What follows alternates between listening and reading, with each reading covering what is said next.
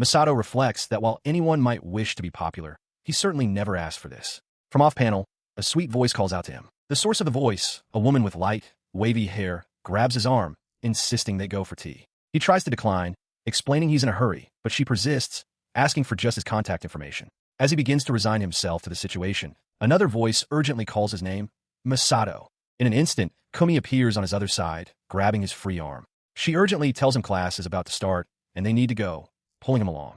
Caught between the two women, Masato internally laments that he never, ever wanted to be in a situation like this. She pulls him into a run, calling a quick, "Hey, just a sec," over her shoulder. As they flee, Masato glances back, a pang of guilt hitting him as he thinks this is a terrible way to get away from someone. His guilt quickly turns to fear as he sees the furious expression on the face of the woman they left behind, who shouts after them that she already told him. Once they've reached a safe distance on what appears to be a campus path, Kumi lets go.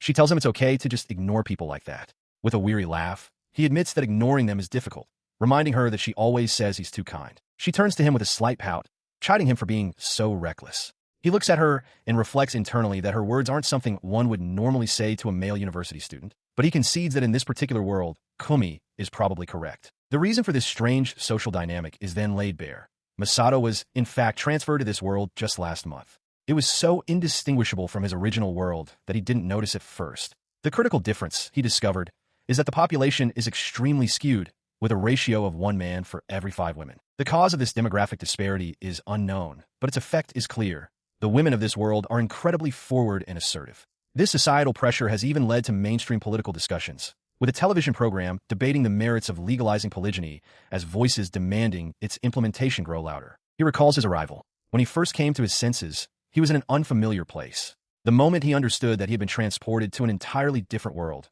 he was, quite honestly, terrified. He recalled the moment his new reality truly sank in, tears marking his face as friends tried to console him. He understood then that he could no longer take an ordinary life for granted. It was only upon losing it that he realized how precious the simple days of going to school and laughing over trivial things had been. Despite that initial despair, he had found his footing. Even after being inexplicably transmigrated, he met kind people. He made friends who would help him when he was in trouble and even found someone willing to become his legal guardian, offering support in this strange new world. He glanced at Kumi, who was on the phone asking someone what was wrong. He reflected that this situation, a beautiful girl showing him such concern, was only possible because of the world's skewed gender ratio. He began to think that perhaps this was a stroke of luck.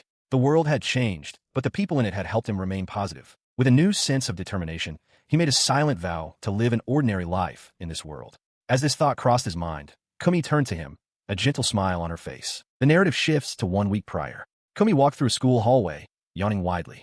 A thought surfaced. She was a surprisingly simple woman, after all. Descending a staircase, she noticed a group of girls fawning over a male character in a game, a phenomenon known as king play. She found it irritating that they sought such attention even in a virtual space. Shaking her head, she wondered what awaited her in her first period class. As she walked, blushing slightly at the memory of having gone too far the previous day, she overheard a conversation. At a nearby table, a young man told Masato he was quite cute, rating him an 85. Masato asked if that was considered above the minimum standard. Kumi stopped short, stomping her foot in silent frustration as the friend casually added that if Masato asked, he might even agree to go out with him. Her expression hardened into one of pure indignation. "Why are men so arrogant?" she seethed internally. Unaware of her fury, the friend continued, explaining that men in this world know they have the right to choose, even without any special effort or talent. He listed the condescending phrases she had heard so many times before. "I'll do you the favor of being your friend. I suppose I could go out with you. You should be grateful I'm even talking to you." It was the same arrogant refrain, repeated endlessly. Her thoughts drift to a past encounter. Masato stands before her, another woman on his arm, as he casually pats her on the head. She looks down, flustered, murmuring that it's nothing. He leans closer, still patting her head, and asks if it was love at first sight, casually offering to make her his third girlfriend. The words send a wave of revulsion through her, her face flushing with discomfort. The memory fades, leaving her slumped over a desk in a crowded lecture hall. She lets out a weary sigh, the single thought echoing in her mind. Men. Her friend, Mayu, notices her distress. She asks what's wrong, pointing out that Kumi won't last until the 5th period. Mayu insists they must try harder to achieve their dream campus life, which includes finding love. Mayu strikes a determined pose, declaring her intent to catch a handsome man. Kumi, however, is lost in thought, reflecting on how men are considered precious and are always in a position to choose. She wonders who she could even pursue in their club. Mayu presses on, asking if there's anyone Kumi is aiming for. She suggests a certain Kido-san from their badminton circle as a handsome option, but Kumi admits she hasn't really found anyone yet. Her hesitation gives way to a quiet confession. She tells Mayu that it's not that she wants a boyfriend, which prompts a surprised look from her friend. She clarifies her position. It's not that she doesn't want a boyfriend at all. She would if she could find someone who is clean, kind, and treats women as equals. She understands, however, that in a world where men are a commodity, she is the one who has to be chosen. Mayu leans in close, remarking that Kumi is incredibly cute, and it's surprising she isn't more aggressive in her pursuits. Kumi internally reflects that finding a man who meets her standards would be a luxury, like finding a prince. Mayu cheerfully warns her that if she doesn't go after someone more assertively, she'll be left over. As her friend smiles, Kumi looks away, a resigned expression on her face. She silently agrees, thinking to herself that it's probably true. She lets out a small sound of frustration while staring at her phone, a stark contrast to her earlier resignation. As she stands in the university hallway, overwhelmed by which classes to choose, she glances at her phone again. A notification announces a class has been canceled, adding to her stress. She wonders if there is anyone free who could help. The cancellation notice seems to be the final straw. Nearby, Masato sits slumped over on a desk, looking utterly exhausted. Noticing he seems troubled and that no one else is around, Kumi walks toward him. He, however, is lost in his own cynical thoughts. He imagines girls fawning over him, wondering if they have a crush on him. He internally complains that while someone will likely offer to help him, it's stressful when they expect something in return, making him feel like he's repaying kindness with resentment. Kumi glances over at him, seeing the deep furrow in his brow. His distress seems genuine, and she thinks that she can't just ignore him and walk away. As he begins to walk away with his laptop, still looking dejected, she watches him, sensing a different kind of atmosphere around him, something that sets him apart from others. His internal monologue continues, revealing a different side. He doesn't think of himself as exceptionally cool or like a celebrity. He believes true appeal isn't about looks, but something that radiates from within. He isn't expecting anything from anyone. He's just a little curious. Seeing him sit on a bench, Kumi finally decides to act. She approaches him tentatively and asks if he's having trouble with course registration. He looks up, surprised by the interruption. His surprise melts into a warm, genuine smile. He explains that he's having trouble because his enrollment procedures were delayed. Kumi is stunned, thinking to herself that she's never seen a man smile so naturally before. She immediately becomes flustered, her face flushing. She panics internally, thinking that her approach might have seemed weird or like she was hitting on him. But before she can spiral further, he offers to help her in return if she'd like. The unexpected kindness leaves her speechless. She's taken aback by his reaction. Masato's face lights up, his eyes sparkling with genuine delight as he leans forward. He asks if she's truly okay with helping, exclaiming that it would be an immense relief for him. Before she can fully process his enthusiasm, he moves to sit on the bench beside her, explaining that he is in the same department. The sudden proximity sends Kumi into a silent panic. Her mind races, questioning if he's actually sitting next to her, and if this means her presence is accepted. She worries that she has misread the entire situation and that he'll be repulsed if she stays. Her thoughts spiral into a frantic fear of becoming a crazy woman crying in public if she's rejected now. Oblivious to her turmoil, Masato simply asks if something is wrong. Her eyes drift down to his course registration sheet, confirming that they are indeed in the same faculty and department. A small smile forms on her lips as she thinks to herself how incredibly fortunate she is to get help directly from an upperclassman. This thought is cut short when Masato looks at her with a slightly blank expression.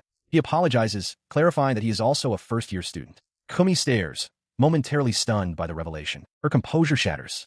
Internally, she screams that it's all over. She had assumed he had ulterior motives, only to find out he's just a fellow first-year being overly familiar. She berates herself for her foolishness, for thinking his smile was cute or that he was trying to get close to her. The realization that he was just being friendly makes her feel like an idiot. As her mind spirals, Masato continues, explaining with a cheerful smile that he doesn't know any of his classmates yet, so her offer is a massive help. His genuine gratitude only serves to fluster Kumi further, and she clutches her head in her hands. She grips her knee tightly, forcing herself to calm down. A realization dawns on her. This person is different. He isn't like the others she's been wary of. He is simply a kind and friendly person. Determined not to embarrass herself any further, she resolves to compose herself and offer a proper smile. Taking a quiet breath, she looks toward him and formally introduces herself, stating that her name is Igarashi Kumi. With that, she looks up, her face flushed with a blush but her eyes bright, and her smile warm and genuine. She completes her introduction, adding that it's nice to meet him. Masato Karyudo stares at his blank university timetable, completely lost. Beside him, Igarashi Kumi leans in with a disconcerting intensity, pinching his cheek. She tells him he was, in fact, smiling, then confirms his name before declaring her intent to help him figure out which classes to take. A realization flashes across her face. This is a perfect chance. While other students mingle nearby, she explains to a confused Masato that since they are in the same department and major, all their classes should be the same. She enthusiastically suggests that he simply take all the same courses that she is. Leaning even closer, her cheeks flushed, Komi softly asks if he would like to have the exact same schedule as her. As he hesitates, she launches into a rapid-fire explanation, flipping through papers. She argues that since she's already familiar with some of the classes and has the materials, it would be a great deal for him. Masato is completely overwhelmed by her speed and intensity, internally lamenting that this must be his personal hell, being forced to meet with the same girl every single day. He looks at her skeptically, questioning her motives and pointing out the lack of any benefit for her. With the schedule settled, Masato decides to head home, explaining he can't attend classes yet without his student ID. He gives a friendly wave, thanking her profusely for her help. He walks away, but she keeps pace beside him. Komi smiles brightly, saying they can meet in the classroom when he's able. She thinks to herself that it's the first time she's ever had so much fun talking with a boy. Masato, however, is flustered, wondering if this means they'll really be seeing each other every day. Just as they are about to part, Komi stops and turns to him, hesitantly beginning to ask for what sounds like favor. He continues walking, seemingly lost in his own thoughts. A small, content smile plays on his lips as he thinks to himself that he's glad for how things turned out and wonders if he could ask her to be his friend. Her expression reveals that his thought was not internal. Komi stands frozen, her eyes wide with shock and a deep blush spreading across her face. Stunned by his request, her mind races through the typical power dynamics. She thinks that the right to choose, to ask someone out, or even to offer friendship, always belongs to the man. She is merely the one being chosen, expected to be grateful for any attention at all. But his earnest smile shatters her cynical thoughts. He beams, thanking her and admitting he didn't have any other friends. Overjoyed, she clasps her hands together and readily agrees, exclaiming, "Of course." Her heart flutters with a newfound sense of hope. She confesses that thanks to Igarashi-san, she's actually starting to look forward to university life. With a determined look, she says, "All right then." As if putting a plan into motion, she suddenly drops her bag. She bends over to pick it up, her posture deliberate, but a single thought flashes through her mind.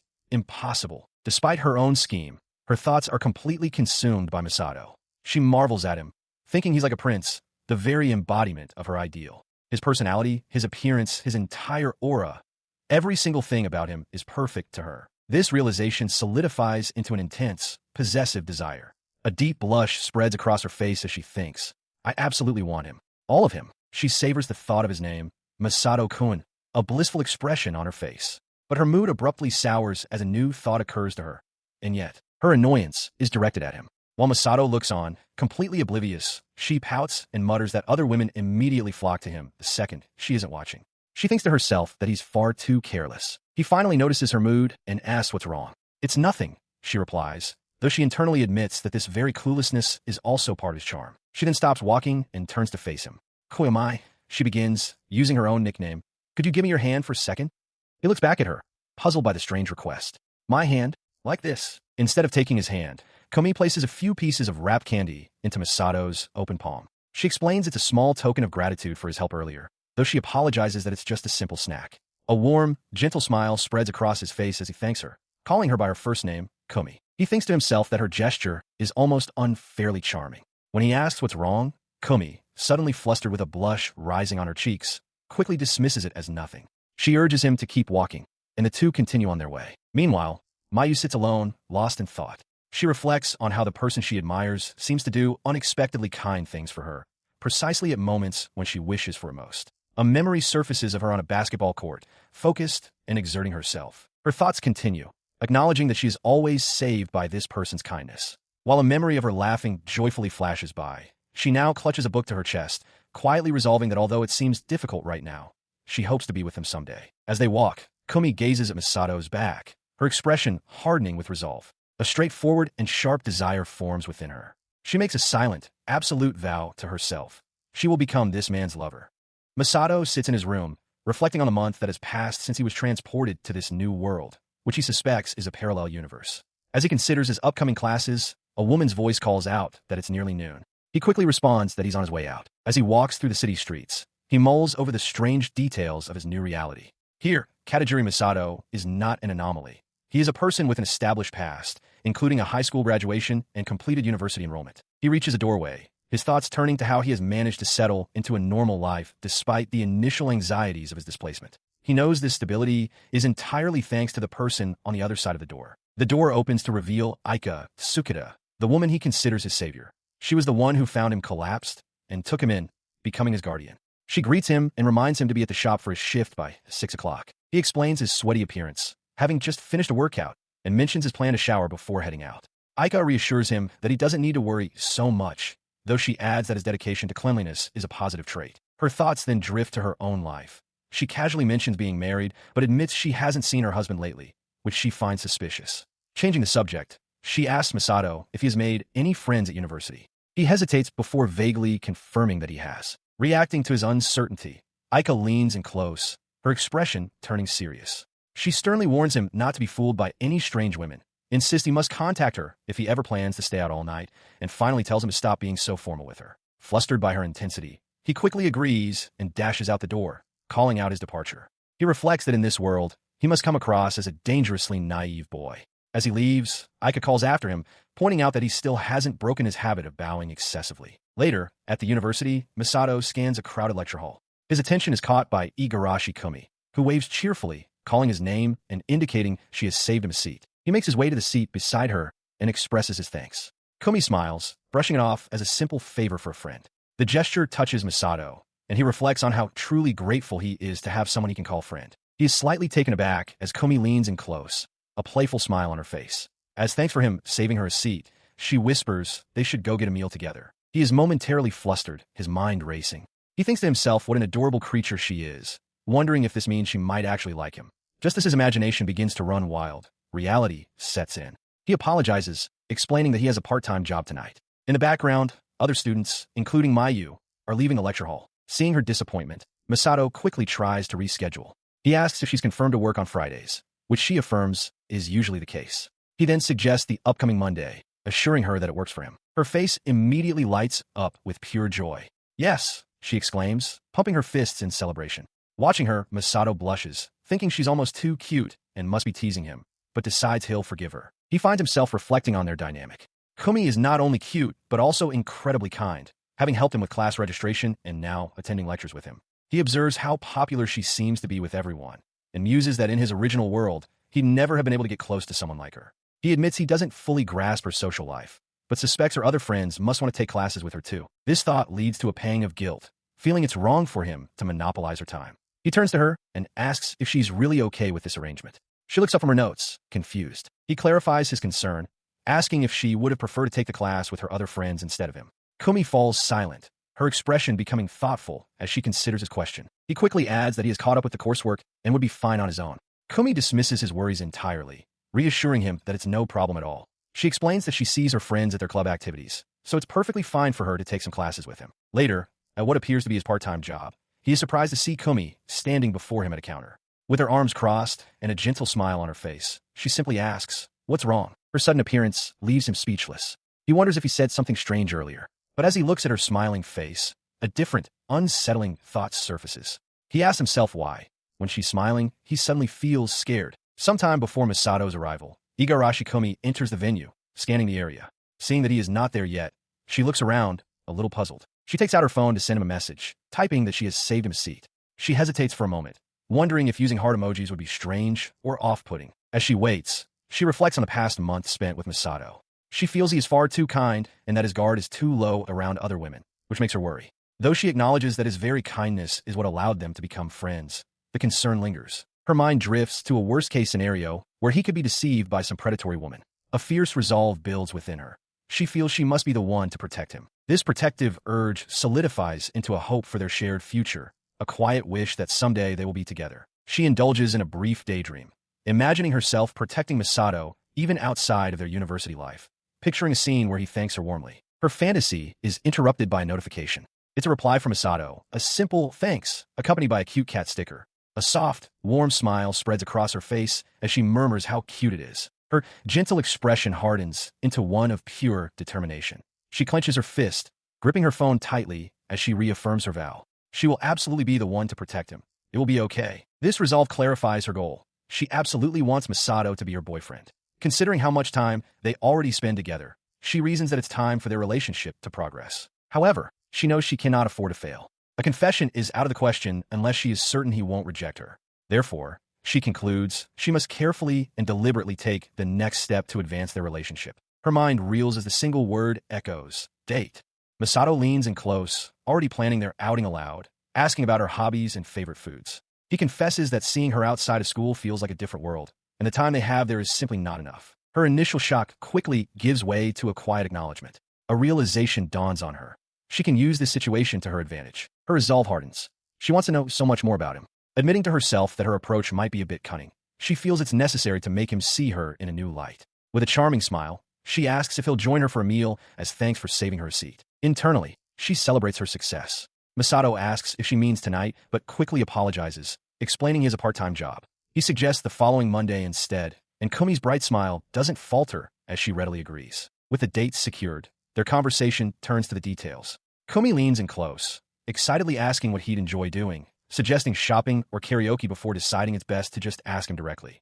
Masato, meanwhile, is visibly pleased, his foot tapping with a happy rhythm. Later, seated at a table, the mood grows more serious. Masato looks at her earnestly and asks if she was truly okay with their arrangement, voicing his concern that she might have preferred to take the class with her friends instead of him. She meets his gaze with a soft smile, dismissing his worry. Not at all, she assures him, though internally she wonders about the deeper meaning behind his question. He elaborates, explaining that while she has opportunities to see her friends in their clubs, he feels they don't get enough time together.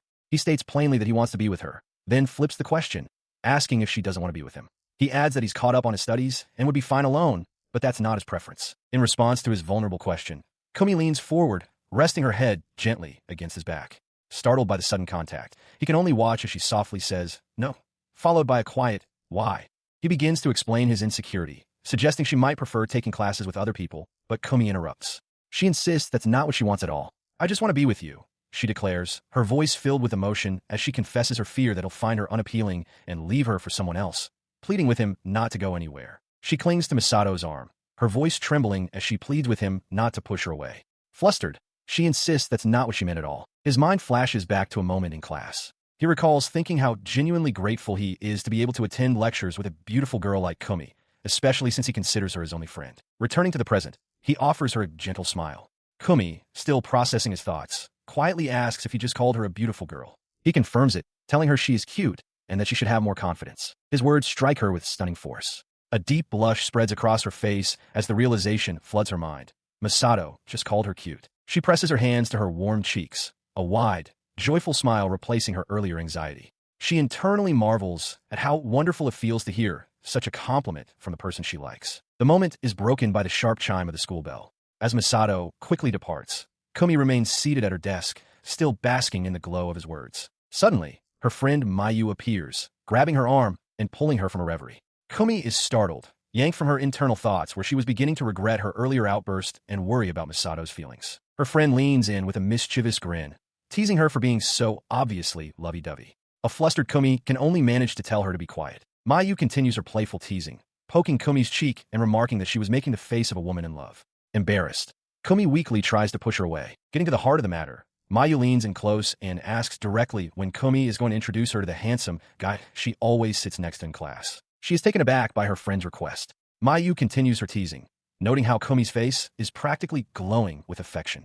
She reminds Kumi of their pact to share information about boys, especially since there's a handsome one she's clearly interested in. In a sudden, desperate gesture, Kumi clasps her hands and bows deeply. She apologizes, stating that introducing them is absolutely impossible. Mayu stares, shocked, asking why. Kumi looks up, her expression filled with a new intensity. She declares that she is truly serious about this, her thoughts consumed by an image of Misato as she resolves not to give him up to anyone. Faced with her best friend pleading so earnestly, Mayu is left speechless. Kumi, flustered by her own declaration, quickly averts her gaze as Mayu enters her apartment. But Mayu quickly pivots, grabbing Kumi's arm. She makes a counteroffer. If that's the case, then Kumi must give her all the information on every other guy instead. A wave of relief washes over Kumi. She apologizes again and thanks her friend, promising to do her best. Mayu gently adjusts a piece of Kumi's hair. Mayu then playfully pokes her cheek, telling her not to touch her in weird places. She follows up with a challenge, declaring that she'll get a boyfriend before Kumi does. Her teasing tone softens into genuine support.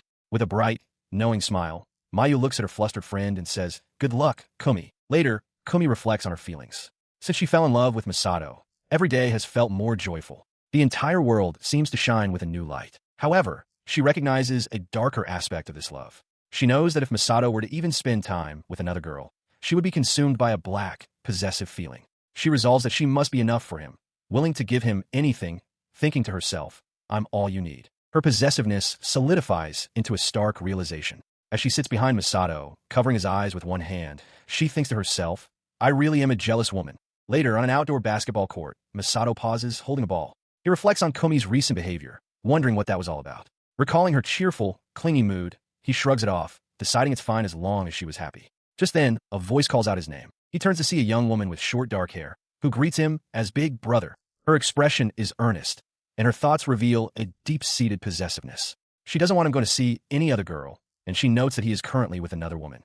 Katajiri Masato finds a moment of peace on a quiet, outdoor basketball court. This has become his routine, a brief respite after his Friday classes end and before his part-time job begins. He appreciates the solitude of the near-empty space, a small victory in his week. This quiet enjoyment is a stark contrast to a conversation he had with Igarashi Komi. She had expressed a desire to play sports, but lamented that it was difficult for a woman to do so casually in this world. Another friend had even warned her against joining university circles, suggesting they were unreliable. Komi resigned herself to exercising alone. Back in the present, Masato's solitude is broken by a voice calling out to him. The voice belongs to a young, determined girl holding a basketball. She confidently declares that today is the day she will finally defeat him and claim ownership of the court. Masato, taken aback, calls her a runt, but she immediately refutes the nickname. He recalls her story. Her name is Yuka Maeda, and she is now a middle school student. They met soon after he transferred to this area, discovering they both frequented the same court. In fact, she had been practicing here long before he arrived. During their first few encounters, he would yield the space to her, but one day, as he was about to leave again, she stopped him. With a determined point, she had challenged him to a match. Masato is momentarily lost in thought, marveling at how their interactions have escalated. What began as a simple basketball game has somehow transformed into a recurring contest, where, if she wins, she claims ownership of the court. The thought leaves him looking utterly bewildered, as he considers that he is only winning now due to their difference in height. His thoughts are interrupted by the sight of her skillfully dribbling the ball. He can't help but be impressed, acknowledging to himself how genuinely talented she is. Yuka, full of confidence, announces that she has a secret strategy for today's game, certain that as she grows stronger, his defeat will be inevitable. The game begins. Masato executes a sharp crossover dribble to move past her, but he's keenly aware that his current advantage is almost entirely due to their size difference. Instead of being discouraged, Yuka's eyes light up with competitive fire. That's the spirit, Big Brother, she exclaims. Her intensity catches him off guard, but he quickly composes himself, thinking that he recognizes the move she's about to make. He braces himself as she drives towards the basket, her movements quick and decisive. He shifts his weight, trying to anticipate her path and cut off her advance. He watches, surprised, as Yuka attempts a spin move to get past him. She is determined, believing she can make the shot. In her haste, her feet tangle and she loses her balance, stumbling forward as the ball slips from her grasp. She lands on the hard pavement. The basketball bounces away. Looking down at her, Masato asks with concern if she's all right after such a rough fall. His concern instantly evaporates, replaced by a hot flush of embarrassment as he realizes he's fallen directly on top of her. He begins to sweat, thinking this is a terrible situation, and calls out her name as he tries to push himself up. Before he can move, Yuka unexpectedly presses her face into his chest with a muffled gasp. He looks down, utterly bewildered by her reaction. Her mind floods with flustered thoughts as her face burns, overwhelmed by the sudden, unexpected closeness. Above her, Masato looks down, still confused, but a thought crosses his mind. She must have been genuinely trying her best to win. Her thoughts flash back to 1 month prior. She was walking with her friends, Komi, and another girl. Komi cheerfully suggested that Yuka should confess her feelings after graduation and get a positive response, an idea their other friend found wonderful. Continuing their conversation, Komi asked if Yuka had confessed to anyone before. Yuka replied that she hadn't, explaining that she didn't have anyone she liked in that way, which seemed to surprise Komi. Their other friend added that the boys in their class were still childish anyway. Her eyes then widened as she noticed something. "Ah, Maeda," she exclaimed, "are you wearing a bra?" The question left Yuka flustered. She began to notice her own body changing, how her chest had started to develop. She became self-conscious, especially when her shirt would cling to her after exercise. Observing boys teasing other girls, she concluded this was part of being a girl and began to wonder if her own boyish interests were strange. She had always considered herself a basketball fanatic, believing it was far more enjoyable to play than to worry about being attracted to the boys in her class. In her mind, she was simply a basketball idiot. Her friend, however, had a different theory, teasing that Yuka must have joined a basketball club to find a boyfriend. Yuka insisted that she genuinely wanted to play and win matches, but her friend playfully accused her of being secretly boy-crazy. The accusation struck a nerve, leaving her utterly speechless and flustered. This internal conflict wasn't new. Even in class, her friend would catch her getting flustered over suggestive books, teasing her relentlessly despite Yuka's frantic denials that it was not what it looked like. Her friend's teasing was relentless. On one occasion, one of them tried to reveal something embarrassing she'd found under Yuka's bed, forcing Masato to physically restrain her to stop the words from coming out. Even an upperclassman had remarked that it was perfectly normal for a girl to be interested in boys. Yuka could only listen, internally screaming that of course she was interested. She was a girl, after all. The teasing continued as she walked, her friends calling her sullen Yuka. She silently protested, thinking that just because she was a little awkward around boys didn't mean she was completely uninterested. If she met someone she thought was cool, things might be different. Her thoughts brought her to the familiar solace of the basketball court. She stood alone for a moment, the distant, rhythmic sound of a bouncing ball catching her attention. Looking up, she saw two people already playing. It was rare to find anyone here at this hour. She thought about asking if they could share the court. As she drew closer to the fence, she realized one of the players was a boy. It was Masato. He paused his dribbling, his gaze meeting hers through the wire mesh. He continued his solitary practice on the court, a rare sight that caught Yuka Maeda's attention. Suddenly, he burst in emotion, dribbling the ball with startling speed as he rushed past her. His movements were unlike anything she had seen outside of professional videos. Watching through the fence, Yuka was captivated. She had never witnessed someone play with such raw skill up close before. He executed a powerful move, his body twisting in midair. The force of his landing seemed to make the very air vibrate, leaving Yuka momentarily stunned by the display of athleticism. A single thought echoed her mind. He was cool. Just then, he turned, and their eyes met. As Yuka's heart hammered at her chest, Masato registered her presence, thinking to himself how pretty she was and how nice she smelled. He was struck by her kindness in complimenting him. A sudden anxiety washed over him. If she left now, he might never see her again. As if hearing his unspoken fear, Yuka, who had begun to walk away, stopped. She turned back toward him, calling out to get his attention, a new resolve hardening her expression. With a deep blush, she blurted out that he was amazing and asked if he would teach her basketball, even requesting his contact information. Internally, she cringed, knowing her intentions were completely obvious, but she couldn't stop herself. Her forwardness left Masato speechless. Seeing his stunned silence, Yuka's courage evaporated. She quickly mumbled that it was nothing and looked away as Masato, still processing, announced he was heading home. As he departed, Yuka berated herself, calling herself an idiot.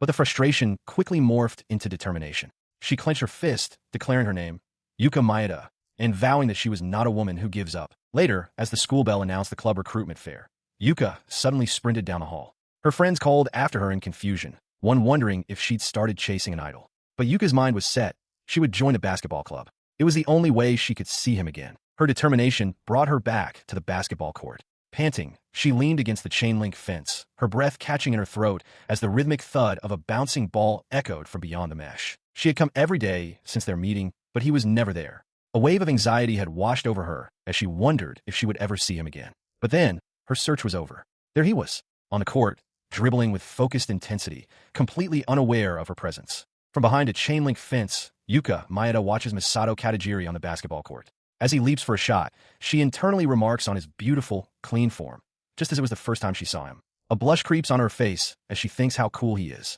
She moves towards the court's entrance, a flicker of uncertainty crossing her mind. Her hand tightens into a determined fist as she stands at the gate. His presence catches his attention.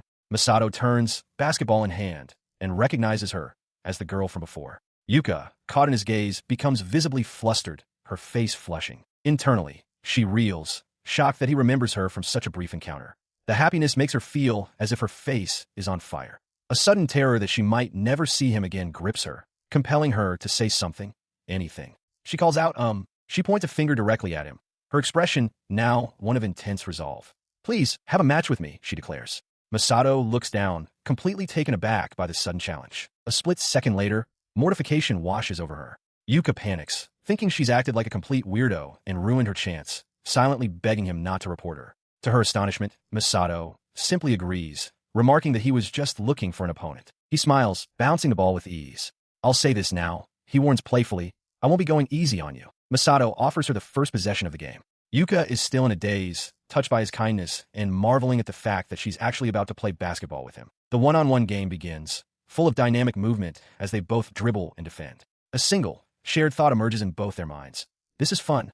After the intense match, Yuka bends over, panting for breath. Masato compliments her, admitting he was surprised by how skilled she is. He notes that while she couldn't beat him, she's never lost to a boy her age before, a fact she finds appealing. Concerned, he points out her heavy breathing and tells her to get some water. After their game, He rummages through his bag, only to realize he forgot his own drink. Yuka asks if he's looking for something, but he dismisses her offer to buy one, instead suggesting she take as if she doesn't mind. He holds out his already opened water bottle. She accepts it with a slight hesitation as he tells her not to worry about it. As she holds the bottle, the realization hits her. His lips had touched it. The thought of an indirect kiss make her blush furiously.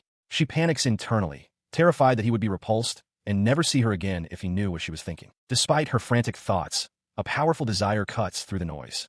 She absolutely, desperately wants to drink it. Her mind briefly flashes to the light-haired upperclassman, her onii-san, and the thought of a kiss. Resolutely, she brings the bottle to her lips and drinks. Masato watches her, calling her name softly. He finds himself captivated, acknowledging that she is truly alluring, a thought he's had since they first met, as he takes in her flushed cheeks and the sweat on her skin. Her own thoughts, however, are on a different kind of intimacy. She muses that while she couldn't manage an indirect kiss back then, today was even better because she had been on top of her brother's alluring stomach. Her gaze drifts to his midsection. The overwhelming memory and sensation are too much. Yuka suddenly goes limp and collapses.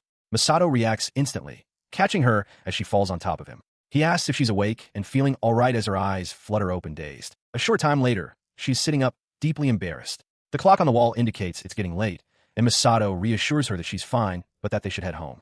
Yuka apologizes profusely for the trouble, mortified that she fainted again and must seem like a weirdo. She inwardly laments that this is the worst possible outcome, having ruined the precious time she had with him. As she stews in her self-criticism, Masato gently pats her on the head in a comforting gesture. She remains seated as Masato leans in close, his voice near her ear as he promises to come back again next week. His proximity sends a jolt through her. He pulls back with a bright smile, asking if she plans to reclaim this place from him. Flustered, Yuka can only think about how close he is, mentally exclaiming his name. He then points at her, offering a folded towel so she can wipe her sweat. He quickly reassures her not to worry, explaining that it's a freshly washed one and not the one he himself has been using. As she takes the towel, her heart thumps wildly. The realization that it belongs to him floods her thoughts. She may have failed in her game, but this feels like a victory. He continues with a cheerful grin, offering encouragement. He tells Yuka that with her speed, a single defender would have almost no chance of stopping her. He urges her to have more confidence, admitting that watching her steadily improve is fun for him, too. With a final, "See you next week," he waves and departs, leaving Yuka sitting alone on the bench. Now alone in the quiet space, she reflects on their conversation. She realizes that he always seems to say exactly what she needs to hear. Clutching the towel to her face, she is overcome by her emotions. She thinks about how meeting him made her realize the happiness that comes from loving someone, and how her heart has been hopelessly captured by this kind, wonderful man. She is left wondering what to do with these powerful feelings. The intensity of her realization is overwhelming. Her heart pounds violently in her chest as her face flushes and she gasps for air. Overcome, she buries her face in her hands, trembling. A quiet, internal apology to him escapes her lips. The scene shifts to a dimly lit, upscale lounge. At his job, Masato, now in a dark suit, is summoned by a colleague. The voice calls out that he has a client request. He responds with a crisp yes, as a fleeting thought compares Yuka to a naughty child. He moves through the establishment and approaches a woman sitting on the floor. Placing a hand gently on her leg, he leans in and greets her with a smooth good evening. From below, the woman lets out a soft laugh in response. The client, a woman named Saira, looks up at him with a flustered expression. Masato smiles warmly, noting her presence by saying, "So you came again." And just like that, his attention shifts to another woman. The evening buzzes with activity outside a stylish establishment, its sign brightly lit, Boys Bar Festa. The silhouettes of patrons move about, hinting at the lively atmosphere within. Inside, the party is in full swing. While Masato serves drinks, a customer praises another woman, calling her Oju-sama and remarking on how amazing and cool she is. Nearby, Saira sits with Senpai, a faint smile on her face. Masato overhears the effusive praise with a quiet, strained expression, clearly uncomfortable amidst the cheerful chaos of the bar. He finds it painful to watch his senior, Senpai, putting on such a cutesy act. He reflects on his circumstances. This was the job Ike-san, the woman who took him in, required him to do in exchange for her support. Working at her boys' bar, Festa, is a world he still can't get used to. In a conversation with Ike-san, he admits that while the work isn't too difficult and everyone is nice, he just can't seem to adapt to the atmosphere and the need to openly flatter customers. His thoughts are interrupted when a female customer approaches him directly. She suggests that since it's a special occasion, he should join her for a drink. He apologizes, explaining that he can't drink. The woman scoffs, calling him a buzzkill and leaning in to ask if he prefers younger girls instead. As the tension rises, the woman known as Isama rests her head on his shoulder. Just then, Senpai calls out, saving him from the awkward situation. He tells Masato he has a designated customer at table 3, remarking how it's a relief since Masato rarely gets requests. Senpai then adds that he seems to have a regular now. Masato looks over, realizing who his senior means. He approaches the table to find Saira sitting by herself. He offers a gentle greeting, "Good evening." She looks up, a familiar blush on her cheeks, and welcomes him, claiming she just happened to have some free time. A small smile plays on Masato's lips as he recalls her saying the exact same thing the previous week. He continues his conversation with Saira, admitting that it's strange for him to be working in a bar while being unable to drink. Nearby, another customer, Miki-san, remarks to Aika-san about the difficulty of dealing with certain patrons. Aika-san simply identifies Saira as the oddball who consistently requests the uninteresting Masato. In response to his self-deprecation, Saira quickly insists that she doesn't mind at all. She clarifies that she isn't looking for a drinking partner and exclaims that he is perfect for her, so much so that she feels she should be the one thanking him. Her earnestness surprises him, and he smiles warmly. He agrees that she's a perfect fit for him too and thanks her, chuckling to himself as he concedes that she might be right. As he reflects on Saira's hidden kindness, Miki-sen loudly interrupts, teasing Saira about being head over heels for Masato. Aika-sen steps in to correct Miki-san, explaining that Saira was reluctantly dragged to the bar by her senior. Flustered, Saira points a finger at Masato, declaring that she only calls for him because talking to him is the most tolerable option available. Despite her harsh phrasing, he simply smiles and tells her he's happy nonetheless. As he begins to pour her a new drink, he gently asks who she says such things to.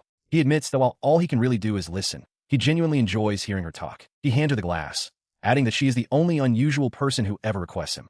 Saira looks up at him, momentarily lost for words. Taking the drink, a small smile touches her lips. She agrees, noting that she must be the only person who would request a host who doesn't drink, and concludes that she's fine with that. He beams, telling her that if she is enjoying herself even a little, then he is happy too. Saira blushes, wondering if he's being so attentive because he remembers she looked unwell on her first visit and is worried about her. Her train of thought is broken when he nods enthusiastically, declaring with a bright, sincere smile that beautiful people ought to be healthy and happy. The direct compliment catches her completely by surprise, leaving her speechless. He smiles, looking at his phone, thinking how cute she is.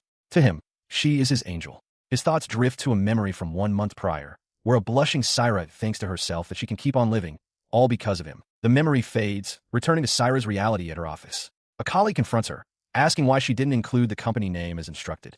Saira, confused, replies that the section chief had told her it wasn't necessary. The colleague dismisses this, claiming Saira must have misheard, as other co-workers begin to whisper amongst themselves. Incensed by the false accusation, Saira slams her hand on the desk, insisting she never said such a thing. Her colleague merely smirks, delivering a cruel jab.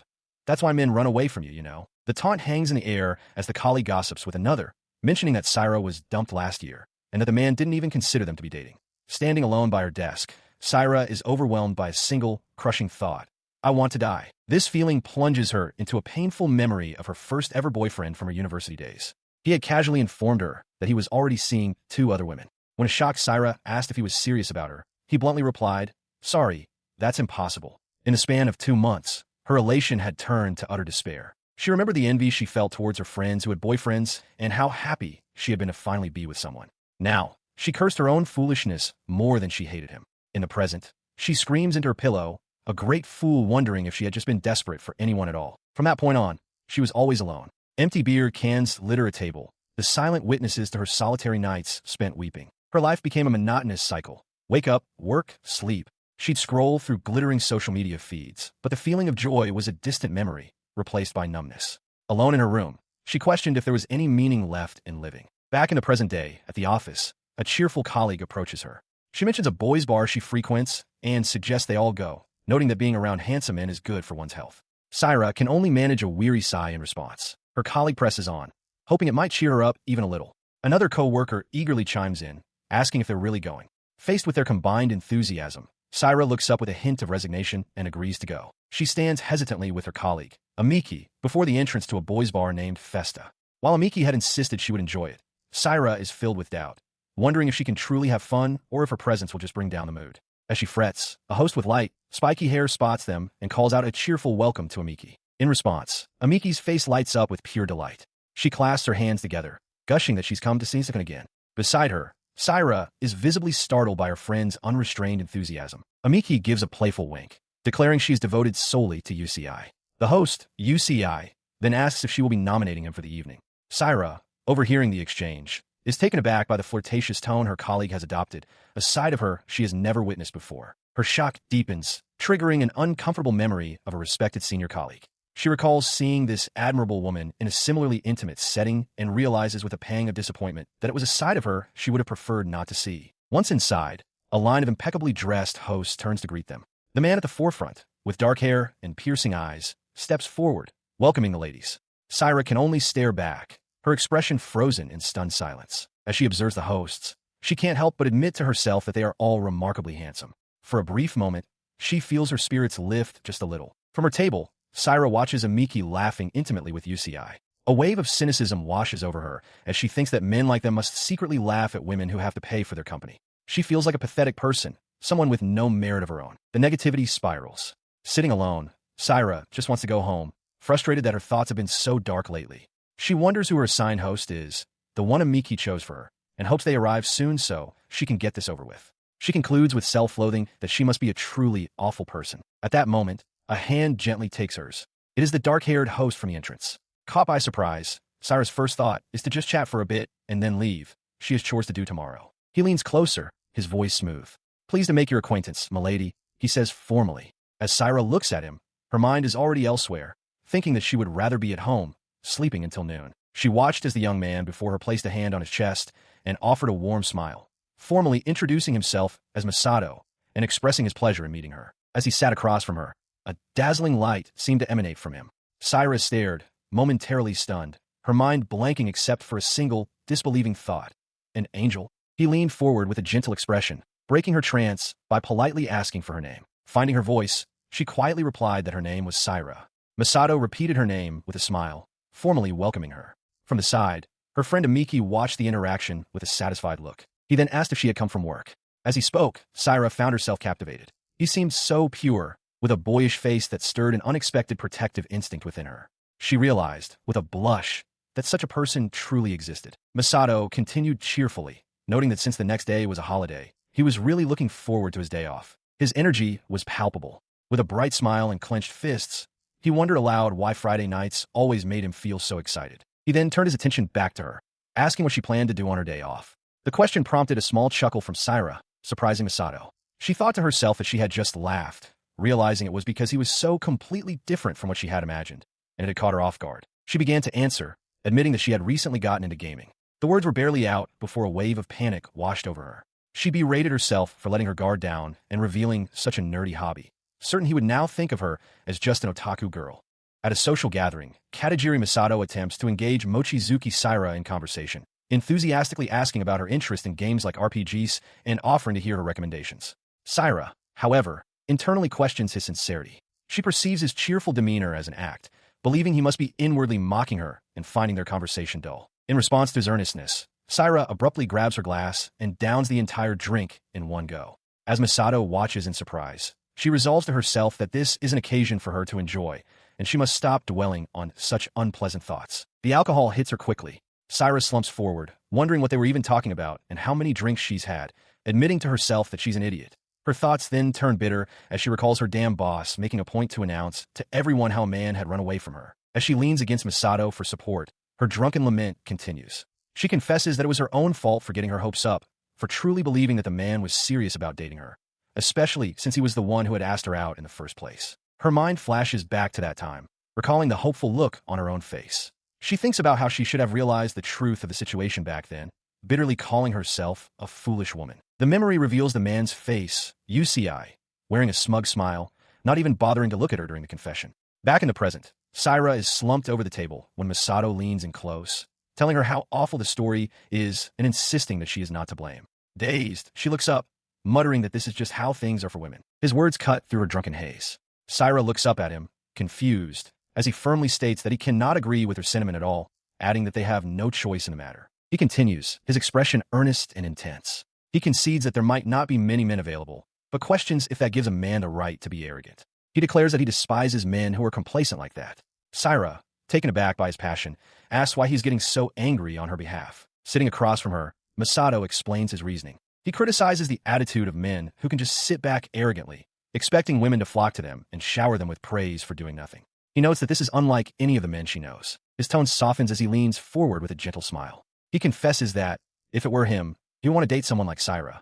Unseen by either of them, Their co-worker Amiki stands nearby, her eyes wide with shock and a blush spreading across her face as she overhears his words. Continuing his impassioned speech, Masato insists that Saira is beautiful and kind, and that any man would be drawn to her. He declares that the man who rejected her simply has no taste, admitting that within him, some kind of emotional restraint has just broken. As she listens, Saira feels her world filling with color. She internally calls Masato her angel, realizing that her days off are now spent on self-improvement and that work is no longer a burden. Every bit of effort is worth it, she thinks, because it's also she can be worthy of him. Her thoughts are consumed by his smiling face as she mentally repeats his name, Masato-kun. The memory shifts to another time, showing Saira lying in bed, gazing fondly at her phone with tears welling in her eyes. On the screen, a message reflects her deep feelings. I can't imagine a life without you anymore. The scene snaps back to the present as Amiki calls out, telling Saira it's time to go and asking how long they plan to be so lovey-dovey. Flustered, Saira denies it, though she internally admits she'd like to be. She blurts out that Masato is just a scrawny. But Masato simply shakes his head from side to side with a small, knowing smile. Saira's train of thought is completely derailed. She finds his slender build flawless, thinking he's cool and handsome from every angle. She wants to be praised for the half-hearted insult she blurted out in a panic. Her heart pounds as she realizes just how much she loves him. Overcome, she bows her head and apologizes for being such a pathetic adult and for trying to insult him. Masato, however, just smiles warmly. He agrees that he is scrawny, then takes her hand to help her stand, telling her to visit again. Their hands remain clasped. As Amiki watches them leave, she offers to handle the bill. Saira thanks her, but Masato suddenly stops her. He states that it's impossible. When she looks at him, puzzled, he clarifies that while his job requires him to serve any assigned customer, he doesn't want to be beside any woman but her. He loves her. He watches as Saira, blushing, clutches his hand and the fabric of his shirt. She tells him that he must not smile at or accept requests from any other woman. Reassuring him that she is fine, she holds his gaze, her expression a mixture of desperation and resolve. He smiles warmly, calling her sly. He clarifies that on Fridays, she will be the one to request him, so there is no issue. He adds that he isn't scheduled to work on any other days anyway. Their moment is interrupted by Miki, who teases that she saw them being intimate while she was paying the bill. As Saira flushes with embarrassment, she confesses to Amiki that she just wants to be with Masato more and more. Masato stands by, a gentle smile on his face, as Saira admits that just Fridays aren't enough for her. Amiki playfully grabs Saira's cheeks, exclaiming over how lovey-dovey they are. Saira is startled by the sudden physical contact, her face squished in Amiki's hands. Her mind races with excitement. Internally, she shrieks, telling herself this is too much and that she must forget what she just witnessed immediately. Having seen something so amusing, Amiki declares they're going for another round and begins to pull Saira away. Saira, still flustered, realizes she can no longer judge their other co-workers' past behavior, having found herself in a similar state. As they walk through the city at night, Saira reflects that her life has become more enjoyable lately. While Masato's presence is a large part of that, she also feels grateful to have a senior colleague like Amiki who looks out for her. Their night concludes at the train station. A public announcement echoes in the background as they wish each other well, agreeing to see each other again on Monday. Her heart sinks. Alone on the platform, Saira realizes with a jolt that they got so carried away the date has changed, and she has missed the last train. In the distance, she spots Masato walking away. She remains frozen, watching his retreating figure. She knows it's wrong. She knows it's a crime. But the thought of following him persists, a desperate and forbidden idea taking root in her mind. As she watched him walk away, he suddenly paused, turning his head slightly, as if sensing her gaze. He seemed to wonder why she was still there, despite everything. His sudden glance sent a jolt of panic through her. Her heart hammered against her ribs as a single thought consumed her. Had he seen her? After a moment's hesitation, he turned away and continued on his path. Saira clutched her bag, her face flushed with a mixture of relief and lingering anxiety. The close call left her reeling, and she stumbled forward. She had always known she was a dirty woman, but she hadn't realized the depths of it until now. The thought made her disgusted with herself. Despite her self-loathing, her feet carried her onward, following the path he took until she arrived in an apartment building. Her eyes fixed on a nameplate by one of the doors, confirming his name, Katajiri. The confirmation sent her into a spiral. Staring at her phone, she frantically typed his address into her notes. She questioned why she was even taking a memo, knowing she wouldn't use it for anything. She couldn't understand her own actions. Her internal conflict raged, yet she found herself standing right before his apartment door, breathing heavily. From the other side, she could hear the faint sound of shower running. The sound painted a vivid picture in her mind. Masato, just a single wall away, showering. The realization, the proximity, was too much. She slid to the floor, overwhelmed and excited by the thought. In her mind, she was inside with him. She looked up at his damp form, tears welling in her eyes, and confessed, "Hey, Masato-kun, I'm broken." But the fantasy faded, leaving her slumped against the cold wall in the empty hallway. A single thought echoed her desperation. This feeling. She holds her phone, its screen displaying an active audio recording, already 16 seconds in. A single, resolute thought crystallizes in her mind. She can't stop now. A delivery arrives for Masato, a box of his belongings sent from the care facility. He expresses his gratitude as he receives it. As he sorts through the contents with Komi nearby, he confirms to himself that, just like in his previous world, he lived in a care facility. He notes that while some of his possessions are identical to what he owned before, other items are completely new to him. The realization solidifies in his mind. The Masato Katajiri of this world was just like him. It seems he has truly swapped places with his alternate world counterpart. As he processes this, Aika speaks to him with a steady gaze. She states that regardless of his past, she has already decided to look after him, but adds that he should tell her if he ever feels he wants to return to the facility. She quickly dismisses any unspoken apology, insisting that he shouldn't think that way. For her, there is nothing but gratitude. She continues, telling him that he can repay her kindness once he graduates, so she'll be looking forward to it. A small image of Komi appears, watching the exchange. With a gentle smile, she ruffles his hair, advising him to simply enjoy his university life for now and worry about the rest later. Touched by the gesture, Masato wonders if this is what it feels like to have a parent. After she leaves, he watches her go, wishing that the version of himself native to this world could have met someone as kind as Aika. His thoughts are interrupted as he glances at a clock and realizes how late it has become. Sometime later, students begin to arrive on campus, ready for the day. Elsewhere, Komi makes her final preparations. She reflects on the past week of intensive skincare and massages, confident she has achieved her cutest look ever. As she checks her appearance, she suddenly spots someone and lets out a gasp of surprise. Today is a special day. Her surprise gives way to a flustered warmth. The person she was waiting for is Masato, here for their movie date. He apologizes for startling her, and she internally marvels at how dazzling his smile is. He compliments her, noting that she seems to have a lot of cute clothes, which makes her visibly happy. She thinks to herself how cute he is. He, meanwhile, explains that he doesn't own many clothes himself and just changed a few things for the day. Komi reassures him, stating that she always thinks he looks cute. Her cheeks flush at the realization that he's always thinking of her that way. Seeing an opportunity, she suggests they use the time before the movie to look at some clothes for him, then immediately worries aloud if she's being too forward. He smiles warmly and readily agrees to her suggestion.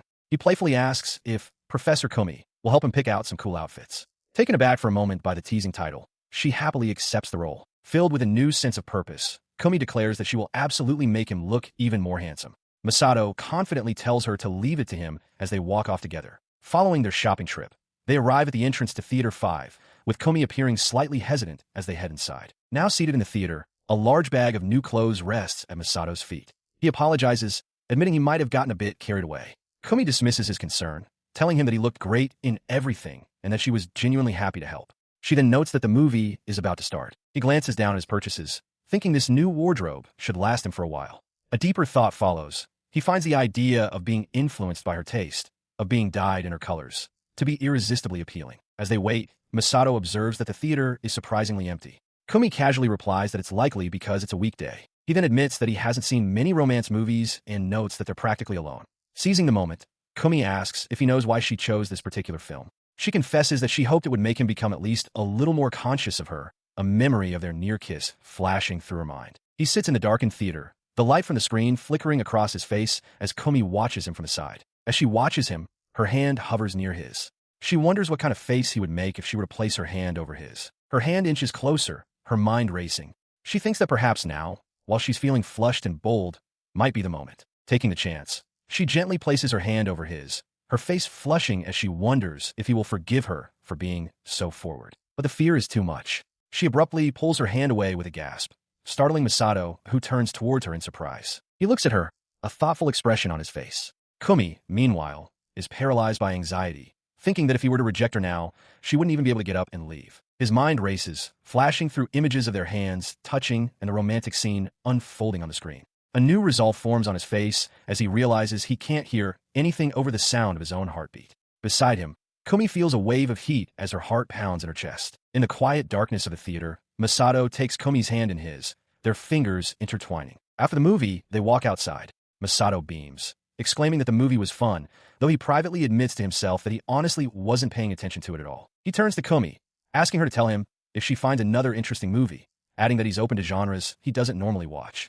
Komi looks up at him, a blush spreading across her face as she takes in his earnest request. She happily agrees to see more movies with him, exclaiming that it's a definite plan. As they walk on, Masato looks at her, privately wishing that someday he'll be able to walk by her side while holding her hand. The following day, she is still basking in the glow of her date. Lost in thought, she sighs contentedly, replaying the blissful moments in her mind. Her reverie is suddenly broken by her friend, Mizuho, who arrives at their table with a burst of energy, thanking Kumi for saving her seat. Taken aback by her friend's unusual intensity, Kumi asks what has her so worked up. Mizuho leans forward with a grave expression, wagging her finger as she explains that today is an incredibly important day. She declares that this is how she will achieve victory, leaving Kumi to wonder what sort of contest she is talking about. Kumi glances at Mizuho's chosen meal, a large katsudon bowl, and asks if it isn't a bit heavy. Mizuho simply confirms that it is, of course. With a sudden burst of passion, Mizuho leaps to her feet, dramatically proclaiming that this is for a battle of love. Mizuho explains her confidence, stating that she feels she and a boy named Keidu from their club have been making eye contact often. Convinced it's not a mistake, and noting they've been talking a lot, she believes her chances of successful confession are high this time. Kumi smirks, teasing that Mizuho seems to be in an exceptionally good mood and warning her not to get cocky. Mizuho denies it, then excitedly proposes that if she succeeds, they should all go on a double date. The suggestion makes Kumi quietly worry that her friend is jinxing herself. Filled with sudden resolve, Mizuho stands up, declaring that destiny waits for no one. She announces she's going to confess immediately, prompting a shocked, "Right now?" from Kumi. With a determined, "All right," Mizuho dashes off. Kumi watches her go, a concerned look on her face as she recalls her friend's long history of impulsive confessions and subsequent rejections since high school. She can't help but wonder if Mizuho will be okay. She arrives at the school building, her mind still on her friend's sudden confession. As she slides open a classroom door, a thought about the boy Kido surfaces. She admits that while he certainly seems pleasant enough, she can't shake the feeling that there's something more to him, a hidden side that makes her just a little uneasy. Peering through the door's window, she finds the classroom empty. He's not here, she thinks to herself. With no one in sight, she turns and walks down the vacant hallway. In a brightly lit school hallway, Kumi Igarashi watches a fellow student walk away. Holding her phone, she decides it's time to head to the next class. As he disappears from view, she recalls him explaining that he only talks to her occasionally because someone named Satsuki asked him to. It was, he implied, an obligation, not a choice. Kumi seems to be processing this revelation as she stands alone in the corridor. Elsewhere, Mayu stands with her head bowed before UCI, apologizing profusely. She realizes she must have misunderstood the situation. UCI looks down at her, his expression cold as he questions her assumption. His demeanor turns threatening as he slams a hand against the wall next to her head. He warns her never to do something like this again, calling a waste of time. He then commands her not to tell anyone else about what happened, reminding her to understand her place. The words hang in the air, dripping with contempt. A fire of pure hatred ignites in Mayu's eyes. She internally vows that she will never forgive him for hurting her, for treating her like a fool. A wave of regret washes over her. She wishes she had recorded the entire exchange. Just around the corner, Kumi has been listening to the entire confrontation. She thinks to herself that she finally managed to expose his true nature. With a wry internal comment, she acknowledges her own sneaky eavesdropping. As Mayu looks up from her dejected state, she is startled to see Kumi peering around the corner at her. Kumi softly calls out her name, Mizuho. Mayu flinches in embarrassment. Trying to lighten the mood, Kumi exclaims that she really thought it would work out, but Mayu was shot down spectacularly. She playfully adds that Mizuho's HP must be at 0 now. Her teasing gives way to a gentle expression. In response, Mayu forces a bright, wide smile, admitting that things just don't seem to go well for her. The facade crumbles as Mayu covers her face and begins to cry. Kumi steps forward to comfort her, patting her back. She tells her to wait just a little longer for their double date, promising that someone like Mizuho will absolutely find a much better person than a guy like that. She urges Mayu to hurry, reminding her that their third period class is about to begin, but Mayu hesitates, expressing reluctance. Putting on a strained smile, Mayu tells Kumi to go on ahead so she doesn't keep her companion waiting. She explains that she wants to get some fresh air, adding that she knows Kumi is only forcing herself to act cheerful for her sake. As she watches Mayu walk away, Kumi reflects on her friend's kindness. She thinks about how bright and considerate Mayu always is, and how she deserves nothing but happiness. Even now, in her own distress, Mayu is still worried about her. Her attention then shifts to a nearby classroom, where Masato is cheerfully waving to a group of girls. Kumi watches the interaction from a distance, her expression unreadable. Later, sitting beside her, Masato thanks Kumi for saving him a seat again. He smiles, saying it feels like they're always helping each other out, and that he should find a way to repay her kindness soon. Looking at his kind face, Kumi's thoughts drift. She internally regards him as a god, someone filled with all the world's goodness, a person the heavens must have forgotten to give any flaws. This perfection stands in stark contrast to the garbage she was just thinking about. Her expression darkens, her hands trembling as she clasps them together. A furious internal monologue consumes her. How could a piece of trash like that think they'd be forgiven for hurting Mayu? The words echo relentlessly in her mind. Unforgivable. Unforgivable. Unforgivable. Masato notices her change in demeanor. Leaning closer with a look of concern, he asks, Kumi, is something wrong? You look gloomy. He looks away, pondering the situation. He thinks to himself that Mayu is too kind to expose that person's true, awful nature to others. Personally, he feels a strong urge to confront them about it. His thoughts conjure an image of UCI being adored by two other women, confirming his belief that everyone is being fooled by a superficial facade. He sits in contemplation, his mind drifting to an image of Kumi and Mayu together. He concludes that even if he were to speak up, it's painfully obvious who people would choose to believe. The thought shifts to Kumi's own feelings of frustration. She feels a pang of regret, believing she can't do anything for Mayu.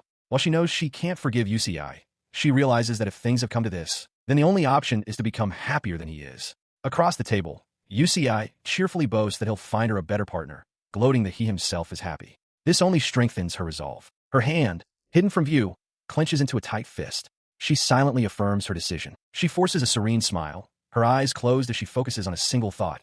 She wants Mayu to be happy. From the side, Masato watches her, a hint of concern on his face. Her resolve softens her expression as she reminds herself that Mayu is truly important to her. This thought brings forth a memory of the two of them walking together, a clear image of their close friendship. In that memory, Mayu's face is alight with a brilliant, happy smile as she agrees with her friend. But the pleasant memory is violently interrupted by a harsher one. Mayu walks alone, only for a foot to suddenly jut out and trip her. As she stumbles, a cruel voice shouts, "Watch where you're going, you ugly bitch." The shock and pain of the fall register on her face, and tears of humiliation begin to well in her eyes. As she lay on the ground, still reeling from the fall, a concerned voice cut through the haze. "Are you okay?" someone asked. She looked up to see a young man with kind eyes leaning over her. As their paths crossed, a thought surfaced in her mind, a sincere wish that she, Mizuho, could one day meet someone she could truly love with all her heart. In that moment, fate began to weave its threads.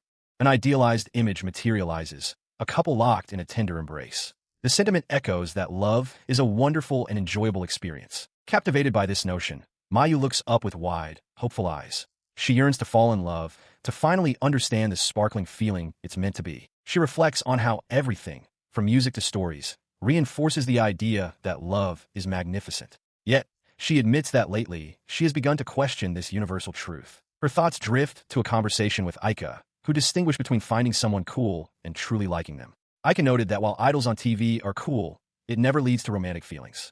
She had always thought love was an overwhelming desire to be with someone forever, sparked by their actions or inner self, but confessed such a feeling had never once occurred for her. She concluded that's just how reality is. Mayu recalls the constant, casual pressures, suggestions to just try dating someone, or the shaming remark about being her age and never having had a boyfriend. She came to believe this was normal, that everyone compromises and settles for a good enough person. She felt she had to do the same. This belief spurred her into action. Convinced that she had to make her own opportunities, she put all her effort into pursuing someone, thinking that in this day and age, it was a blessing just to be asked out. Her pursuit, however, culminates in a direct question from the person she was after. With a serious expression, she is asked, "Are you being serious?" The perspective shifts to Masato, his face etched with distress. He questions inwardly, "Why do I have to feel this way?" In the aftermath, Mayu turns and walks away. A heavy silence hangs in the air as she stands alone in the hallway, a palpable sense of defeat settling over her. She finds herself confiding in Kumi, admitting that she didn't even want to date him that badly. She just wanted a boyfriend. That was all. Kumi looks down, a pained expression on her face. She says that, strangely, she doesn't feel angry because there are parts of Mayu's feelings she can understand. She tries to lighten the mood, telling Mayu that she's also at fault. Mayu, attempting to play along, turns and declares she's envious of Kumi, suggesting they should have tea together sometime. The memory of the conversation, however, turns sour. Mayu recalls Kumi's advice to just move on and find a new man, and a strange feeling washes over her. She realizes with a dawning horror how deeply she misinterpreted the situation, finding it difficult to even speak as she processes the misunderstanding. Overwhelmed, she slides down the wall she's leaning against, her body giving way to despair. Alone in a corner, she curls into a ball, hugging her knees as she finally breaks down and weeps. Later, on a train, her tear-streaked face is reflected in the window. A wave of nausea hits her, and she wonders why she's suddenly feeling motion sick. She continues to stare out at the passing scenery, her expression miserable. The thought crosses her mind how awful it would be if someone she knew saw her looking so pathetic. Her mind then drifts to a more practical problem, wondering if there's anywhere nearby she could buy medicine for her motion sickness. Standing alone after getting off the train, she internally chastises herself. She questions what she's even doing, getting so hurt over a simple rejection. She tries to console herself with the thought that no one would notice her anyway. Despite her efforts to regain composure, a tear escapes. She thinks about how harsh the rejection was, wryly admitting to herself that her mental fortitude still has a long way to go. Suddenly, a voice cuts through her thoughts, making her jump. Aika stands before her, having appeared out of nowhere, and remarks on the fact that Mayu was just crying. She stumbles and falls to the ground, disoriented. A sharp voice from the person she bumped into tells her to watch where she's going. Confused, she can only wonder what just happened. The reason for her disorientation becomes clear. She lost a contact lens. Her vision blurs, and the world around her becomes a nauseating swirl. Now on her hands and knees, she apologizes to the passing foot traffic, explaining that she dropped her contact and can barely see anything without it. Her repeated apologies echo on the busy sidewalk as Aika, Masato, and Kumi watch from a distance, observing her plight. A man's voice suddenly asks if she is all right. Looking up with tears in her eyes, Mayu feels utterly pathetic. This miserable posture, crawling on the ground, seems to perfectly represent her current state. She thinks it's the worst day ever and wishes she could just disappear. The voice belongs to a young man in a formal vest and bow tie, who looks down at her with an expression of gentle concern. He offers to help her search for the contact lens. Mayu is taken aback. She thanks him, but admits she can't see his face clearly, wondering who this person could be. As he kneels to search, Mayu is mortified, wishing he wouldn't see her in such a terrible state. Despite her embarrassment, she feels as though a hero has appeared to rescue her. His quiet presence is overwhelming. The sound of her own frantic heartbeat drowns out all the street noise. She can't believe that someone would actually stop to help such a pathetic woman. It feels strange. The world, which had felt so unwelcoming just moments before, has suddenly changed. She remained kneeling on the pavement as the stranger diligently searched beside her, his finger pointing towards a potential spot. The ground offered no immediate clues. The tiny object lost somewhere on a vast, textured surface where they both continued their search. Suddenly, he spoke, a relieved smile spreading across his face. "Found it," he announced, holding the minuscule lens between his thumb and forefinger. Mayu could only manage a quiet, stunned yes. He then presented it to her, still kneeling, and gently advised her to be careful. Overwhelmed, she thanked him profusely, touched by his thoroughness. In response, he simply offered her a small case to put the lens in. As she took it, he had a thought. "Oh," he began, "you only dropped one? Where could the other be?"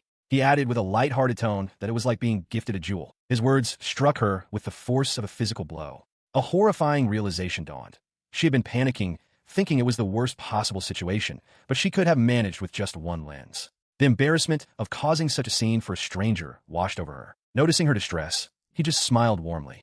"Well then, this is okay," he said cheerfully. "I'm so glad." His kindness continued. He asked if she would be all right and offered to walk her to a place with a mirror. She hastily declined, insisting she was fine and couldn't trouble him further. He told her to keep the handkerchief, said his goodbyes, and left. As he walked away, her heart pounded. She wondered why she was feeling this way, wanting to call out, but finding herself unable to speak. Watching his retreating back, she clutched the case to her chest. It was no use, she thought. He was so bright and dazzling, and in comparison, she felt utterly shabby and miserable. She walks away from the encounter, her eyes fixed on her phone as a single thought echoes in her mind. Idiot. Calling herself an idiot again and again, she remains flustered, her heart still pounding uncontrollably. She laments that she should have at least asked for his name.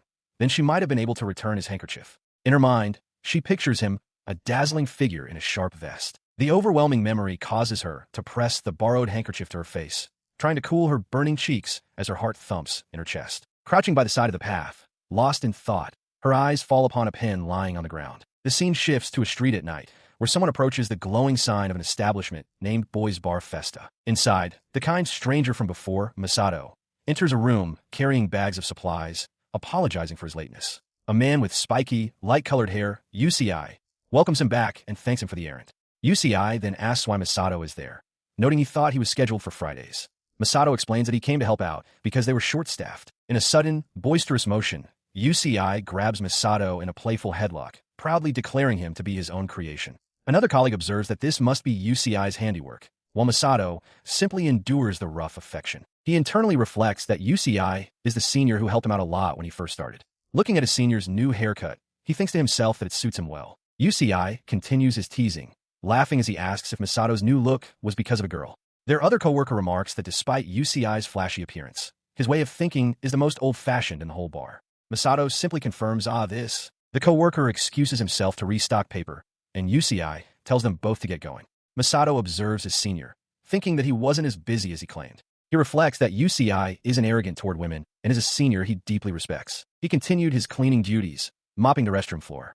His thoughts, however, drifted to the girl he had encountered earlier. He wondered if she was all right, regretting that he had to leave in such a hurry and had left something behind. He pictured her face, her eyes glistening with tears. He tried to reassure himself, concluding that she must have been crying simply because she had lost her contact lens. With the floor clean, he turned his attention to the cleaning checklist on the wall, marking his tasks as complete. As he finished, he realized his pen was missing. Just as he began to search for it, UCI appeared, startling him. UCI announced that a client had specifically requested him and urged him to get changed immediately. UCI, adjusting his own suit, commented on the situation. He noted that it was rare for Misato's regular to show up on any day but a Friday, and asked if it was Cyrus-san, musing aloud whether she would have requested a different host if Misato had been unavailable. Across the room, the client in question, Syra, sat with a downcast expression. UCI glanced over, remarking that there was no time for Misato to fix his hair. Syra seemed to brace herself, thinking that might be discouraging. Her voice carried across the room as she called out, Cyrus-san. Misato, now in his work suit, turned to her with a practiced smile. He gestured towards a table, informing her that table 2 was ready. Inside a bathroom stall, Syra Mochizuki sits with her head bowed, her hands clasped tightly in her lap, a look of deep distress on her face. Moments later, she sits dejectedly on a lounge sofa when Misato approaches her, his expression concerned. He asks if something is wrong, noting she seems down. He explains that he was on an errand and saw her come in, expressing surprise since she usually only visits on Fridays. He smiles, adding that cheering her up is his job. His attention then shifts to her hair. He asks if her senpai styled it for her. Syra remains silent, her face shadowed with insecurity as she internally frets that the new hairstyle doesn't suit her at all. He sits beside her, his gaze gentle. He tells her that while he doesn't know what might have happened, she should feel free to say anything she wants to him in this space. A warm smile brightens his face as he confesses that he genuinely enjoys listening to her talk. Struck by his kindness, Syra looks up, her eyes wide as she thinks to herself that he is always like this. His gentle words overwhelm her. The memory of what she witnessed surfaces, and she covers her face, breaking down into tears and repeatedly apologizing. Misato can only look on, utterly confused by her sudden distress. Her mind flashes back to a recent memory, seeing Misato standing with another girl. The memory plays out like a fairy tale.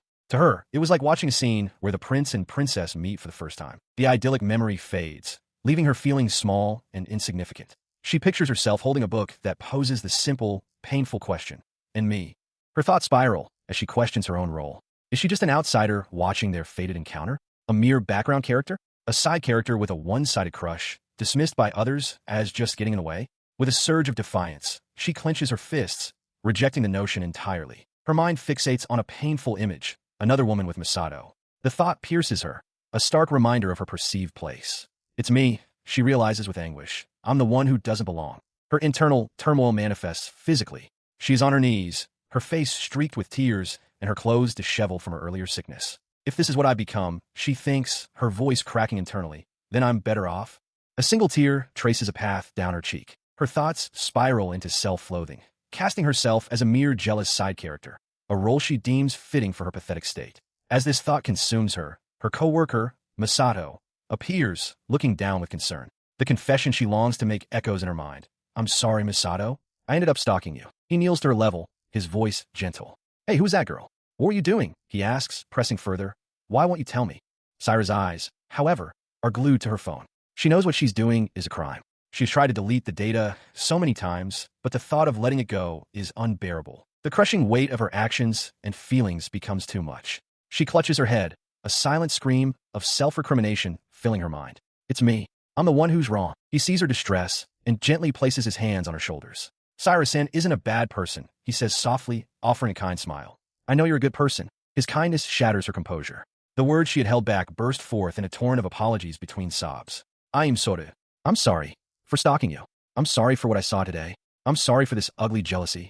I'm Kropka. She lunges forward, wrapping her arms around him in a desperate embrace. I'm the worst kind of woman, she cries into his chest. He is caught completely off guard, his body stiff with surprise. He remains still for a moment, his expression of shock softening into one of deep concern as he looks down at her. The wider view reveals they are alone in the privacy of a curtain booth. He then returns the embrace, gently patting her back. It's okay, he murmurs reassuringly. It's okay. I know that you're a kind person, Cyrus-san. His kindness only deepened her turmoil. Sairo realized she was the worst, truly the worst, for having come to such a selfish conclusion. In her mind, she placed the blame squarely on him. It was all Misato's fault. As she clung to him, her thoughts were consumed by a singular, overwhelming desire, a possessive urge to conquer him, to make him hers, and completely unravel him. She knew she ought to apologize in advance. The feeling of falling for him made her hate herself, even as she selfishly shifted the blame for her own feelings onto him. Her resolve hardened into a silent vow. She would never let him go. Meanwhile, in another room, a young woman with glasses examined a pen, a sense of vague familiarity washing over her as she turned it in her fingers. Her eyes widened in sudden recognition. The pen was from her own university. The implication struck her instantly. Could it be that he was a student there as well? A wave of giddy embarrassment washed over her, and she flopped on her bed, burying her face in her pillow with a muffled, happy sound. She clutched the pillow, a deep blush on her cheeks, a single thought echoing in her mind.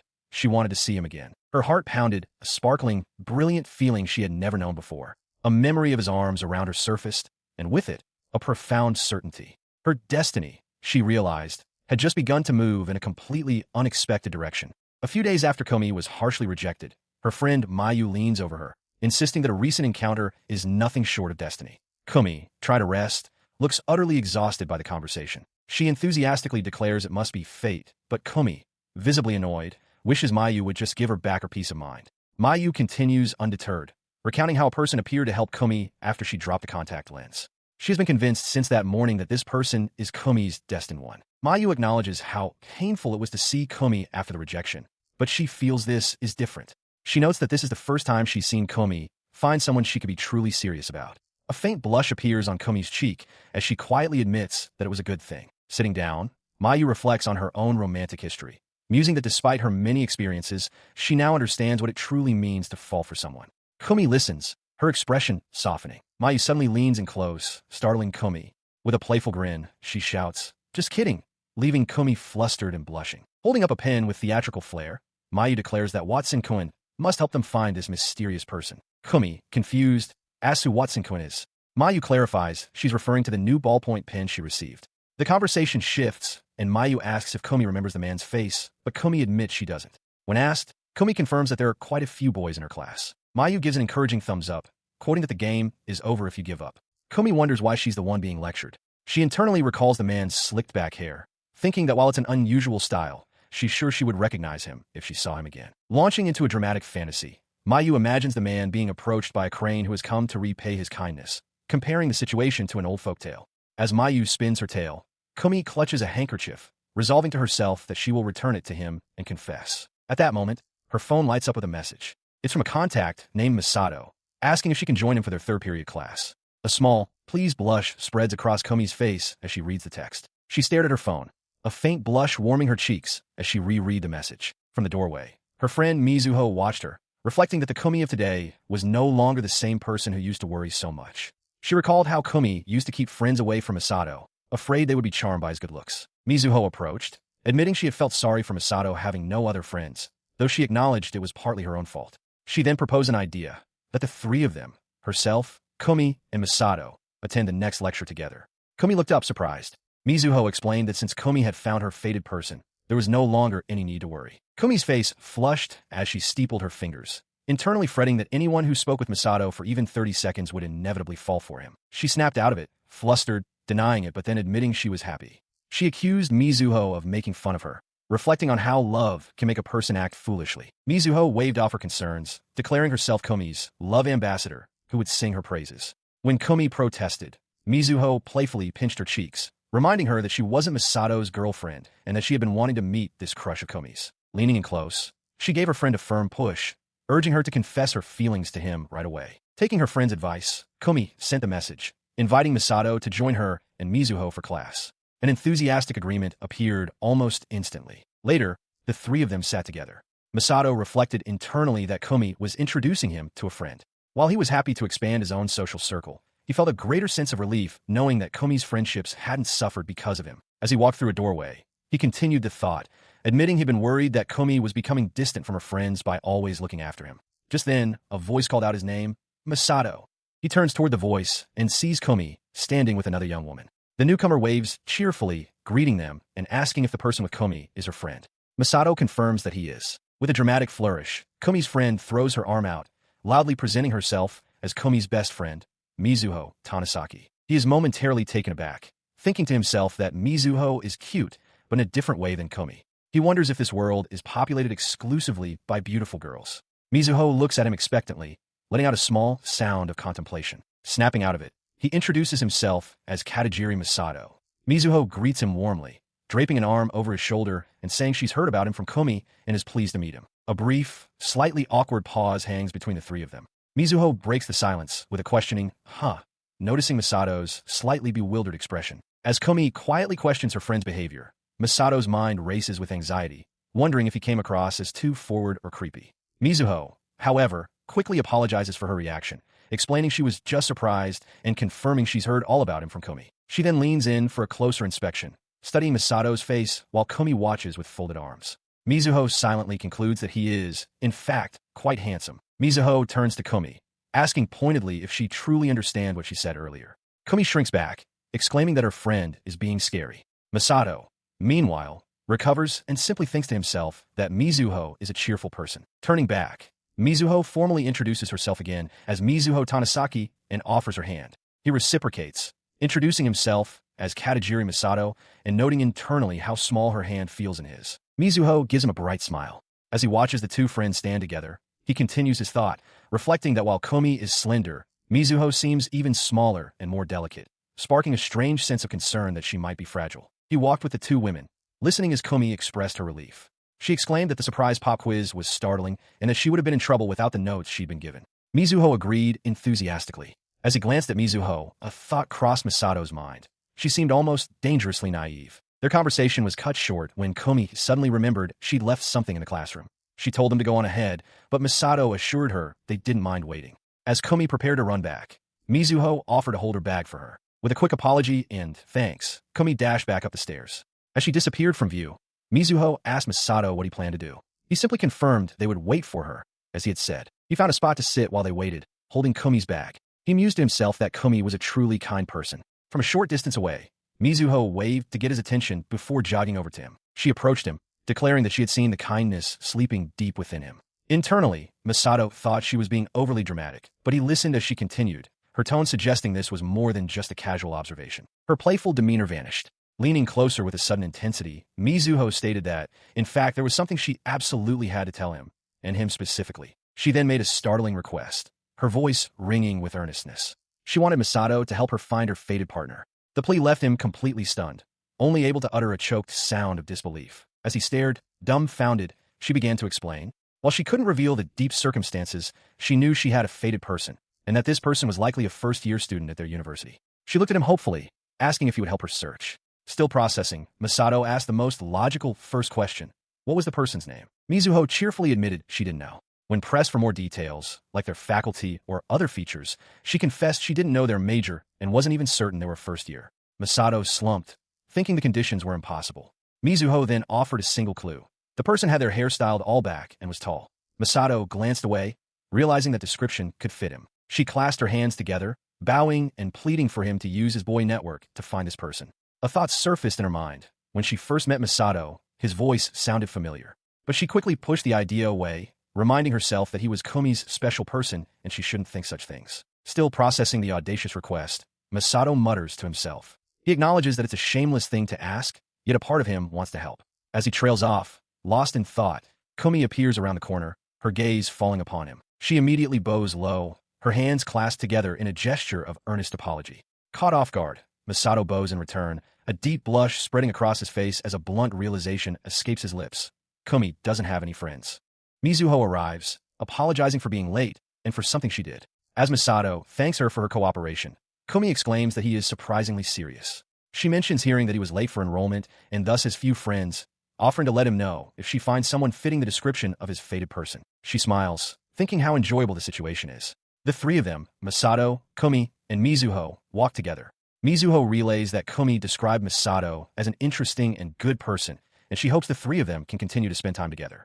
Kumi then cheerfully announces that she has also enlisted Mizuho's help in finding her own fated person, prompting Mizuho to ask Masato if he has anyone in mind. Later, at a train station, Aika waves goodbye to Masato and Kumi. She explains that her train is on this line, and says she will see them tomorrow before they part ways. As he and Kumi are once again alone, Masato feels a bit bad for her, though he notes they seem to be on the same route. He feels a sense that his university life is about to become even more enjoyable. Mizuho's voice playfully interjects, asking Masato what his relationship with Kumi is exactly. Surprised by the directness, he can only utter a questioning sound as Mizuho declares her intent to investigate. He pauses, reflecting on how genuinely kind Kumi is.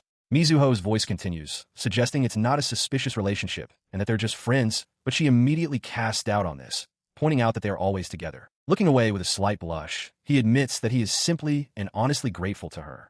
He explains that when he was late for enrollment and had no friends, she was incredibly kind, and his feelings are more about not wanting to betray that kindness than anything else. Mizuho teasingly remarks on how seriously he's taking this. She privately notes that he seems completely unaware of Kumi's feelings for him, looking on with a knowing smirk at his earnestness. As she walks on with Kumi, Mizuho silently wishes her friend luck, thinking to herself that Masato is a sinful man for his obliviousness. Masato watches, confused, until his eyes widen in shock at a sudden realization. The realization is Kumi's reaction. Her face is flushed with embarrassment as she thinks about how she didn't want her feelings to be noticed. Masato, who had started to call out to Mizuho, stops short, confused by Kumi's sudden and visible distress. She stands frozen, her own turmoil momentarily forgotten as she overhears a nearby conversation. A young man in a plaid shirt speaks with his companion, Satsuki, about a mistaken girl born from a misunderstanding. As he turns and recognizes Mizuho, Kumi is overwhelmed by a feeling of dread, thinking it's the worst possible situation and that it's somehow her fault. She just wants to disappear. The man leans over a crying Mizuho, a cruel smile on his face. He taunts her, asking if her replacement is fast and sneering that unattractive girls can't live without clinging to men. The verbal assault renders Kumi immobile. Her legs tremble, her voice caught in her throat. She desperately wishes Masato hadn't seen her in such a state, especially now that they were getting along. She fears he'll be completely disillusioned with her. She hates this. A wave of misery washes over her, a feeling she never wanted to experience again. A single tear traces a path down her cheek as she thinks of herself as nothing more than an outsider. Suddenly, the scene has shifted. The taunting man is on the ground, and Masato stands over him, his expression cold. "Who the hell are you?" Masato demands. Looking up from the ground, the man appears confused. He says he doesn't know what just happened, but demands that Masato retract something. He scoffs at a guy like Masato couldn't possibly be Mizuho's boyfriend. Masato calmly confirms that he is Mizuho's friend. His composure then breaks. Masato leans in and shouts that the man is wrong. Mizuho isn't ugly. She's cute. From below, Mizuho looks up at her defender, her eyes wide with shock and a dawning appreciation. He straightens up, continuing to address the man, while Mizuho stands behind him. Masato states that while he doesn't know the finer details, he knows one thing for sure. This girl is cute, both in her appearance and her personality. The man rises to his feet, his expression turning hostile. "Do you even understand?" he snarls, revealing that Mizuho confessed her feelings to him just a few days ago. He arrogantly asserts that this puts him in a superior position, questioning if the one confessed to isn't automatically above the one who confessed. Listening to this, Mizuho realizes his thinking is a profound misunderstanding. She finds his attitude towards someone who sincerely conveyed their feelings to be infuriating. She recognizes Masato as a kind, wonderful person and resolves that she has to stop this. Her face burns as she stands frozen, realizing she must stop the fight. Yet, she feels powerless. The man's words echo in her mind, that Masato has no reason to be angry on her behalf, that she's just a fickle woman who changes her heart easily. The man clicks his tongue in annoyance, calling Masato an idiot. Masato stands firm, declaring that he refuses to be put in the same category as someone who doesn't respect her feelings and only sees her as a tool to affirm his own value. His companion, Satsuki Senpai, decides it's enough and tells him they're leaving. As the two walk away down the university hall, Masato and Mizuho watch them go, the tension slowly beginning to dissipate. Turning to him, Mizuho apologizes, expressing her worry that she has now made it awkward for him to attend club activities. Masato looks away, quietly assuring her that it doesn't matter. She insists that it was already awkward for her anyway, and that she feels far more sorry for having dragged him into it. Mizuho confesses that while she initially thought an outsider like him shouldn't get involved, she was ultimately grateful because she couldn't stand it any longer. He gently tells her to stop, saying she is too kind. Trying to change the subject, Masato suggests they get something to drink, offering to treat her as an apology and pointing out a new item he's been curious about. Mizuho looks up, a faint smile gracing her lips. A sudden thought flashes through her mind, an image of Kumi smiling warmly at Masato. The truth becomes clear to her in that instant. Kumi is in love with this man. Breaking from her reverie, Mizuho thanks him with a bright, if slightly forced, smile. She admits her embarrassment at the scene he just witnessed, then cheerfully reveals that she had confessed to that man and been rejected. She continues, trying to make light of it by saying she never would have confessed if she'd known what he was really like. Noticing his expression, she then tells him that he doesn't need to force himself to be okay, and that it's fine to admit when things are tough. He gently places a hand on her shoulder, his voice soft as he tells her he knows she's forcing herself to be cheerful. He reassures her that it's okay to be hurt, because no one could be unaffected by such cruel words. Then, abruptly, he announces he'll go buy them drinks and dashes off, telling her to wait. After Masato leaves, Mizuho slumps down onto a step, pulling her knees to her chest. In the background, the indistinct chatter of other students, including Aika and Satsuki Senpai, fades as they walk past, leaving Mizuho alone with her thoughts. She remains there, a single, agonizing thought echoing in her mind. She couldn't believe she had been so easily swayed. The realization felt bitter and painful. Her heart pounds as she confronts the name of this new feeling. She knows she must not give in to it, reminding herself that she already has a fated person and that this man is the one her friend, Kumi, loves. She has to hold it back. The internal struggle becomes too much. Mizuho clutches at her chest, her body trembling as she fights back tears, overwhelmed by the force of her conflicting emotions. Her mind flashes back to a recent memory of walking behind Masato and a smiling Kumi, recalling how she had apologized to Kumi, feeling like an outsider. Tears finally stream down her face as a crushing realization dawns on her. Love is this difficult. At that very moment, Masato returns, holding a seasonal frappuccino. He looks at her with a gentle expression, oblivious to the overflowing emotions his kindness has just unleashed. It is Friday, which has recently become the most anticipated day of the week for one young student. She grips a basketball tightly, the squeak of rubber under her fingers a prelude to her after-school plans. Nearby, her friend complains about being tired after a long week, questioning why only the first years have to perform certain duties. Yuka Maeda, however, holds the basketball with a gentle smile, lost in thought. She simply hopes she can play a lot of basketball with Masato today. She leans in to whisper to her friend that it's not so bad for her, because she gets to see her big brother figure after school. Her friend's teasing question cuts through the air. Where have you been going on Fridays lately? The sudden inquiry catches Yuka completely off guard, a blush rising to her cheeks as she stares back, speechless. Seeing her flustered reaction, her friend's teasing intensifies. They excitedly chatter, convinced she must have a boyfriend, pointing out her agitated state as proof. Yuka frantically waves her hands, insisting they are wrong. She tries to explain that her relationship with the boy isn't romantic. He's just kindly teaching her basketball. Her explanation is cut short by the arrival of Masato himself. As Yuka's friend swoons over him, Yuka can only shout for them to stop, her face burning with embarrassment. Her friend's mind races with possibilities. She imagines that if others see the handsome Masato, they will all start showing up. Given his kind nature, he would likely agree to teach anyone who asked, crowding their sessions. As her friends excitedly decide to tag along to see what kind of guy he is, Yuka watches them go, her expression falling. Her private time with him is about to be invaded. Her thoughts are interrupted by two upperclassmen. One, a girl with light brown hair, approaches with a condescending smile. You look like you're having fun, she remarks, before bluntly asking if Yuka got a boyfriend. Yuka recognizes her as a supervising senior she finds overbearing and doesn't particularly like. The senior continues her interrogation, callously remarking that this supposed boyfriend must be unattractive anyway. The accusation leaves Yuka stunned and speechless, her cheeks flushed with a mixture of anger and embarrassment. She turns away from the confrontation. Her friend remarks on the upperclassman's nasty personality, but Yuka simply apologizes for the delay and bids her farewell. As she walks off, the upperclassman's parting words follow, accusing her of deliberately flaunting a boyfriend as an act of defiance, a thought Yuka finds infuriating. She walks home, her anger simmering. Announcing her arrival, she internally seethes at the memory. She could tolerate her own harassment, but she could not forgive them for belittling Masato. Her frustration gives way to a desperate longing. She just wants to see him, and quickly. She knows that no matter what unpleasant things happen, being with Masato makes everything better. She then remembers the towel she borrowed from him, knowing she must return it. As she holds it, she catches a faint trace of his scent still lingering on the fabric. Inhaling deeply, a wave of warmth washes over her. Her face flushes, and she trembles, completely lost in the moment. She marvels at the towel's lingering power, even after it's been washed. She reasons with herself that no one could possibly blame her for this small indulgence. She isn't doing anything wrong. With that justification, she decides to breathe it in just one more time. Her reverie is shattered when her mother suddenly enters the room, holding a water bottle and asking what she is doing. Startled, Yuka cries out, telling her not to barge in. Her mother calmly reminds her that she was the one who asked for the drink to be prepared. Her mother hands her the bottle. Taking it, Yuka offers a quick thanks and announces her departure.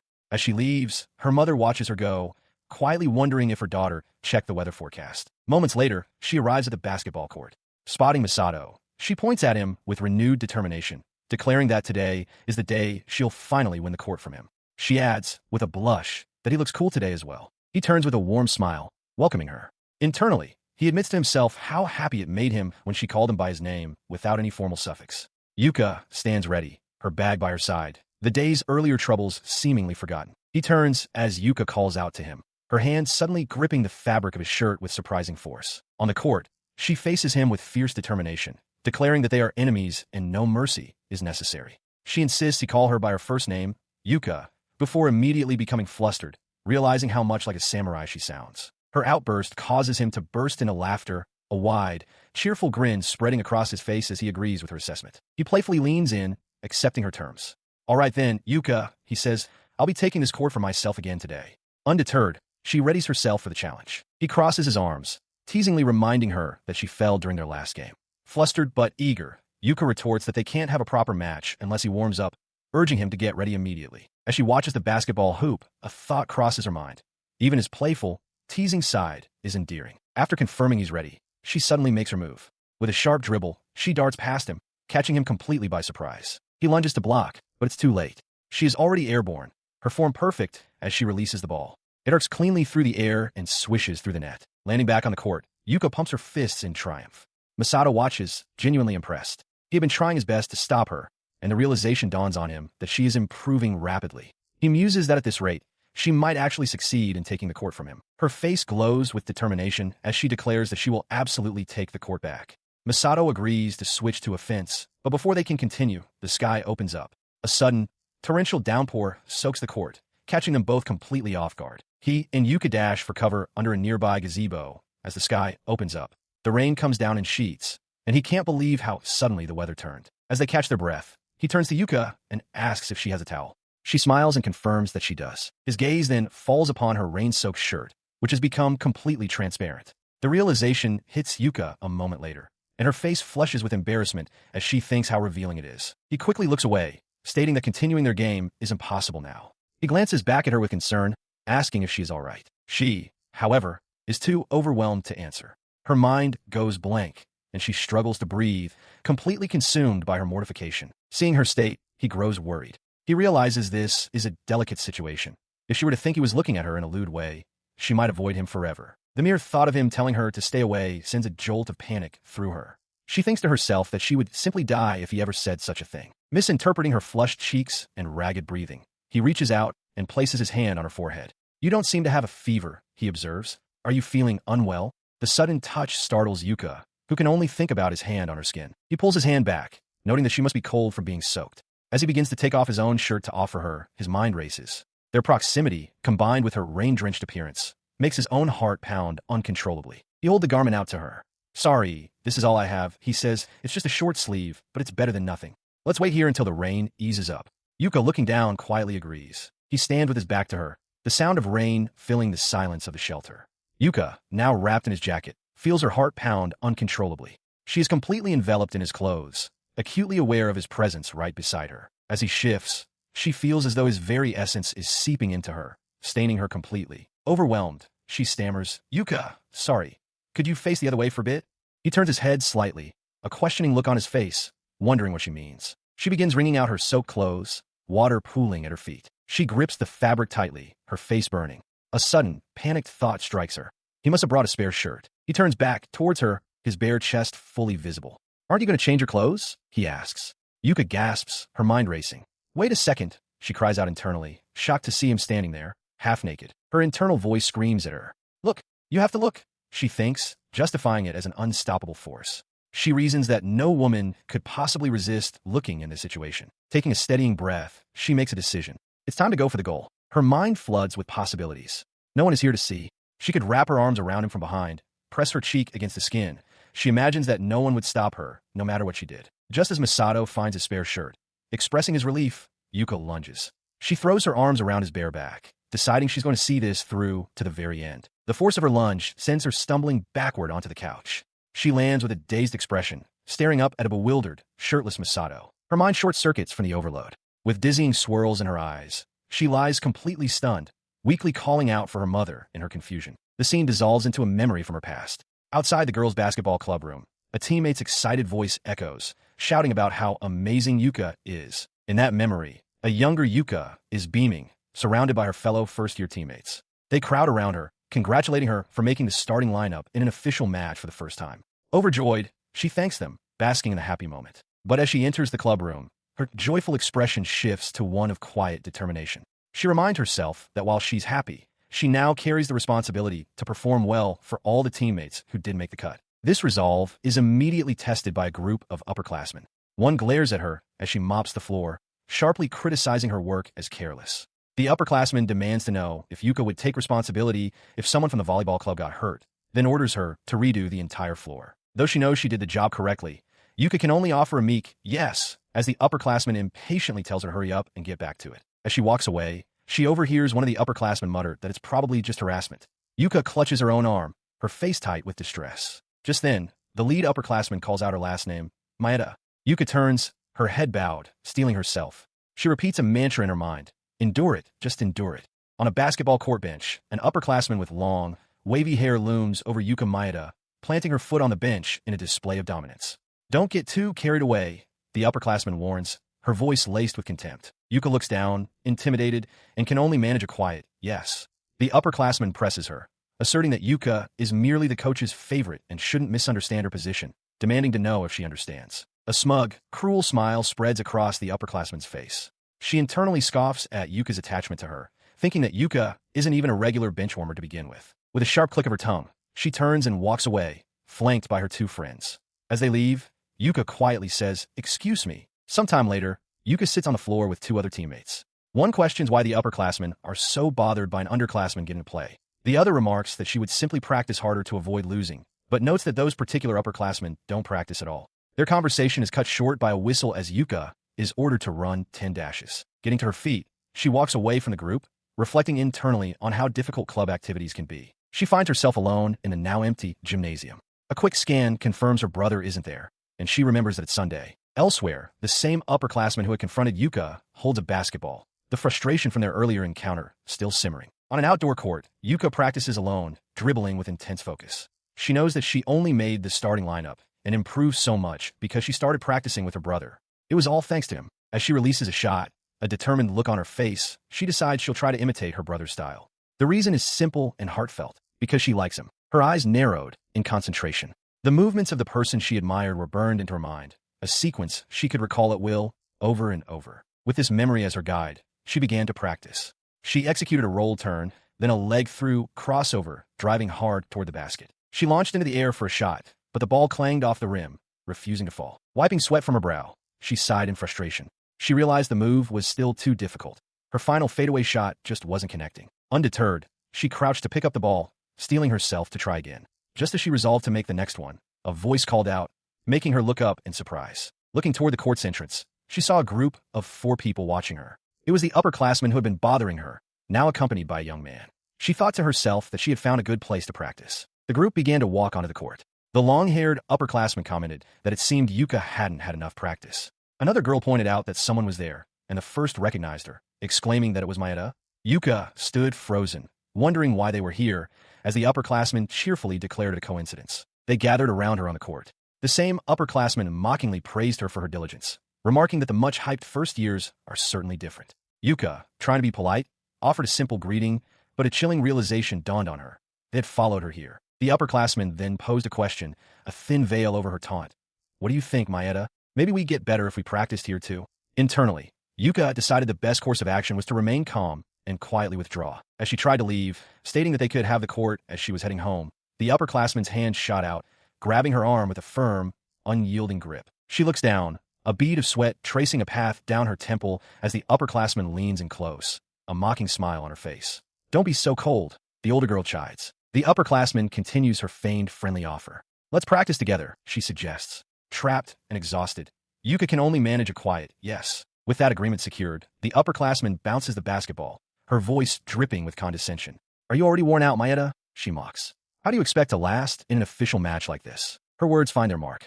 Yuka pants heavily, sweat beading on her brow as she hunches over, wondering just how much time has passed under this relentless pressure. The torment continues as the upperclassman proposes a 2-on-2 game, sarcastically calling Yuka the hopeful first year who needs match experience. She notes that while the seniors have been rotating, Yuka has been forced to run continuously. From the sidelines, Masato observes the unfolding situation. As the ball is passed to her, another player immediately slaps it from her grasp. Bent over and gasping for air, Yuka's only thought is a desperate need for water. Her brief moment of recovery is cut short. "Hurry up, Maeda! It's your offense," another upperclassman shouts from across the court, feigning a real game. "What 2-on-2?" she adds mockingly. A grim realization dawns on Yuka. She glances at the girl who is supposed to be her partner, only to see her standing idly. It becomes clear that even her supposed teammate has no intention of helping her. Trapped and exhausted, her legs refuse to obey. A hand easily steals the ball. "Is that all you've got?" One of the upperclassmen sneers. "Maybe you should just withdraw." Yuka's mind races. Normally, she could evade 2 players, but her body is spent. The lead upperclassman then tells Yuka she should consider the feelings of Ayako, who is forced to quit. From the sidelines, Masato watches the bully, a flicker of recognition in his eyes. He realizes she is connected to Ayako's ex-boyfriend. The scene shifts to a memory. On the basketball court, a team meeting concludes. As the bench members are dismissed, a teammate rushes to embrace Yuka, congratulating her for making the starting lineup. A kind-faced upperclassman with blonde hair tied back, Ayako, watches them with a smile. Ayako approaches, telling Yuka she is certain she will be a star player and encouraging her to do her best. Yuka recalls Ayako's words, how she had told Yuka to do well as a starter in her place. Filled with resolve, Yuka promises herself she will work hard enough for both of them. The memory dissolves, returning to the cruel present. Yuka stumbles, her body faltering from exhaustion. The lead upperclassman looms over her, asking with false concern what the matter is. With a sharp cry, the upperclassman violently shoves Yuka, sending her sprawling across the court floor. Yuka gasps for breath, pain and exhaustion overwhelming her. In her mind, the faces of her tormentors twist into distorted, laughing masks. She desperately wonders why she must endure such treatment. From the sidelines, Masato watches the scene unfold, his expression tight with concern. A basketball sits motionless on the polished floor, a silent testament to the fact that this is supposed to be just a game. Surrounded by the upperclassmen, Yuka struggles to breathe on the floor. One taunts her to get up, saying the match time isn't over. Another mockingly asks if she doesn't know the rules, suggesting they should just start the game over from the beginning. It's no use. Yuka realizes she can't move anymore.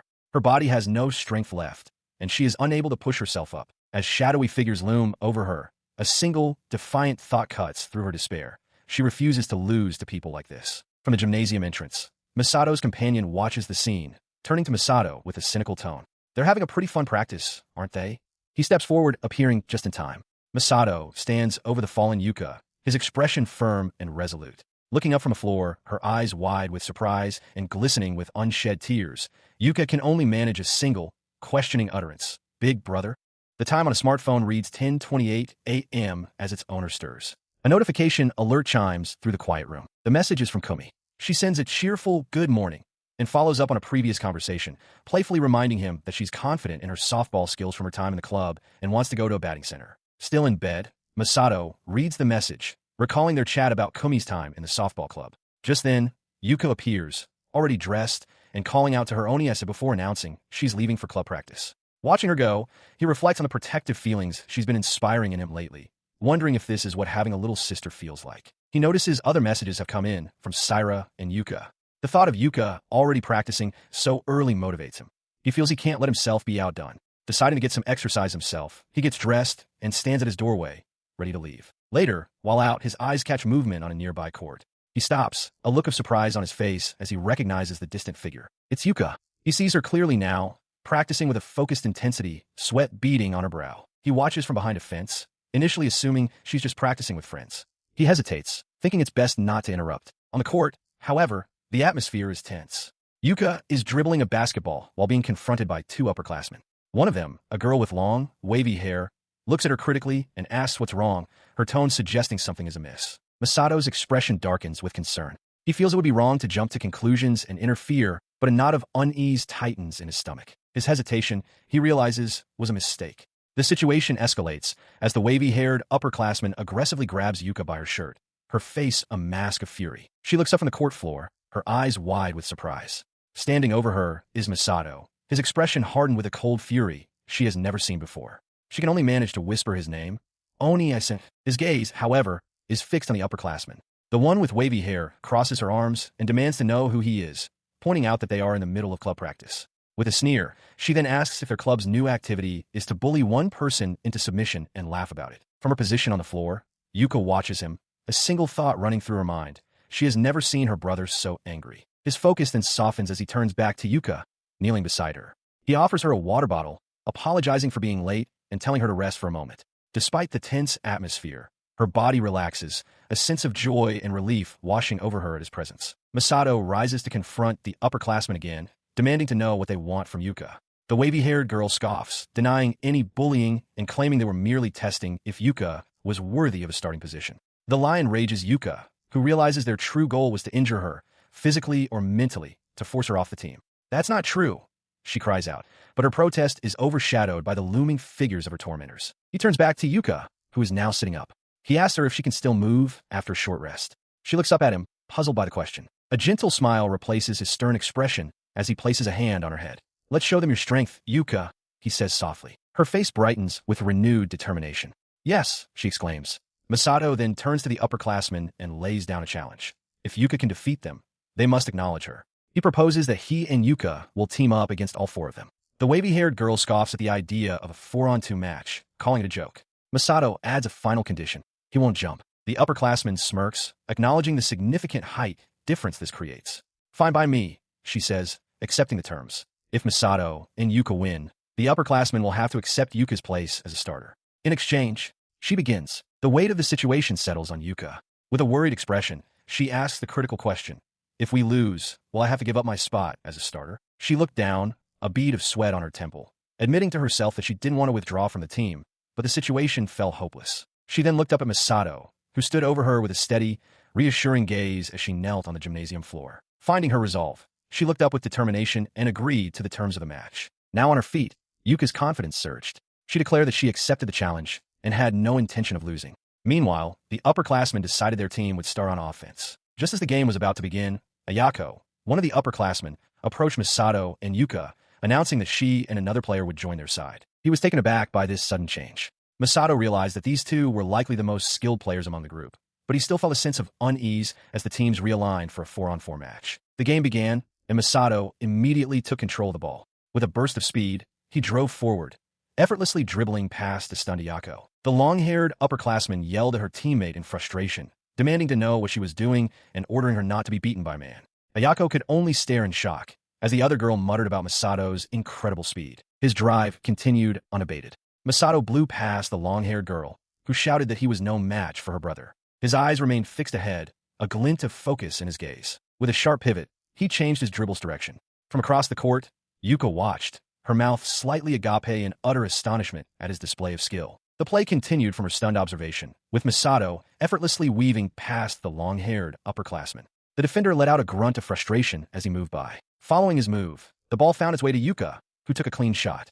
The basketball swished perfectly through the net. After the successful basket, Masato turned to Yuka with a bright smile, flashing a peace sign. He cheerfully announced that they were now 2 points ahead. On the opposing side, the long-haired upperclassman clenched her fist, her expression tight with frustration as she wondered what to do next. As they prepared for the next play, Masato admitted to Yuka that he wasn't entirely over his fatigue yet. Holding the ball, Yuka quickly interjected, telling him this was no time for such thoughts and that he needed to understand the situation. Despite her sharp words, she broke into a wide smile and gave him a high five, exclaiming that she was having fun. Across the court, the opposing upperclassmen watched them, vowing to stop them. Energized, Masato told Yuka they would score one more time, and she eagerly agreed. The game resumed. As Masato dribbled, the long-haired upperclassman's thoughts raced. She realized from his earlier play that for her brother, making such shot would have been trivially easy. Her resolve hardened. As Masato drove towards the basket, both she and Ayako moved to block him, but the upperclassman was determined that she alone would be the one to stop him. Instead of taking the shot himself, he passed the ball to an open Yuka. Catching it, she resolved that she wouldn't just be carried by Masato. This play would be the proof of all her hard work. She took a step to shoot, but her foot was suddenly and forcefully pinned to the floor. Stumbling, she gasped for breath, her mind reeling in shock and confusion as she thought, why? Despite the painful foul, she was undeterred. On the very next play, Yuka leaped towards the basket, taking a shot as an opponent shouted for someone to stop her. Her successful shot drew the ire of the opposing upperclassman. She turned on her teammate, Shosuke, berating him for not moving properly. She questioned why Ayako wasn't a starter, insisting they should forget about the man on the sidelines and focus on stopping Yuka, who was clearly about to score again. Yuka, meanwhile, simply acknowledged her own good shot. As the opponent fumed, Masato approached Yuka. He gently told her to be careful, but noted that after what she just did, she seemed to be handling the pressure well enough to continue.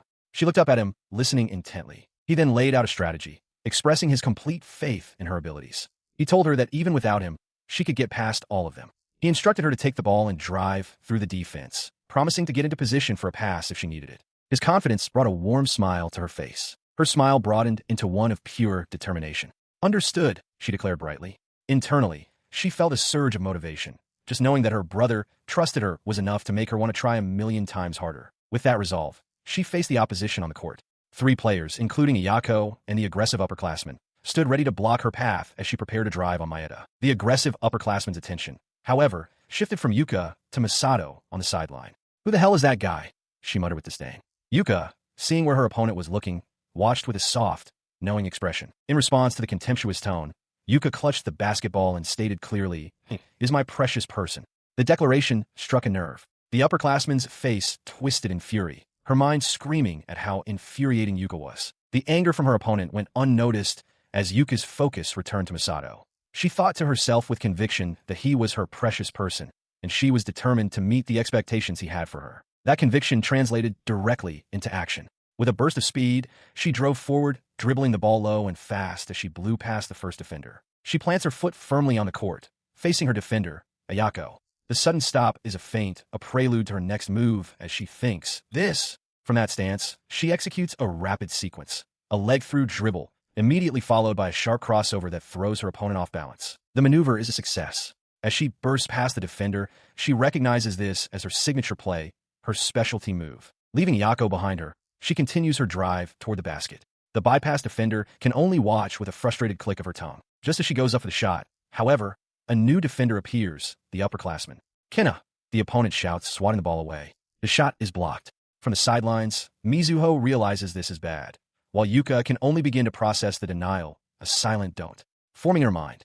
On the basketball court, Masato hangs from the rim after a powerful dunk, while Yuka lands lightly on her feet below. She immediately pivots and leaps into the air, aiming for a shot as Kina jumps up in an attempt to block her. It's a move Kina has seen many times before, and her eyes widen in disbelief at Yuka's perfect form. Yuka releases the ball, confident she can make it. Watching from the side, Masato knows the shot will go in.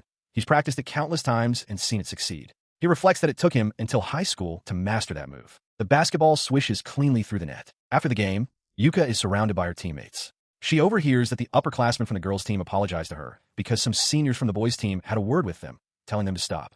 Yuka herself seems to not fully understand what happened. Later, as she walks with Masato, he praises her, saying it was a nice shot. Yuka realizes that although Masato claimed to know nothing, he must have said something to help her in a way she didn't see. She turns to him, beaming, and thanks him profusely. She explains that she was only able to do it because she was watching his movements, and it was all thanks to him. Masato looks taken aback, realizing the truth in her words. Overcome with emotion, Yuka bows deeply, apologizing for being late and thanking him again for his help. Just then, Ken approaches, telling Yuka she needs to thank him properly. She reveals that she was watching from afar and saw Yuka being pushed around, which made her worry and come over. Tears welled in Yuka's eyes. Beside her, Masato looked away, his thoughts heavy with regret. He realized that if he had only been more observant, he could have prevented her from getting hurt. He quickly shifted his tone, turning to her with a bright smile. He told her that, despite everything, he truly had fun playing basketball with her and the team. She looked up, a blush creeping onto her cheeks, and confessed that she was also happy to have played basketball with him. Her earnestness caught him off guard. He thought to himself how incredibly kind she was. His expression then turned serious. "Yuka, wait a moment," he said, reaching out and placing a hand on her shoulder to stop her. He guided her back against the nearby fence, his face close to hers as he gently took her wrist. Startled, Yuka gasped. Her heart pounded as she wondered if this was the moment she had been imagining. His gaze was intense, and for a moment, a single thought dominated his mind: a kiss. He considered the situation. The flow of events felt almost fated, and the setting seemed ideal in a way, but he hesitated. Their first kiss, happening outside like this? His mind raced. The sun was still up. What was he supposed to do? Should he close his eyes? The uncertainty paralyzed him. Misreading his intense hesitation for romantic resolve, Yuka squeezed her eyes shut, bracing herself. A small sound, like the peeling of adhesive, was heard. She thought of her parents, resolving to dedicate this important first to him. She opened her eyes to find Masato holding up a small bandage. "Good thing I brought one of these," he said, his focus entirely on a scrape she must have gotten. Yuka could only stare back, utterly bewildered. She stands motionless, still reeling from the misunderstanding. Masato, holding the discarded bandage wrapper, offers a gentle smile and apologizes for taking so long to notice her injury. His apology is cut short by a sudden movement. He lets out a startled cry as Yuka lunges toward him. She throws her arms around him, burying her face in his chest. He stands frozen in shock as she quietly asks what's wrong with her, her own mind a chaotic mess. Clinging to him, her thoughts race. It wasn't a kiss, but she was happy he was worried. An overwhelming urge to confess all her feelings washes over her, even if it means he might pull away. In response to her turmoil, he slowly raises a hand and gently places it on the back of her head, his expression softening. He quietly tells her she did well. His gentle praise makes her look up, her eyes wide and shimmering. He meets her gaze with a reassuring smile, telling her she was cool. In that instant, a single, powerful thought crystallizes in her mind. She loves him. She loves him dearly. As they stand embraced by the empty court, she comes to a profound realization. In her world, she can see no one but Masato. This hug, she understands, is for her own sake, a way to confirm the truth of her feelings. Much later that evening, Masato returns to his room and collapses face first onto his bed with an exhausted sigh. He rolls onto his back, savoring the comfort of his bed. Remembering his phone, he decides to reply to a few messages before falling asleep. He opens his messages to find a note from Yuka thanking him for the day. His gaze drifts over his contacts. He notes that Saira is as diligent as ever, but a flicker of concern crosses his mind for Mizo, who has seemed down lately. He reflects on his life since arriving in this new world, noting that he has befriended many women.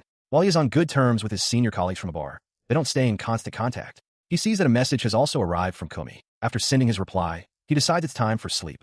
His thoughts drift to a message he received from Aika, who had asked about his plans for the next day and specifically questioned if his new tutoring student was a girl. He settles into bed, a sense of calm washing over him. It has been 2 months since his arrival, and he muses that things have worked out better than he could have expected. His mind wanders to Aika's warning to be wary of women, but he concludes that aside from some occasionally persistent flirting, he hasn't faced any real trouble. He thinks of them all, Kumi, Yuka, and Mizuho among them, as fundamentally good people. Meanwhile, in her own room, Kumi stares at her phone, still waiting for a reply. She considers that with so many women now surrounding Masato, perhaps she can finally go back to living a normal life. She admits to herself that while loving Masato brings her happiness, it has also created new anxieties. The primary source of her worry is the constant presence of other women in his life, his frustrating obliviousness to his own charm, and his secrecy about his Friday part-time job. She throws herself on her bed, her thoughts spiraling.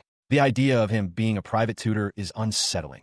A male student would be fine, but a female student would be a source of constant worry. Clutching her pillow, she resolves that she won't back down, no matter the rival. Just then, her phone chimes with a notification. Her eyes widen in shock as she reads the message. She bolts upright, exclaiming Masato's name in disbelief. She scrambles on her knees, clasping her hands together in a desperate plea. She fervently wishes for his student to be a boy, or at the very least, a young child. Her imagination then conjures her worst fear, Masato tutoring a blushing girl close to his own age. The very thought of such a scenario leaves her trembling. Her eyes remain fixed on the screen, the message confirming her fears. It's a second-year high school girl. A quiet, drawn-out sound of contemplation escaped her lips as she stared out at the quiet, suburban street under the night sky. Meanwhile, in another home, that very same high school girl sat at her desk.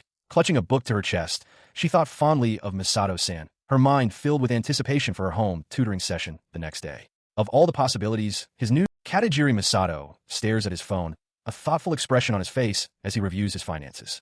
A recent transfer of 120,000 yen seems far too high for what he earns from his part-time jobs. He considers that he has 2 jobs, both of which were arranged by Aika. The suspicion dawns on him that she is likely supplementing his income with her own money to help with his living expenses. As he mulls this over, his phone begins to vibrate. An incoming call from Kumi appears on the screen. This reminds him that one of his jobs is at a boys' bar, a detail he felt awkward about sharing when Kumi had asked about his work. He answers the call. At his apartment, Masato recalls telling Kumi just yesterday about his other job as a private tutor every Saturday, figuring that one was safe to mention. He wonders why she's calling so early in the morning. Her voice comes through the phone, startlingly flat and devoid of emotion. Masato, she asks. The unexpected tone catches him completely off guard. She continues in that same unnervingly calm voice, asking if he tutors a girl and if he's going to her house today.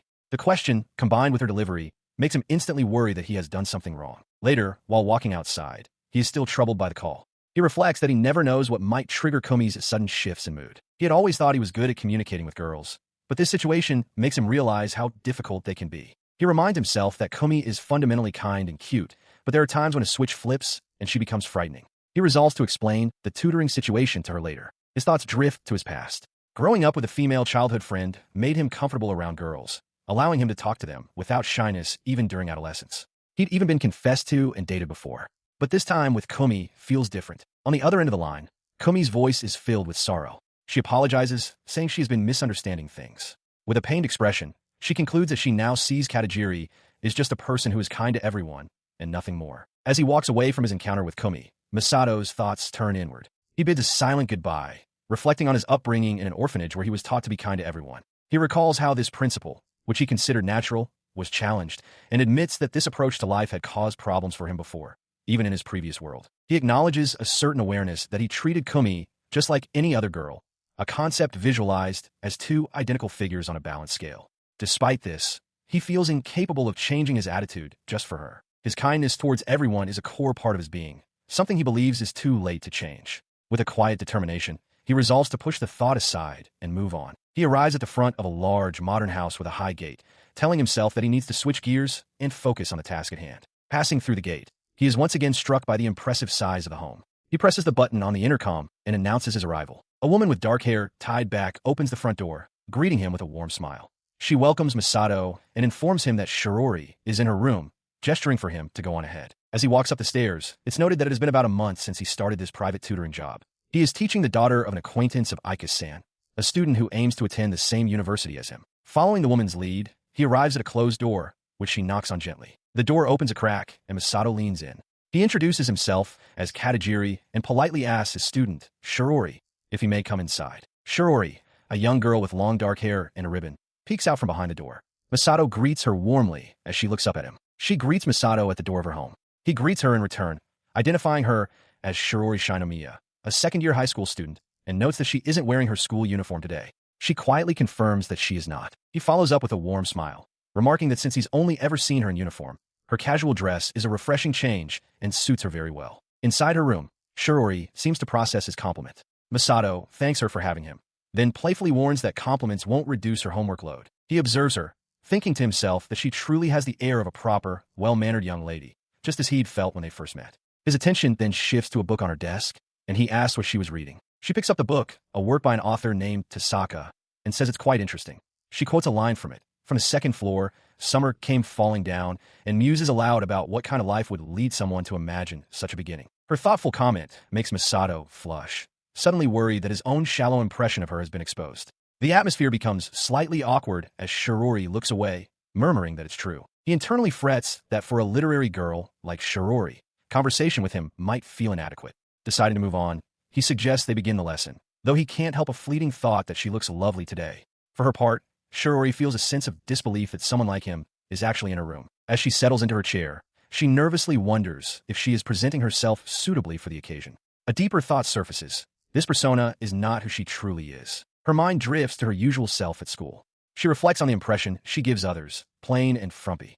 Though she had told herself it was fine, she admits she once held the common dream of getting a boyfriend after starting high school, a fantasy that was quickly shattered. She remembers the social dynamics of her classroom, where the most desirable boys are always monopolized by the most popular girls. She resignedly concludes that for someone like her, there are no opportunities left over. That, she believes, is simply reality. She reflects that, honestly, she feels it's fine not to have a boyfriend. She would rather be alone than date someone who is merely a bit handsome but also arrogant, or someone who lacks cleanliness or is overweight, as she finds none of that appealing. Besides, she has her own source of joy. With a triumphant smile, she presents a book she's holding, thinking to herself that this is all she needs. She has always loved fantasy novels, the kind written for a female audience. The characters within these stories, she muses, are pure of heart. Yet, despite the existence of such a beautiful world within her book, she is pulled back to the noisy reality of her classroom. She lets out a long, weary sigh of resignation as her classmates chatter on, oblivious. Later, as she arrives home, she announces her return. Her mother greets her warmly. Shirori trudges up the stairs, already deciding to spend the rest of her day playing games, concluding that reality is just awful. Her mother stops her, asking what's on her mind before bluntly questioning if she has made any friends or found a boyfriend. Startled by the sudden inquiry, Shirori quietly admits that she is not. Her mother presses on, lecturing her that she needs to pursue romance while she's still a student, warning that the pool of available men shrinks over time. Shirori dismissively agrees, having clearly heard this lecture many times before. Changing the subject, her mother then asks for confirmation that Shiori's choice of high school hasn't changed. Shirori quietly affirms it hasn't, to which her mother replies with an understanding, "I see, that's right." She continues, explaining that through an acquaintance, she found someone who attends that same university and thinks they should hire him as a tutor. Ignoring her daughter's protests, she insists that Shirori meet him just once, cheerfully adding that he will be coming over this Saturday. The news hits Shirori with the force of a physical blow, her expression one of pure shock and disbelief. Stomping up the stairs to her room, she fumes internally. Her mother is being completely unreasonable, she thinks. She pauses at her bedroom door, reasoning with herself that she can study alone just fine. After all, she doesn't have any friends, so she has plenty of time. The very idea of having to communicate with a stranger feels exhausting and pointless. When Saturday arrives, she escapes into fantasy, flopping onto her bed. She daydreams about the perfect hero from her stories. Cool, smart, strong, and incredibly kind. A god among men. Her daydream is interrupted by her mother's voice from downstairs, announcing the tutor's arrival. Shirori calls back a reluctant acknowledgement, thinking to herself that it's obvious such a perfect person couldn't possibly exist in reality. It's just fiction after all. She heads for the door, planning to send him away immediately. Then, she stops short, realizing with a start that she's still wearing her school uniform. Peeking out from her room, she grumbles internally. Having to deal with a tutor right after morning classes is just the worst. As she opens the door, however, her complaint vanishes. Standing there is Katajiri Masato, a kind smile on his face. Shirori stares, completely stunned. Her mother cheerfully makes the introduction. This is the tutor she hired, Katajiri Masato. She urges Shirori to say hello, commenting on how handsome he is. Completely overwhelmed, Shirori yelps, shouting for them to please wait just a moment as she starts to close the door. Masato watches her, a hint of confusion on his face. Behind the closed door, Shirori presses her hands to her flushed face, reeling from the shock. She internally repeats that she was never told her new private tutor would be a man. She stumbles back into her messy room, realizing her mother must have deliberately kept a secret. Fuming, she thinks of her mother as a wicked person and considers telling her father that she frequents boys' bars as revenge. The thought of the tutor entering her room spurs her into a frantic cleaning frenzy. Her eyes land on her portable game console, left out in the open, and she quickly moves to put it away. Her panic escalates as she glances at her bookshelf, realizing there are far too many embarrassing books on display. She scrambles to hide them all, what she considers slightly risque novels, very erotic novels, and even some extreme manga. Meanwhile, Masato waits patiently outside, a faint smile on his face as he thinks to himself that she looked rather cool a moment ago. Inside, having tidied up, Shirori checks her appearance in the mirror, her mind still fixated on that person. Taking a shaky breath, she cautiously opens the door just a crack. Peeking out at Masato, she nervously apologizes for making him wait. She invites him in her now tidy room. Masato offers a kind smile, telling her not to worry and apologizing for what seems to have been a communication breakdown. He graciously takes the blame on behalf of her mother and thanks her for letting him in. His presence in her personal space is too much for her to handle. Her face flushes beet red as she internally shrieks, "There's a handsome guy in my room." Masato simply looks on, utterly perplexed by her intense, silent reaction. She glares at him with a low growl, her mind racing with paranoid thoughts. She reasons that something this good could never happen in reality, so he must be a terrible person. She quickly tells herself to calm down. Masato, for his part, is completely lost, admitting to himself that he doesn't understand what is happening. Attempting to regain her composure, Shirori adjusts her glasses. She asks if the plan for the day is to talk and decide whether she will hire him as her tutor. Internally, she panics over how thin her voice sounds, realizing she can't speak normally. She then quietly confirms, "Yes, I think so." She listens as Masato, with a gentle expression, reassures her. He explains that since it was a sudden request, she should feel free to decline, suggesting she could just tell her mother later if speaking to him directly is too awkward. Internally, Shirori is bewildered, wondering why he is being so excessively kind. He continues his friendly questioning, asking why she's interested in his university and guessing it might be because of the nice facilities or the large library. As he speaks, Shiori's mind races. She suspects his kindness is a ploy to get her to accept the tutoring position, internally labeling him a frightening child. Unaware of her turmoil, Masato simply smiles and observes that she must be a book lover. His friendly gesture culminates in a gentle pat on her head. Shirori recoils in shock, demanding he stop aiming his dazzling smile at her. Her internal world erupts into a romantic fantasy, causing her to panic at the thought of revealing her preference for light-hearted romance novels, certain it would repel him entirely. Unaware of her inner turmoil, he simply asks what kind of books she normally reads.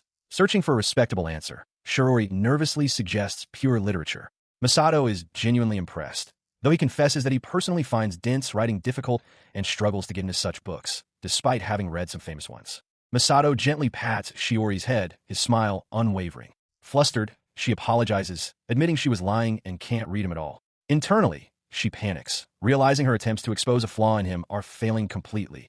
A person so perfect couldn't possibly exist. As they sit opposite each other, she continues to test him, asking if he truly doesn't mind tutoring a plain girl like her. She suggests that someone like him must have many other offers and would surely prefer a cuter student. He listens patiently as she presses on, declaring herself a self-loathing and unpleasant person and daring him to react. Unfazed, Masato states that he will give his all to help any student who is working hard to get into his university, then asks why she is saying such things. His expression softens into a warm smile. He tells her that, on the contrary, he finds her to be a wonderful person and admits that he thought she was beautiful from the moment they met. His sincere words leave Shirori utterly speechless. In her mind, the scene transforms.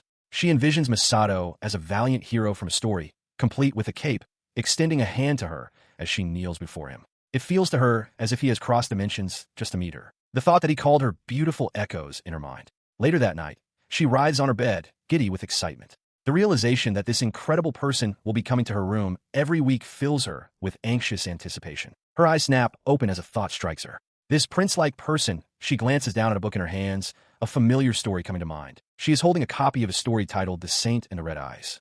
The cover illustration features a male protagonist who bears a striking resemblance to Masato. A sudden jolt of reality hits her. She gets out of bed and looks down at her own simple school uniform. Standing before a mirror, she examines her reflection.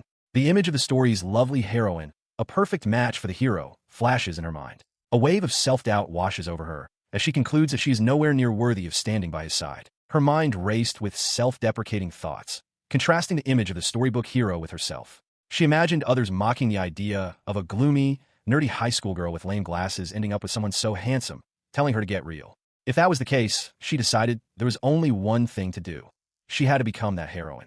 With this newfound resolve that she burst out, envisioning herself as the heroine from the story. She shouted to her mother, pleading to be taught how to apply makeup. And so, her life began to change. She stopped wearing her signature braids and, with trembling fingers, carefully replaced her glasses with contact lenses for the first time. With her transformation complete, she stood before the school entrance, taking a final, steadying breath before stepping into her new life. She walked into the noisy classroom, her new appearance immediately causing a ripple of quiet murmurs among her classmates. Clutching the strap of her bag, a nervous blush spread across her face as she stood hesitantly by the door, feeling the weight of their gazes. As she made her way forward, a spiral of anxiety tightened in her chest. She worried they thought she was trying too hard, that she just looked like a plain girl putting on airs. Her fears seemed to be confirmed when a group of popular-looking girls, including Kina and Aika, turned toward her. Shirori froze in place, seized by a wave of panic. To her shock, however, Kina approached with a bright smile. She exclaimed that Shiori's whole atmosphere had changed and asked if she'd change her image. Shirori flinched, startled by the friendly, direct question. Another girl, Aika, added that she used to think popular people were like a different species, but found they were surprisingly normal to talk to. Kina agreed, happily stating that they had, amazingly, made friends in the class. As Shirori listened, a look of quiet realization dawned on her face. Her new friends had helped her choose the outfit, a stark contrast to her previous lack of casual clothes. Aika Tsukida enthusiastically calls it cute, urging her to try it on. Shirori internally reflects that while it's a bit calculating, she realizes now that she was the one who had been cutting off social interaction. She wanted to show this new self to Masato, deeming the new dress a passing grade. With this change, she feels her confidence growing. She muses that being next to a hero like him might now be more permissible, or at least their unequal love would be more easily forgiven. Resolved, she arrives at his apartment door, knocking gently. She calls out, identifying herself as Shirori Katasato and asking if she may come in. The door opens to reveal Masato, who seems to sparkle in the light. He greets her, thinking to himself that she is so dazzling today it almost makes him swoon. Once inside, she leans toward his desk with a curious expression, asking him what book he was reading today. He looks up, slightly taken aback by the question. Her eyes fall upon the book's title, which brazenly declares it to be an erotic novel. Shirori freezes in shock. A flustered Masato quickly explains that it was just a spare cover he used for camouflage. Trying to deflect, he comments on the book's opening line. Summer fell from the second floor, finding it interesting and wondering what kind of life would lead someone to write such a thing. The mention of the book triggers a horrifying realization for Shirori. She panics internally, admitting to herself that she hasn't read a single millimeter of the book with the fake cover, titled To Sing in Summer, which they were supposed to discuss. Unaware of her turmoil, he continues, asking what she thinks of summer falling down. He clarifies that it's a novel where a beautiful boy falls, and asks if she's okay with that. Seeing her blushing and flustered, he offers to stop, but she quickly stammers that it's fine. He then mentions that the way one reads this part is about to change. He begins to explain the text, pointing out a symbol that directs the reader to a different section. As she listens, a feeling of pure bliss washes over Shirori. She thinks to herself that while she doesn't really like studying, she absolutely loves spending this time with Masato. Despite her happiness, the explanation proves difficult. Masato notices her confusion. Shiori apologizes profusely, saying that the passage is hard to understand and that her own brain is to blame, not his clear explanation. She struggles to focus, muttering to herself that she must somehow understand the material so as not to be a bother. The proximity to Masato makes her ears burn as she tries to concentrate on the book before her. He leans in closer, his voice low. He tells her that he will trace the reading order with his finger for them to follow together. Shiori is stunned into silence by the sudden intimacy. Masato, misinterpreting her shock, jokes about starting a private ASMR broadcast just for her. Her mind reels as he speaks. He mentions a symbol on the page, but his hand is so close to her back. She internally panics, questioning where exactly he's tracing and acutely aware of the sensation on her back. The feeling is so intense it feels as if her brain is vibrating from a distance. The two appear huddled closely together, Masato's arm casually around her as they both focus on the book. The overwhelming proximity becomes too much. Shiori abruptly stands, stammering an excuse about needing to use the restroom. Masato looks up, startled and confused by her sudden movement. Once clear of the room, she freezes, her hands flying to cover her mouth as a wave of shock washes over her. She flees down the hall, slamming the bathroom door behind her and sliding to the floor.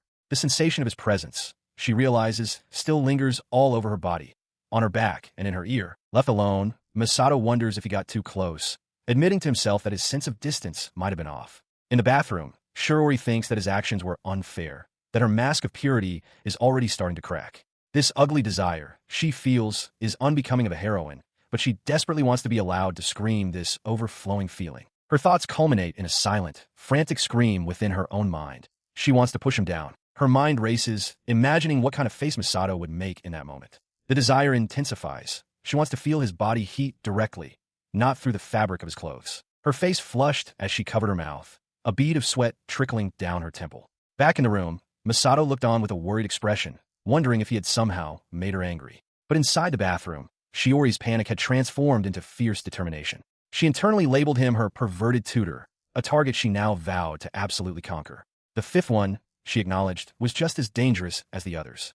At the office, Mochizuki Saira notices an update on the attendance board. Her colleague, Miki, has taken Friday afternoon off. Saira quietly contemplates this. As she stands there, her colleagues Amiki and another woman greet her cheerfully. They mention that Friday is the day of their usual party at the boys' bar and wonder aloud if Miki isn't going this week. Just then, Miki herself appears, greeting them. She confirms she's taking the afternoon off, but reassures them she will still attend the party later, telling a relieved Saira not to worry. Without warning, Miki grabs Saira's arm, pulling her close with a sly expression. A startled Saira asks what is going on. She playfully asks the flustered Saira if she's curious about the reason for her time off. Her colleagues watch with amusement as Saira shyly admits that she is. Leaning in close, Miki whispers to her, asking if she knows what a duhan shukin is. Saira is taken aback, recalling that it's a system where a client meets a boy from the bar beforehand to arrive together. Miki then triumphantly declares that she's going on a date with UCI before they head to the bar. She explains that this kind of escorted arrival is a big deal, something the boys only do for clients they genuinely like. The news leaves Saira utterly stunned. With a smug look, Miki enjoys Saira's reaction. Overcome with envy, Saira grabs her colleague, demanding to know if UCI was the one who initiated the date. Miki clarifies that she was the one who asked. Saira grits her teeth in frustration. She thinks to herself that if UCI had been the one to ask, she would have been so envious her teeth would have shattered. Her thoughts drift, and she briefly considers Masato. Seeing her friend's reaction, Miki leans in with encouragement. She reveals that UCI has apparently taken a liking to Saira, telling her this is her chance. Another colleague overhears, thinks it's a great idea, and considers asking someone out herself. Her thoughts on the upcoming bonus were interrupted by her colleague, Amiki, who cheerfully announced that bonus payout day was just around the corner. Amiki declared her own wallet was ready for a duhan date, causing Saira to quietly contemplate the idea of a bonus. Amiki then suggested that Saira could get a present for someone, which sparked a fantasy in Saira's mind. She pictured herself shyly offering a gift to Masato, asking if he would accept it. Her daydream whisked her away to a restaurant with a stunning nighttime view of the city. In this imagined, intimate setting, she and Masato sat across from each other at a table for two. The fantasy continued as she leaned over a startled Masato, presenting him with a small, open box that held a single, simple ring. Taking his hand in her imagination, she playfully asked if he knew where the ring was supposed to go. A moment later, she mentally chastised herself, thinking that such a forward gesture would surely frighten him. Snapping back to reality, Saira sat at her desk, staring at a message she had typed on her phone. It was a request for a duhan date on the upcoming Friday, with a careful addition that it was okay to decline. She hesitated, her thumb hovering over the send button. With a sharp intake of breath, she realized this was her chance to take a new step forward. Her inner thoughts clarified her resolve. She was tired of their relationship being confined to that of a customer and an employee. For her, even just having a meal together before he started his shift would be a special, meaningful occasion. A sudden jolt of nervous energy caused her to fumble, and her phone slipped from her grasp, clattering onto the office floor as her colleagues worked on, oblivious. With a surge of determination, Syra scooped up her phone, clenched her fist, and sent the message. An immediate reply flashed on the screen. "Good morning. Yes, that's fine." A look of pure, unadulterated joy spread across her face. On Friday, the day of the date, she meticulously prepared. As she adjusted her floral lace lingerie, a sense of nervous anticipation filled her. Before leaving, she did one last check in the bathroom, a wave of self-consciousness washing over her as she worried about her scent. With a final click of the door, she was on her way. Arriving at the meeting location, she noted it was almost their appointed hour. She had fixed her hair and makeup, trying to reassure herself that everything would be fine. Her heart pounded in her chest as she walked. She found it strange. The simple act of meeting him outside their usual context made her feel more excited and nervous than ever before. Just then, a familiar voice called her name. She turned to see Masato, and a wave of pure happiness washed over her as she realized how wonderful this felt. He apologized for making her wait, but his words barely registered. Her mind reeled, first thinking he was an angel, then immediately correcting herself. No, with looks that devastating, he was a devil. The force of his handsomeness was so overwhelming, she felt she could happily be struck by him, even while knowing he would never do such a thing. Her gaze then fell to his shirt, unbuttoned just enough to reveal his collarbone. She wondered if he had intentionally chosen a more mature look for her, finding the sight almost too alluring. Her flustered state did not go unnoticed, as Masato looked at her with a hint of confusion. Snapping out of it, she quickly dismissed his unspoken question, insisting it was nothing and that she hadn't been waiting long. "Come on, let's go," she urged. Masato, who had already made the reservation, smiled brightly and replied that he was looking forward to it. His simple, earnest smile was too much for her to handle. She covered her mouth, completely overwhelmed, thinking to herself that her Masato was just too cute. A short while later, they were seated inside a cafe. As the reality of the situation sank in, a thrill ran through her. "This is a date, isn't it?" she thought, a giddy certainty solidifying in her mind. "I'm on a date with him." As they settle in at a restaurant with a beautiful city view, Syra lets out a soft laugh. Masato comments on the lovely scenery, then turns to her with a slight blush, teasing that she's still a child for getting so excited over something like this. She counters that she finds that very aspect of him cute, though she internally muses that he isn't exactly a picture of maturity himself. Her thoughts drift to the unpleasant, judgmental stares she has been receiving from others lately, acknowledging that she understands the feeling of being watched. The memory fills her with a flush of possessive pride. An unspeakable sense of superiority washes over her as she thinks, "Sorry, but this boy is mine."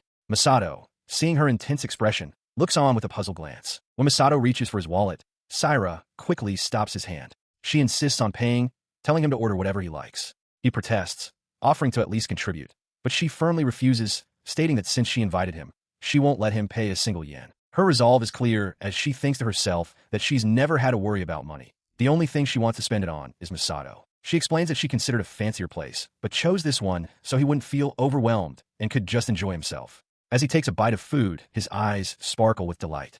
Watching him, Syra internally notes how he seems just like a child. Watching him, her heart swells. She thinks about how much she loves him, and how with every trivial little thing he does, the list of reasons for her affection just keeps growing. After the meal, Masato sighs in contentment, exclaiming how incredibly delicious the food was, and that he can't remember the last time he ate something so good. Syra smiles, telling him she's glad. Her inner thoughts, however, are more intense as she gazes at him. "My Masato is so pure and cute," she muses, as if he knows nothing of the ugliness in the world. She looks at Masato, a question burning within her. Despite knowing she shouldn't pry, she leans in and asks him directly why he is working at his current job. She immediately understands it's a question she shouldn't have asked, something she had wanted to know but felt was off limits. He doesn't seem offended. Instead, Masato explains that the more he learns about her, the more he feels compelled to share about himself. He admits he isn't the type of person who would normally choose such a job, a business that, in a way, involves selling oneself, and that he clearly doesn't fit in at the establishment, trailing off with a thoughtful expression. He then looks away, confessing that the reason is simple. He has no money. Syra's eyes widen in surprise. Seeing her reaction, Masato quickly apologizes for making her ask such a difficult question, assuring her it's not a big deal. He elaborates, explaining that he doesn't have parents and grew up in a group home. Syra quietly processes this new information, murmuring the word facility. Masato confirms this and adds that because of his background, He was grateful when someone at the shop was kind enough to offer him work. Hearing this, Saira becomes visibly distressed. She berates herself internally for asking such a thoughtless question, prioritizing her own desires over his feelings. Overwhelmed with regret, she suddenly bows her head and exclaims an apology, startling Masato. He quickly gets up and places a reassuring hand on her shoulder. He insists that it's truly all right and tells her not to worry, explaining that he is fortunate now and is able to live a normal life. He offers her a gentle, sincere smile, adding simply that he is happy. His genuine happiness seems to radiate, leaving Saira momentarily speechless as she looks up at him, her expression filled with a complex mix of emotions. Later, as they walk along a street at night, a mix of emotions hangs in the air.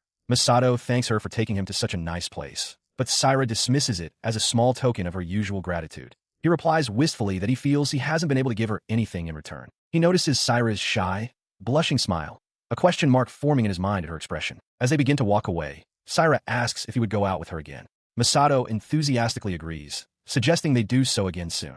Saira internally celebrates, pleased that she's so naturally secured a promise for their next outing. She then specifies her request, suggesting they meet after his work next time, not before. The thought solidifies in her mind. Their relationship is no longer just that of a customer and a host. She now sees herself as something more significant in his life, a presence he can rely on, someone who could be a source of strength if he ever finds himself in trouble. With a blush dusting her cheeks, Saira looks at him and tentatively asks if it would be all right for them to hold hands on the way to the shop. Her question catches him completely off guard. He freezes for a moment, his face quickly flushing with surprise and embarrassment. He covers his blushing face with one hand, but agrees. As their hands meet, a wave of elation washes over Saira, thrilled by his hesitant but willing gesture. As they walk, Saira leans her head against his shoulder, feeling a profound connection. She believes that because she now understands his heart, she has been permitted to grow closer to him, that he is finally opening up to her. A contented smile spreads across her face. To her, this is the best feeling in the world. Meanwhile, Masato walks beside her, a blush on his cheek and a bead of sweat on his temple. He thinks to himself that she is cool and cute, and on top of that, as his hand rests in hers, a single thought crystallizes in Saira's mind. Poor Masato. This thought gives way to a powerful, burgeoning desire as she looks at his happy, blushing face. She leans in and reassures him, "It's okay. I'll work hard so you won't have to do a job like this anymore." In her mind, she envisions herself as his guardian, standing behind him and gently covering his eyes from the world. A silent vow forms, "Because I will protect you." Her internal resolve hardens. He won't have to look at filthy things. She will grant whatever he wishes for and ensure he never has to suffer. This is her new purpose. Because of this, as they continue to walk hand in hand, she turns to him with a gentle smile. "Let's be together forever, okay?" she says, causing a look of surprise to cross Masato's face. But beneath that gentle facade, a dark, possessive smile twists her lips. Her thoughts are absolute. "I will never let go of his hand, ever." Walking under the hot sun, Masato reflects that it's sweltering. Still, he decided it was better than staying in his room, as he wanted to avoid turning on the air conditioner and running up the electricity bill. The incessant chirping of cicadas fills the air. He arrives at a familiar sports court, surrounded by chain-link fence. He muses that it's usually empty, but since it's a Sunday, he supposes someone might be there after all. Peeking through the fence, his eyes widen in surprise at what he sees. Before he can fully process it, a finger playfully pokes him in the cheek. The person who poked him is Yuka Maeda. She greets him with a bright, knowing smile, announcing her presence. His attention is drawn to the court itself, where he sees Yuka in the middle of a basketball game with others. He realizes she isn't alone today. From the court, she calls out to a teammate. "Over here." On the court, one of her teammates, a girl with a high ponytail, urges Yuka to take the shot. But Yuka has spotted Masato and calls out to him instead, cheerfully telling him the court is open. After a successful play, Yuka exchanges an enthusiastic high five with her teammate, who congratulates her on a nice shot. As the ponytail girl suggests they take a break, Masato watches from the sidelines. He finds it novel and refreshing to see Yuka taking on a leadership role with her team. Feeling like he would be intruding, he quietly turns to leave, deciding it's best not to bother them. However, Yuka catches him in the act. With a warm, knowing smile, she tells him she would have noticed him right away. She seems to have guessed he was about to leave without a word. She calls out to Masato, asking if he's really leaving. He turns back, explaining with an apology that he felt he was intruding and was just about to head home. Her call draws the attention of her friends, who crowd against the chain-link fence. They stare at Masato with avid curiosity, one of them asking who he is. The group's curiosity erupts into excited shouts. One friend, Kenna, points and loudly speculates that he must be Yuka's Friday man, implying he's her boyfriend. A flustered Yuka vehemently denies it, shouting that he's just teaching her brother basketball and is very good at it. Upon hearing he's a skilled player, another friend with a high ponytail eagerly asks Masato to teach them as well. Yuka, perhaps seeing a way to deflect the attention, seems to agree with the idea. The sudden, enthusiastic request leaves both Masato and Yuka wide-eyed, momentarily stunned by the rapid turn of events. Moments later, Masato is on the court, surrounded by the girls. One introduces herself as Miho, while another asks why he's holding Yuka's hand. He explains he was just showing her a technique because the gym is too hot, grumbling that he shouldn't have taught her about this place. Beside him, Yuka looks away, silently annoyed with herself. The lesson involved Masato guiding Yuka's hand on the basketball, instructing her to be more conscious of her fingertips rather than her palm. During the instruction, Yuka had been fuming internally, possessively thinking that he was supposed to be her brother's coach, not anyone else's. Now, Yuka watches him with a serious expression, clutching a basketball of her own. As he praises her friends for being quick learners, she realizes just how earnestly he is taking the impromptu coaching session. Her friend with the ponytail approaches her with a bright smile, basketball in hand, and happily comments that it seems everyone really enjoys the sport. Catching her gaze, Masato turns to Yuka and gently says that he has told her this before.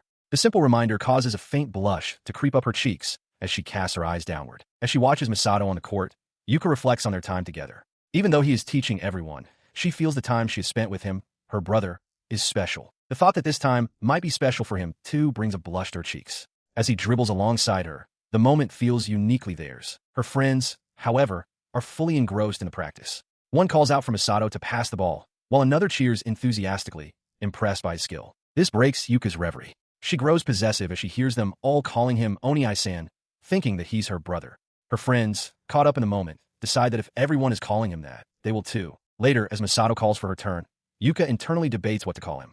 She considers Shojin-san, but then remembers he once told her he was happy when she called him Oni-san. After the practice session concludes and thanks are exchanged, a decision is made to take a break. Masato addresses the group, praising their hard work and reminding them to stay hydrated. One of Yuka's friends responds with a crisp yes. Emboldened, that same friend then turns to Masato with a very direct question.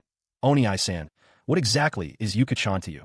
The blunt inquiry causes Yuka to erupt in a fit of sputtering embarrassment. Her friend playfully grabs the flailing Yuka, teasingly asking if she isn't curious about the answer herself. Yuka protests that it hurts, but her friend's grip is firm. The question gives Masato pause. He muses that he thinks of her as a little sister, but then wonders if she might have started to like him differently. Recalling a previous incident, he admits to himself that he is indeed curious. He smiles warmly at Yuka's friend, confirming her assumption. Caught between them, Yuka looks on in wide-eyed shock, letting out a small gasp. The word echoes in her mind, sister. A blush of embarrassment and disappointment spreads across her face as she processes his answer. She looks down, her expression softening into contemplation. She understands that he considers her a close presence in his life, and she knows that he cherishes her. But that isn't what she wants to be. As she stands there, Masato leans closer, a critical realization dawning on him. As long as she thinks of him as a brother, she can't fall for him. He can't make her his girlfriend. His own feelings become clear to him in that moment. He is in love with her. Her thoughts solidifying into resolve, Yuka looks up at him and begins to speak, her voice firm. So, her single word hangs in the air, capturing Masato's full attention. He looks at her, slightly startled by her sudden change in demeanor. He offers a gentle, encouraging smile, waiting for her to continue. Taking his gentle expression as encouragement, Yuka's cheeks flush, but her gaze is steady. I want you to fall for me, she states before asking the crucial question. Oni-san, do you have a girlfriend? The directness of her question stuns Masato into silence. Beside them, her friend panics, telling Yuka she shouldn't ask things like that. After a moment of hesitation, Masato quietly answers, I don't.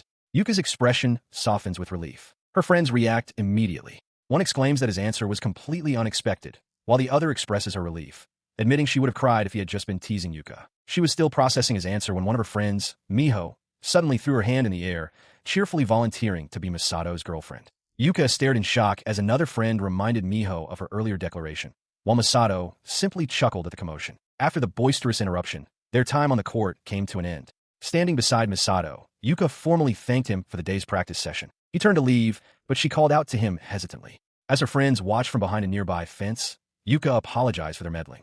Masato reassured her it was no bother, but she remained flustered, struggling to find her next words. Gathering her courage, she asked if he would consider coming to watch one of her games sometime. Her expression was earnest and vulnerable as she addressed him as Big Brother Masato. He looked at her, considering the request. She started to add something else, but then her expression brightened with genuine enthusiasm as she reiterated how much she wanted him to see her play in a real match. Internally, she grappled with her feelings. It wasn't that she disliked being treated like a little sister. She simply longed to take their relationship one step further. Her sudden quietness didn't go unnoticed. Masato asked if something was wrong, but she quickly brushed it off, insisting it was nothing before suggesting they practice again sometime. He chuckled softly and agreed, then proposed that next time, they should practice with just the two of them.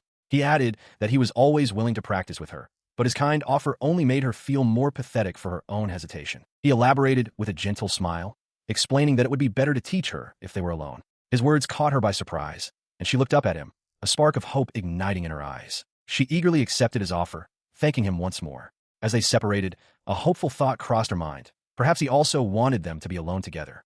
A blush crept up her cheeks as she watched him go, her heart fluttering at the possibility. Her hopeful moment is interrupted as Masato crouches down, his gaze fixed on her footwear. He points out that her shoes are quite worn and, more importantly, aren't proper basketball shoes. Yuka confirms that she has indoor shoes, but just wears regular sneakers for outdoor practice. He straightens up, a thoughtful expression on his face. After a moment of consideration, he explains that using proper basketball shoes, even outdoors, would be better for reducing the risk of injury. Building on his point, he then casually suggests that they go buy a new pair together sometime.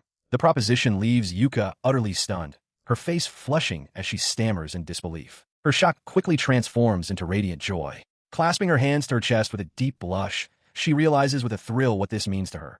A date with Masato. Before she can respond, another teammate calls out her name, breaking her reverie. As Yuka turns in surprise, Masato continues, suggesting they go sometime next week. She eagerly agrees, while the other girl waves happily in the background. Yuka Maeda finds herself swarmed by her curious teammates. One demands to know why she never introduced them to the person she's been seeing, accusing her of trying to keep him all to herself. Another teammate gets closer, asking just how far things have gone, while Yuka, flustered, insists they stop saying such strange things. As she walks away, her teammates watch from a distance, one remarking that she's really going for it. In their minds, they already picture Yuka on a date. A week later, the scene is set for their meeting. Masato arrives to find Yuka already waiting. She greets him brightly. "Good morning, Masato Nizan." He comments on how early she is, and she explains she just woke up a bit early. He looks at her, noticing she is dressed in casual clothes rather than her usual basketball attire. She notices his observation and gestures to her outfit, remarking that this is likely the first time he's seen her in regular clothes, since she's always wearing her basketball gear. With a hopeful blush dusting her cheeks, she timidly asks for his opinion. "So, what do you think?" He smiles warmly and replies that she looks cute and the outfit suits her well. Flustered, Yuka explains that since it's a date with him, she deliberately chose her most mature-looking clothes to try and make an impression. She quietly thanks him for the compliment. He seems momentarily taken aback by her earnestness, only managing a soft sound of acknowledgement. He recovers and gestures ahead, suggesting a nearby store with a good selection. As they walk, Yuka thinks to herself that while she's happy he complimented her, she was secretly hoping he would have called her beautiful. Inside the shop, surrounded by merchandise, Yuka clenches her fist. She silently resolves to try her best today to make him truly see her. She and Masato stood inside a large sporting goods store. Yuka commented on how spacious it was, noting the variety of gear beyond just basketball equipment. Masato suggested they head to the basketball corner. He looked around with a gentle expression. Yuka thought back to how Masato had told her he'd never formally learned to play basketball. She found it incredible that he could be so skilled without any proper training. Her eyes wandered over to a display with a baseball jersey, making her wonder if he had perhaps played other sports. She considered the possibility that he might be getting new gear. The thought solidified into a quiet realization. She still knew almost nothing about him. In the distance, Masato was already browsing the shoe section. As she stood lost in thought, Masato called out to her, gesturing toward the pair of shoes suitable for outdoor courts. Yuka looked over, her eyes widening at the vast selection. Before the wall of footwear, she made a silent vow to learn as much as she could about him from this day forward. He asked if any particular pair had caught her eye. A little flustered, Yuka admitted that she'd rather he choose for her, then noted that one pair looked similar to the ones he used. Picking up on her hint, Masato presented a shoe, pointing out its cool design lines, though he clarified his own were for indoor use. Yuka's face lit up, and she asked with excitement if he really thought so. Her decision was instant. "I'll try these on," she announced, already turning to find an employee. Masato looked on, surprised by how quickly she had made up her mind. Sitting down with the shoe, she looked up at him with a bright, determined smile and declared, "I'll take this one." Masato smiled back warmly, giving his approval. She smiled to herself, humming contentedly. While she liked the shoes because they were a good fit, the real reason for her joy was that they would match Masato's. As she sat waiting, he asked her to stay put for a moment, explaining he had something he wanted to buy as well. She looked up at him, wondering what it could be. A moment later, he returned. As he approached, Yuka mentioned that she would have liked to look at the basketball gear together with him. Instead of responding, he simply held out a shopping bag towards her. Confused, she took it from him, her expression questioning. Her confusion turned to wide-eyed shock as she looked inside.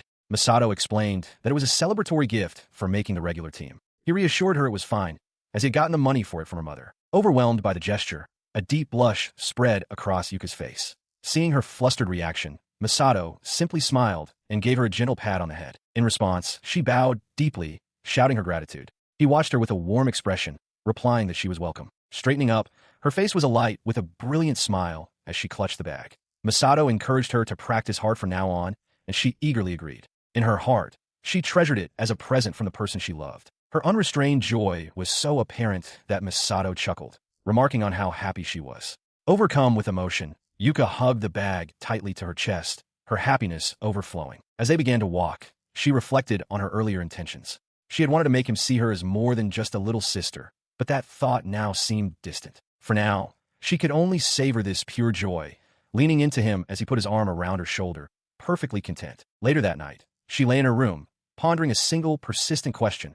How could she finally graduate from being seen as just a little sister? Lying in bed and clutching the new shoes, she considered the idea of physical affection. The last time, he had hugged her, but it ended with a simple pat on the head. To go further than that, what would that even entail? Her thoughts immediately jumped to a vivid fantasy. Her and Masato, faces close, about to share a kiss. The very idea sent a jolt through her. She thrashed in her bed, telling herself it was out of the question. But a quieter thought persisted. If she did something like that, surely he would finally become aware of her as more than a sister. Despite her internal protests, her mind fixated on the image of his lips. With a sigh, she kicked her feet under the covers, wondering just how sweet a first kiss dedicated to her first love could possibly be. The fantasy returned, her imagined self leaning in, a blush spreading across her cheeks. She squirmed, her imagination running wild with the possibilities of what might happen even after a kiss. The new shoes sat on her bed, a silent witness to her turmoil. Her mind was restless. It was clear that tonight, sleep would not come easily. As Masato, Kumi, and Mizuho walked together, Kumi sighs in exhaustion. Masato mentions an upcoming quiz he feels unprepared for, but Mizuho cheerfully tells him it will all work out. Kumi retorts that Mizuho herself always just barely scrapes by. Mizuho leans against Masato, remarking that the comfortable space they share is precious to her. Nearby, Kumi watches them, her expression tightening. She thinks to herself that while it's become natural for the three of them to be together, it feels like a precarious balance. Her internal thoughts reveal a deep-seated fear. If she were to confess her feelings to Masato, it could shatter the precious dynamic between them. The view shifts to their university building, a silent witness to their complicated friendship. Masato's voice cuts through the quiet moment as he turns to them with a gentle smile, beginning to make a suggestion. He brings up the batting center they had previously discussed, insisting that they need to shorten the distance between them. Despite the agreement, Kumi's mind races. She worries that Masato is reckless and that if she's too passive, someone else might snatch him away. Her gaze falls on Mizuho, who has turned her back to them for a moment. Kumi pivots, complaining to Masato that he still doesn't believe she's good at batting. She declares she'll show him her true power, having been in the softball club. Masato seems amused, finding it hard to believe, while Mizuho encourages Kumi to show off her skills. Seeking validation, Kumi asks Mizuho to back her up. She then confirms with her, "Mizuho, you're coming too, right?" Mizuho's expression becomes unreadable as she pauses before answering. With a sudden, cheerful smile, Mizuho apologizes, stating she has plans and can't make it. She encourages the other two to have fun together. Kumi looks on, slightly taken aback, as Mizuho playfully tells her not to make her feel lonely. Mizuho then dashes off, waving goodbye and shouting for them to see each other tomorrow. Left behind, Kumi and Masato watch her go. Kumi murmurs that it's unusual, as Mizuho almost always agrees when invited out. She seems flustered by the turn of events, her breath catching in her throat. Masato, looking at her with a blank expression, wonders aloud why she was in such a rush, leaving Kumi momentarily speechless. He notices her reaction and asks what's wrong. Turning away slightly, Kumi internally scolds Mizuho, thinking her friend is being foolish and didn't need to go to such lengths. Masato, attempting to lighten the mood, cheerfully suggests they head out. Kumi agrees, and he resolves to clear things up with Mizuho the next day. His thoughts drift to their friendship. He reflects that he never found Mizuho's presence unwelcome. In fact, he genuinely enjoys the time the three of them spend together. Meanwhile, a memory of Mizuho surfaces, first a bright, beaming smile, then a carefree posture, leaning back with her hands behind her head. The memory continues, showing Kumi and Mizuho together, with Kumi affectionately telling her friend that she loves her too. Arriving at the batting center, the sharp crack of a bat hitting a ball echoes from inside. Kumi feels a surge of excitement, realizing it's been a long time since she's done this. Masato looks around the facility, remarking that it makes him feel like a kid again and that the best way to enjoy such places is to embrace that feeling. Watching him, Kumi smiles to herself, wondering what he was like as a child. He turns back to her with a wide grin, noting that she looks eager to start and offers her the first turn. Caught off guard, Kumi laughs and asks if her excitement was that obvious. The young man confidently reassures her, boasting that he's quite a good batter himself. As he gestures towards the 130 kilometers per hour cage, Kumi is taken aback, impressed by his confidence. A thought crosses her mind. He's cute. As she watched him, a thought began to form in her mind. Masato then turned to her, asking if she would mind holding his bag. She simply nodded in agreement. Taking the bag from him, a realization dawned on her, causing a blush to spread across her cheeks. She wondered if holding his belongings for him made her look like his girlfriend. Her thought lingered as Masato stepped up to the plate, exclaiming his readiness. She watched him, a happy thought forming in her mind. Wouldn't it be wonderful if he really were a boyfriend? Just then, the first ball was pitched. He swung with intense focus, his eyes fixed on the ball. The bat connected with a sharp metallic crack. The ball slammed into the back of the net. Kumi stared in disbelief, her eyes wide. She exclaimed that he was truly amazing, just as he had claimed. He glanced back at her, a look of pure confidence on his face as he prepared for the next pitch. His confidence sent another blush to her cheeks. He was genuinely cool, she realized. An idea struck her, and she quickly decided to start recording him with her phone. As she recorded, he continued to hit pitch after pitch with ease. Amazing. He's really doing it, she cried out. He casually replied that it was nothing. While filming, she considered the particular angle of her video. A determined blush crept onto her face as she continued to film, the sound of another solid hit echoing in the background. A mischievous thought formed. If she were to post this video on social media, everyone would surely assume he was her boyfriend. He finished his turn, turning back to her with a bright smile. He remarked how fun it was and that he'd done well for not having batted in a while, then asked if she was ready to try. Still flustered, she could only exclaim how surprised and impressed she was. He smiles confidently, asking if she saw, completely unaware that Kumi is standing beside him with her heart pounding in her chest, utterly captivated. Her attention is then drawn to the batting machine's speed setting, 90 kilometers per hour. She remarks that it might be a bit too fast for her and suggests finding a slower one. Changing her mind, she declares that it's her turn now. After inserting a coin into the machine, she quickly hands her bag to a surprised Masato, telling him to hold it. With him holding her things, she leans against the safety netting and tells him with determination that she has something to prove as well. She steps into the batting cage, gripping the bat. With a determined blush, she looks back at Masato and tells him to watch her closely. He looks on, a hint of surprise on his face, and agrees. In the next instant, Kumi swings the bat with explosive force, connecting perfectly with the incoming pitch. The powerful hit leaves Masato stunned and exclaiming in disbelief. Kumi turns to him with a triumphant grin, reminding him that she promised to show him something impressive. The ball rockets away as she declares that not a single one will get past her. A moment later, however, the bravado fades. She clutches her head, face flushed with embarrassment, realizing she completely overdid it. She slumps onto the table, face hidden, mortified that she got carried away at the batting cage. While two onlookers cheer her impressive performance, she panics internally, thinking she should have let Masato have fun. He approaches, setting down a tray of food, and asks what's wrong. Taking a bite of his food, he asks her directly what she thinks of athletic people. Kumi, still flustered from her earlier display, looks up and can only manage a hesitant, quiet reply. He presses the issue, asking if they are her type, or she dislikes them. She remains silent, her hands fidgeting slightly as she considers the question. He continues his thought aloud, mentioning that a childhood friend of his was very athletic and they often exercised together. He muses that perhaps, because of that, he might actually like athletic people. Changing the subject slightly, he asks Kumi when she started playing softball. A memory surfaces of her as a young girl playing catch, and she explains that she played a bit in late elementary school, which accounts for her skill. Later, as they part ways for the day, Masato waves a cheerful goodbye, saying he'll see her tomorrow. Kumi watches him leave, a thoughtful expression on her face as she wonders if it's all right for her to feel so happy. On the train ride home, she reflects on his words, admitting to herself that she doesn't dislike athletic people. Her expression is pensive as the train doors slide shut. Meanwhile, Masato walks home, smiling as he thinks about how much fun the day was. He realizes their current relationship is comfortable, but that very comfort makes him afraid, terrified that it could all break apart. Later that evening, Kumi is at home when her phone chimes. A notification appears on the screen, a message from Masato. She reads his text. "Thanks for today. It was fun." A small, gentle smile touches her lips as she looks at the message, a photo of her at the batting cage visible on her phone screen. She sat on the train, the scenery blurring past the window as a quiet admission formed in her mind. She liked him. She really, truly liked him. Her eyes closed as she clutched her phone to her chest, a faint blush on her cheeks. The pleasant thought was immediately followed by a wave of anxiety. If she could no longer be with Masato, she was certain she would break. Mizuho Tanasaki reflects on her own behavior, coming to a private realization. Lately, she's been acting strangely. She understands that this change occurs whenever she is with Masato. The memory of his cheerful smile brings the feeling into sharp focus. Her thoughts drift back to Kumi's words.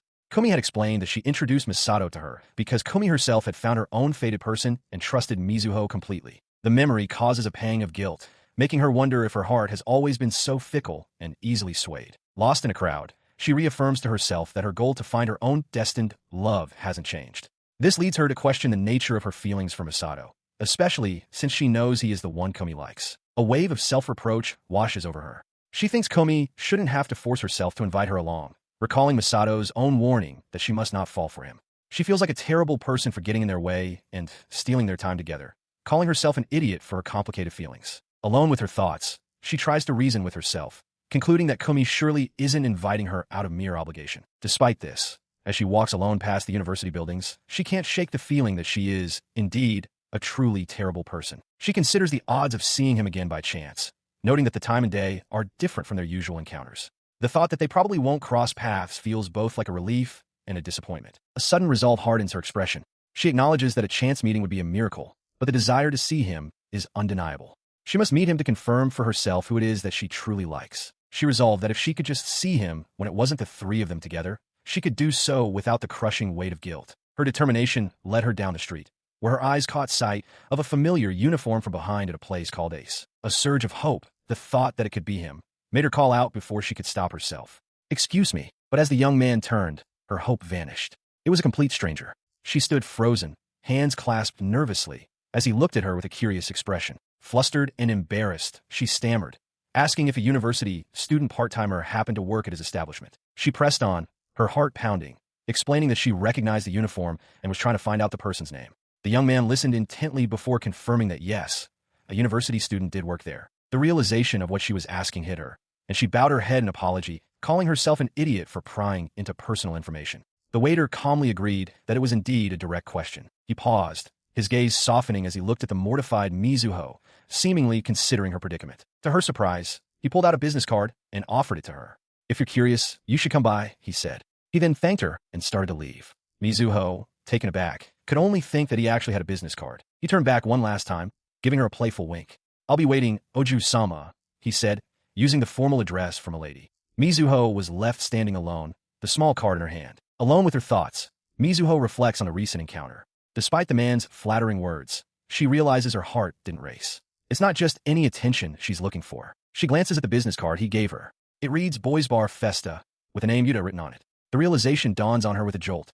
It's a boys' bar. Clutching the card, her expression turns to one of concern. She had considered going to see him immediately, but this new information changes everything. A quick search on her phone for the bar's website confirms her apprehension, showing an FAQ that states patrons must be 18 or older to enter. Later, in her room, she flops on her bed in frustration. She wonders if he was only being kind because it was his job as a host. Besides, she thinks places like that are surely expensive. Her mind flashes back to the man, Yuta, recalling his charming smile as he leaned in to give her the card. As she lies there, her phone buzzes with a notification. Despite her doubts, she finds it hard to believe his kindness was entirely a lie. She checks the message. It's from Komi, who writes that Mizuho didn't need to be so considerate, but thanks her anyway. Mizuho wryly thinks to herself that Komi must have seen through her efforts. A small smile touches Mizuho's lips. She decides it's fine, as long as Komi had a good time. Her phone then buzzes twice more in quick succession. She looks at the new texts. Komi has sent a photo she secretly took of Masato from behind, excitedly asking if he isn't cool. She follows up, saying Masato also took a picture of her, which she finds amazing. Staring at the screen, Mizuho's mind goes blank, a single thought echoing, why? A sharp pain lances through her chest, and she clutches her shirt. She wonders why this is so painful. She wants to reply with her usual cheerful teasing, to say, "That's great. You're practically his girlfriend now." But the words won't form. She is simply left with an aching heart. She sits on her bed, head bowed in distress. The painful realization from moments before echoes in her mind as she whispers to herself, "Why?" Her gaze falls upon a black business card from the Boys Bar Festa. The name Yuta is written on it. A grim resolve forms as she realizes there's only one way to handle this. "I have to go," she thinks. Her hand instinctively clenches the fabric of her shirt over her chest. She must do this, she tells herself, to avoid hurting her best friend and to stop hurting herself. With the decision made, she falls back on her bed, throwing an arm over her eyes. Her phone lies beside her, but her focus is entirely on the turmoil within, on this feeling. Peeking from beneath her arm, her eye shows a newfound determination. She has resolved to put an end to this pain once and for all. At a cafe, a woman stirs her drink, contemplating her sudden, unexpected afternoon off from work. A notification chimes on her phone, displaying a message from Masato. Seated alone, Mochizuki Saira sighs, thinking to herself that she has nothing to do. She reads the conversation. She had asked Masato if he would be at the shop, but he confirmed he wasn't on shift. Realizing it makes sense since it isn't a Friday, she slumps onto the table in disappointment. Her eyes widen as another message from him arrives, interrupting her dejection. He suggests that if she has time, she should visit the shop anyway. He adds that while he won't be there are plenty of other good people. Saira internally questions why he would say such a thing. As she pours more tea, she steals her resolve. She realizes she must properly tell him that for her, it has to be Masato, that she can't even think of anyone else. She gazes into her cup, where an image of Masato in his work uniform is reflected. She admits to herself that she has almost never been served by anyone else, and that she has no interest in anyone but him. Looking out the window, she briefly entertains the thought that there might be someone else like Masato there, but she immediately dismisses the idea as an impossibility. Gazing up at a nearby building, she decides that since she has some time, she might as well go for a little while. Inside the bustling cafe, UCI speaks animatedly to Mizuho, who sits across the table from him. He watched from his position in the cafe as a new customer entered. It was Saira, and she clutched her bag, nervously, feeling out of place. It was her first time in such an establishment, and she found it impossible to relax. As she offered a quiet, good evening, her thoughts raced. She desperately hoped Masato wouldn't find out she had come to Festa and requested another host, even though a part of her believed he probably wouldn't care. Her greeting was met with a bright smile from UCI. He welcomed her warmly, saying he was happy she had come for the first time. To ease her nerves, he added a compliment, telling her not to be tense because she was so beautiful. His words did little to calm her as she was shown to a table where Mizuho was already waiting. As a waiter approached to take her order, she could only manage a quiet, distracted acknowledgement. The practiced compliments felt hollow. Her mind drifted, contrasting UCI's superficial words with a memory of Masato. She recalled how he, blushing and laughing awkwardly, had conveyed his feelings with a tense sincerity that felt entirely different and genuine. She knew it was just his job. The talk of work, the talk of hobbies, the words meant to lift her spirits, they were all part of the service. She understood they were pleasant but superficial, not his true feelings. After settling her bill, Saira walked out of the cafe. She concluded that the host wasn't at fault. The real problem, she thought, was her own twisted, unlovable nature, something that hadn't changed since her school days. Outside on the street, she glanced at her watch. Only an hour had passed, yet it felt incredibly long. She reflected on how, when she was with Masato, time seemed to vanish in an instant. She had spoken with a few other hosts after her initial meeting, but none of their conversations had managed to stir her heart. In a way, the lack of any connection brought her a strange sense of relief. It certainly wasn't a fun way to spend her time and money. However, the experience had served its purpose. It allowed her to reconfirm something truly important to her. Her mind is made up. Masato is the one she wants. As she stands with this newfound clarity, she notices a new message has arrived on her phone. Her heart settles on a single thought. He is her special, fated person. She glances at the screen, and her breath catches. The message is from Masato. A flicker of surprise crosses her face as she begins to walk away from the host club. The message itself is lighthearted. He playfully asks her to request him again sometime, joking that if a client like her stops coming, he'll be out of customers. His casual words send her reeling. She slides down against a wall, clutching her phone, completely overwhelmed. She wonders why he has such a profound effect on her heart. A desperate urge consumes her. To see him immediately, to hold him tight, and to make him understand that he is the only one she sees. Her imagination runs away with the thought, picturing a perfect embrace where she tells him that from now on, she wants to be the only one for him. But she quickly dismisses the fantasy, realizing it's far too direct and perhaps too soon. She sits, collecting her thoughts to compose a reply. She wants to show her affection without appearing overly eager. She considers a more aloof response, pretending she would only request him because he insisted, but it feels wrong. She needs to find a way to convey her feelings just right, like this. After a moment of deliberation, she types a response. She tells him not to worry. She will request him because she genuinely likes talking with him.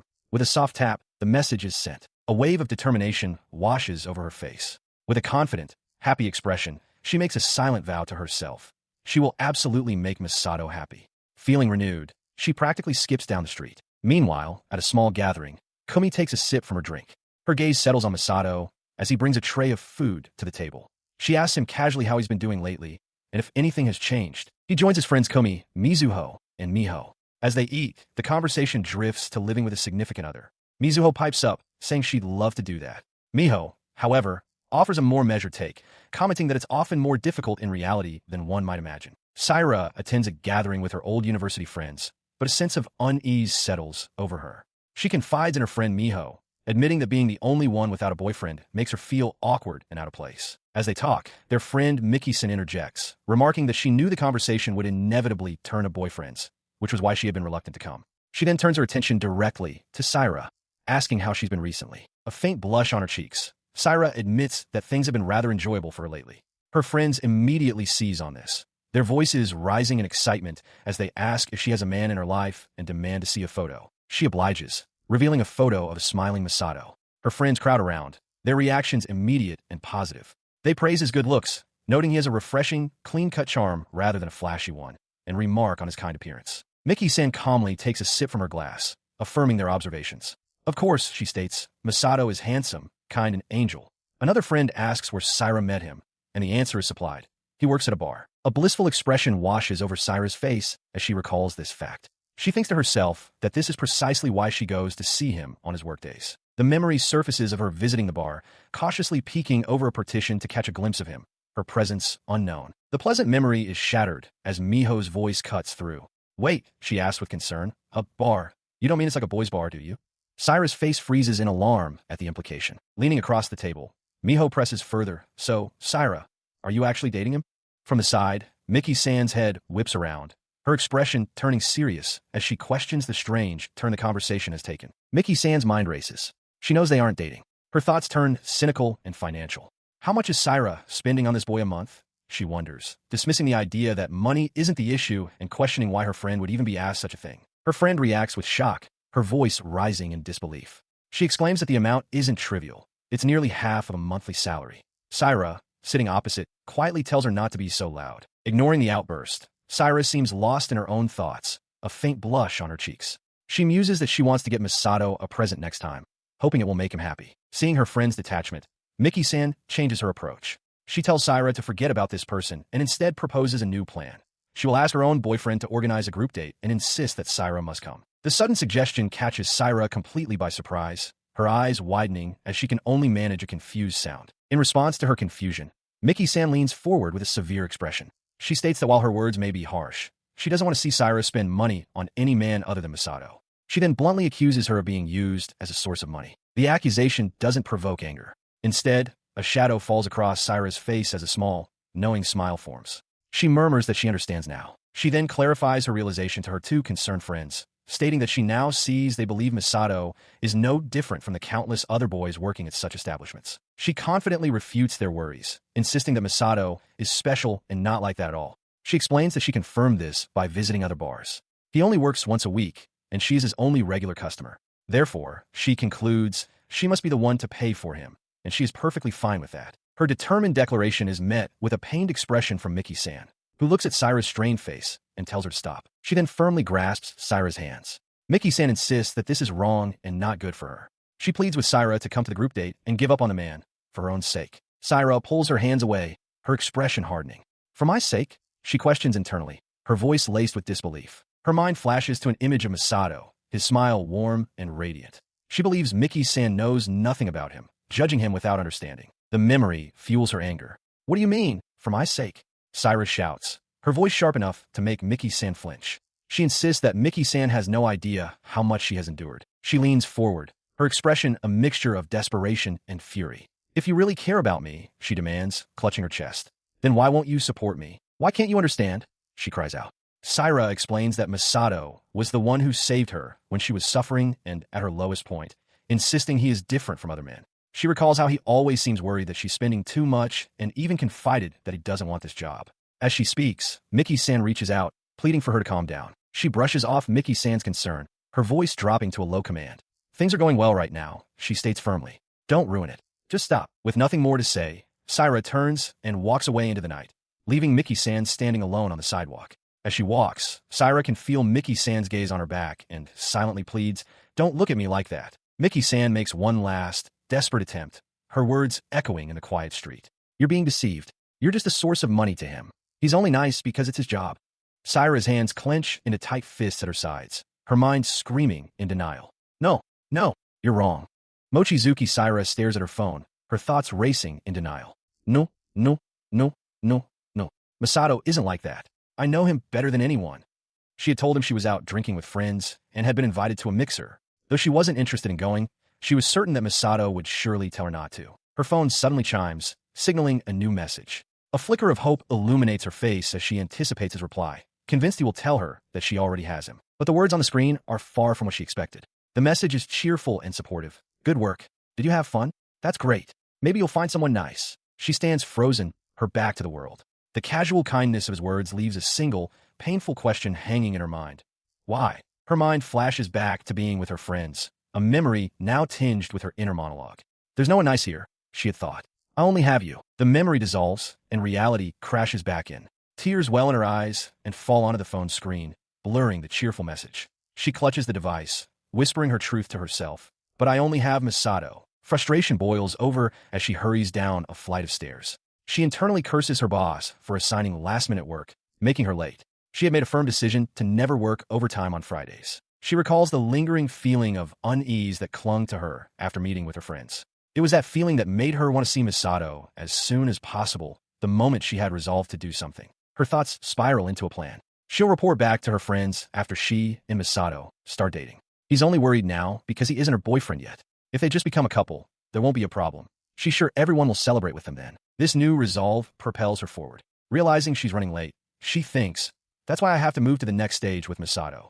She arrives, breathless, before a building with a sign that reads Boys Phase. She takes a moment to compose herself, checking her reflection in a compact mirror. With a final wipe of perspiration from her brow, she steels her resolve, certain that Masato would be at the reception desk at this time. As she steps toward the entrance, her heart thumps in her chest. A formal greeting echoes from within. Welcome, milady. The voice belongs not to the Masato she was expecting, but to another young man in uniform who offers a polite smile and thanks her for her patronage. The realization hits her with a pang of disappointment. It wasn't him. He correctly intuits her purpose, asking if she is, in fact, looking for Masato. After she confirms, he gestures down a hallway, and a wave of embarrassment washes over her as she realizes he remembers who she always comes to see. The employee offers a polite, I'm sorry, his expression unchanging. He knows well that she is the one who always requests Masato at this establishment. A small sense of superiority had taken root in her mind, the feeling that she was the one destined to be with Masato here. This confidence shatters when the employee informs her that Masato is currently with another client, leaving her to utter a stunned, huh? The news sends her thoughts reeling.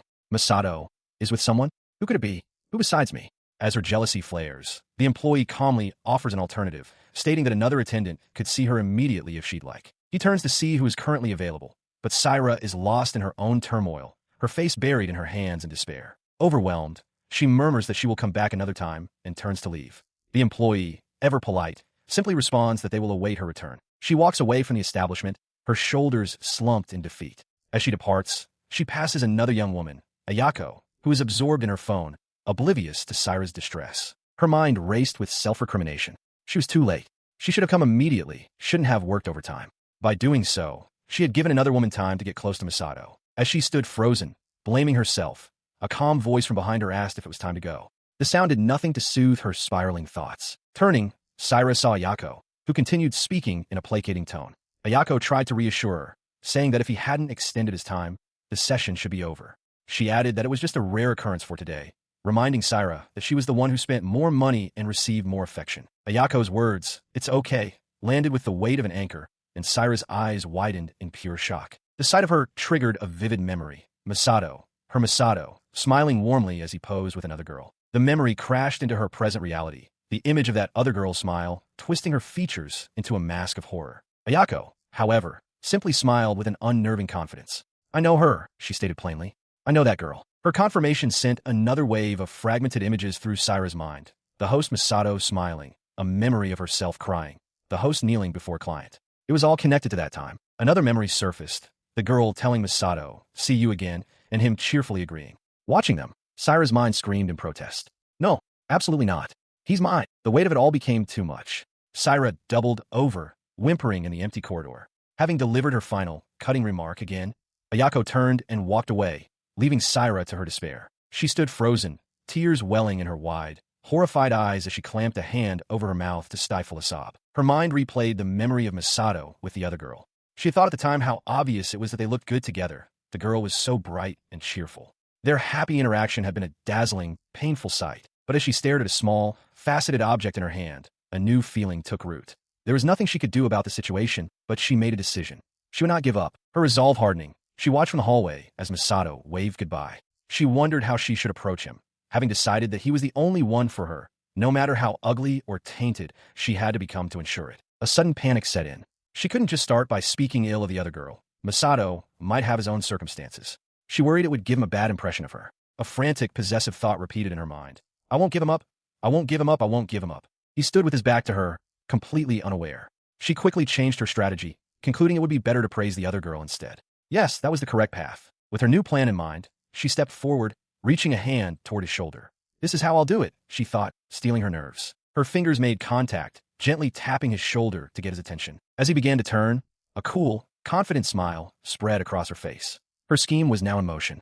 Standing before a sign for the boys' bar Festa, Tanasaki Mizuho clutches a drink with a worried expression. She has figured out that her fated person might be working at a place like this, and the thought fills her with apprehension. Her thoughts continue to spiral. Even if she could meet him, the fact that he works in such an establishment means he must be accustomed to dealing with women. Overwhelmed, she crouches by a wall, feeling too scared to go in alone. She looks up with a conflicted expression, wondering if the man she met was only kind to her because it's his job as a host. Suddenly, a cheerful voice calls out, "Welcome." Mizuho gasps in surprise as a young man in a vest, Yuta, greets her. She decides there's no point in overthinking it. She's found the location, and for today, that's enough. He flashes a brilliant smile, asking if it's her first time and if she's interested in their bar. He assures her that the prices aren't too high and that she's sure to have a good time. Mizuho, however, isn't convinced. To her, his smile looks predatory, as if he's spotted his next target. Internally, she panics, thinking he's terrifying. Yuta then offers to be the first to sit with her if she'd like, but she remains frozen, staring at him. Her mind races. A weak-willed person like her would have her wallet emptied in no time if she entered. Her only option is to escape. Just as she resolves to flee, a voice calls out, "Mizuho." Turning toward the voice, Mizuho sees Katajiri Masato standing there, looking at her with a neutral expression. Moments later, outside the building, Masato apologizes for his friend's forwardness, asking if she's all right and assuring her that the man is a good person despite his methods. Mizuho thanks him for the help, then looks at him in dawning recognition, murmuring his name, Masato. Flustered, she asks what he was doing in a place like that. Just then, Yuta casually puts an arm around Masato's shoulders, remarking that he's fine, but was surprised to see an acquaintance of Masato's at the bar. Mizuho stares, utterly shocked by the connection. She frantically denies his unspoken accusation, waving her hands in protest. "No, you've got all wrong," she insists, explaining that she was just looking for a new beauty salon and took a wrong turn. She asserts that she doesn't normally go to places like that, but Masato seems unconvinced, letting out an amused hum. Her cheeks flush as she glances away, embarrassed by his skeptical reaction. He then breaks into a gentle laugh, admitting he was only joking and apologizes. As they begin to walk side by side, Mizuho, still flustered, asks what he is doing in this area. Masato explains that this is simply the station closest to his home. As they continue down the dimly lit street, he asks if she is sure she doesn't need him to walk her all the way home. Mizuho insists it's fine, but he remarks that it's a dangerous town for a young woman living alone, a line she recognizes as her own. His words seem to strike a chord, and she stops walking, her expression turning somber. "No," she murmurs. Noticing her change in mood, he asks what's wrong. He offers a reassuring smile, explaining that he's simply relieved to see that she seems to be doing well. A jolt of surprise runs through her. "Why would you be worried about me?" she begins to ask. He clarifies before she can finish, telling her it was because Komi had been concerned. The mention of her friend's name leaves her speechless, a bead of sweat forming on her temple. He watches her quietly, his point made. As they walk on, Mizuho's thoughts race. She realizes with a pang of guilt that she has been making Komi worry, and that she needs to explain what happened today, and clarify that running into Masato was purely by chance. She then comes to a startling realization. Komi's fated person had been worried about her too. Her expression is taken aback as Masato continues speaking. He observes that even when she has worries, she always puts on a cheerful front, and he sincerely hopes she isn't forcing herself to do so. His words strike a chord, and a faint blush rises to her cheeks. He adds with a gentle smile that he, too, always gets a boost of energy from being around her. He then laughs, scratching the back of his head, as he admits it feels a bit presumptuous for him to say such things when they've only just met. In a sudden shift, Mizuho grabs his arm, declaring that the super popular Mizuho-chan is always shining bright. She waves over her shoulder, cheerfully promising to deliver her brightness again tomorrow before bidding him goodbye.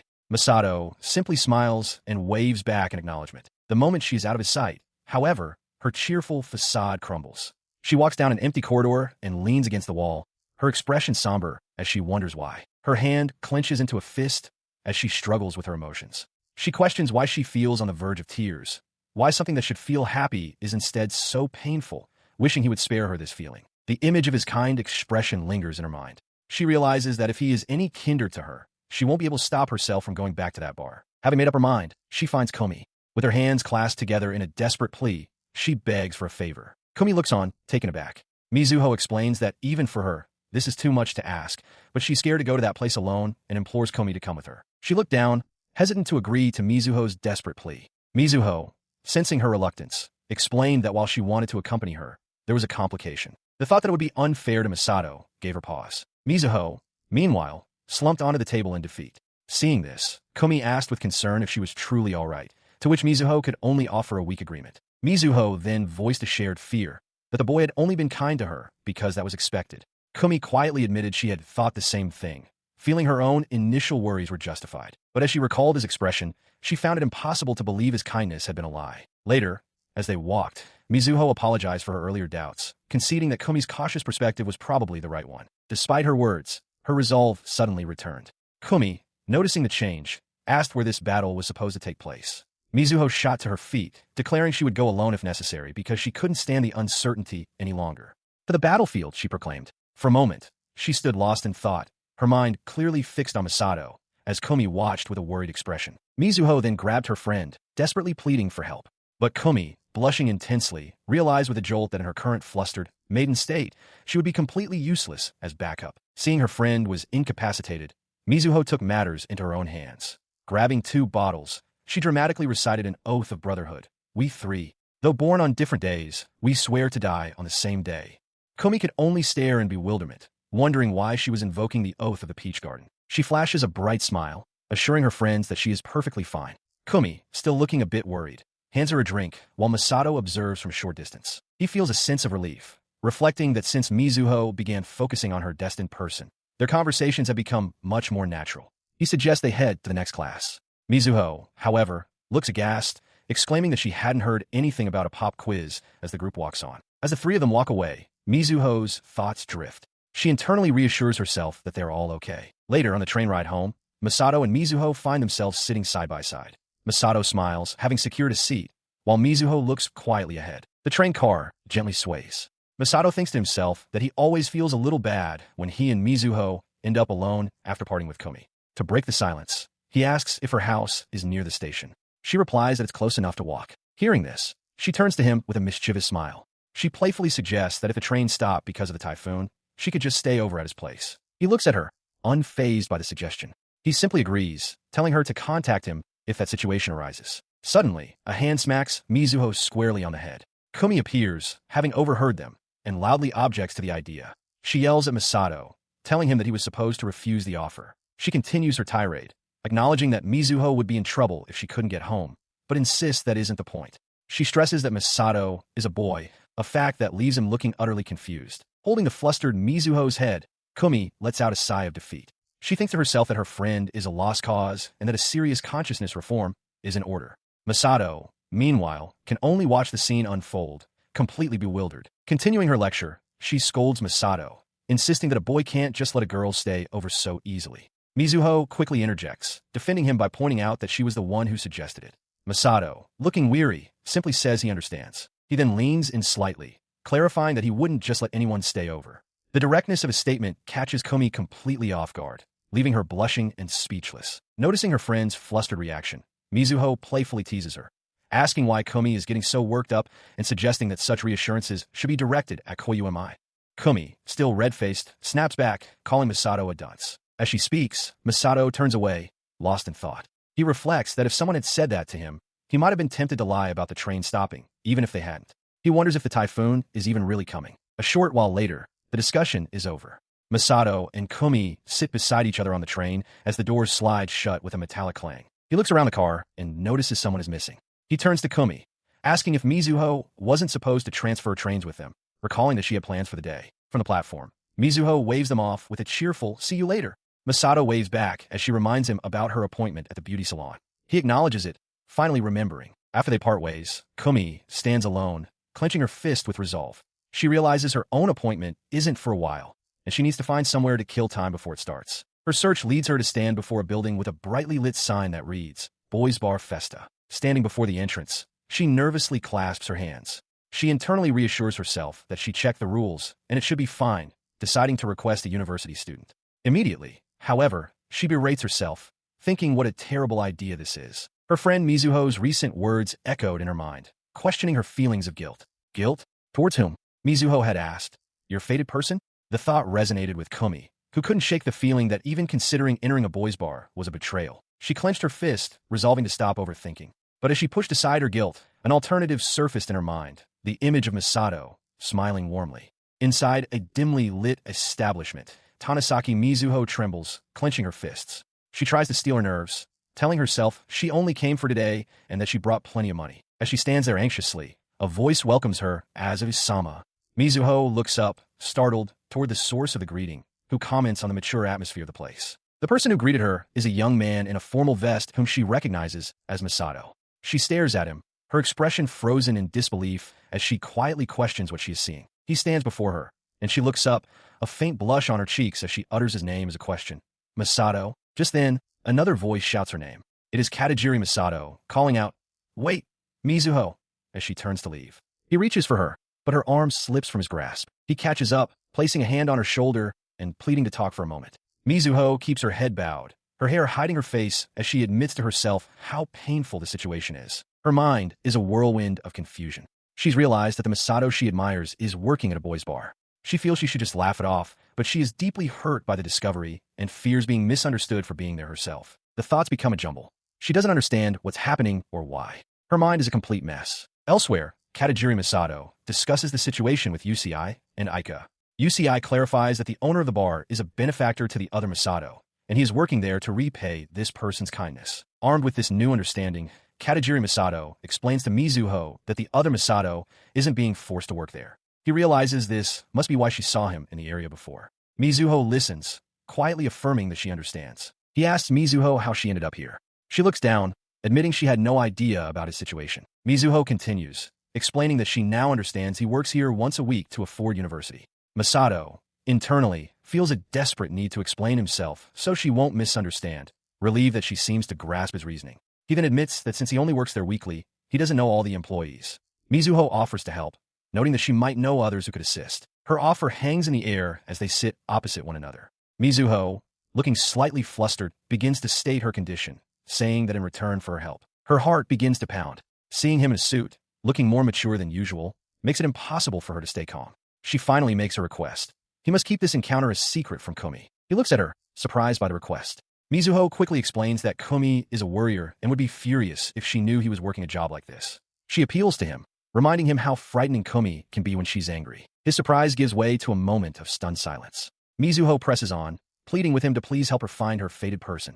As she makes her plea, a wave of guilt washes over her. She realizes that keeping such a secret from Kumi feels deeply wrong. The guilt intensifies as she reflects on the situation.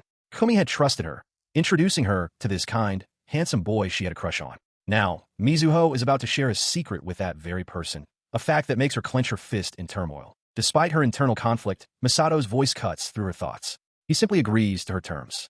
A wave of relief washes over Mizuho, and she lets out a breath, overjoyed that he accepted. She thanks him profusely, her mind racing with the thought that her peaceful life at university has been preserved. Yet, even in her relief, her heart flutters with a conflicting emotion. She knows this is wrong, absolutely wrong, but she can't stop the feeling. As Mizuho waved goodbye and walked away, Katajiri Masato watched her go, sighing in relief. He felt as though he had just barely survived their tense encounter. His relief was momentary, as his thoughts immediately turned to another part of their conversation. He wondered to himself who Mizuho's destined person could possibly be. As he stood there pondering, a hand suddenly rested on his shoulder, startling him. He turned to find Mochizuki Saira standing beside him. With a knowing look, she commented on how cute the girl who just left was. Surprised by her sudden appearance and observation, he could only exclaim her name, Saira-san. She got his attention with a simple hey, before noting that he was out late. He confirmed, vaguely explaining that he had a few things to take care of. Her focus then returned to the previous subject. Pointing toward where Mizuho had gone, Saira asked who she was. Masato explained she was a friend from university, then wondered aloud why Saira had come all this way, though he immediately tried to retract the question. Ignoring his flustered state, Saira smiled, remarking on the many coincidences between them before bluntly asking if a girl like that was his type. The direct question left Masato stunned. He quickly denied it, insisting he'd never thought of her that way. Saira pressed on, stating that Mizuho was cute and asking if he didn't think so as well. Cornered, Masato conceded that she was right, adding that Mizuho is also a very good person.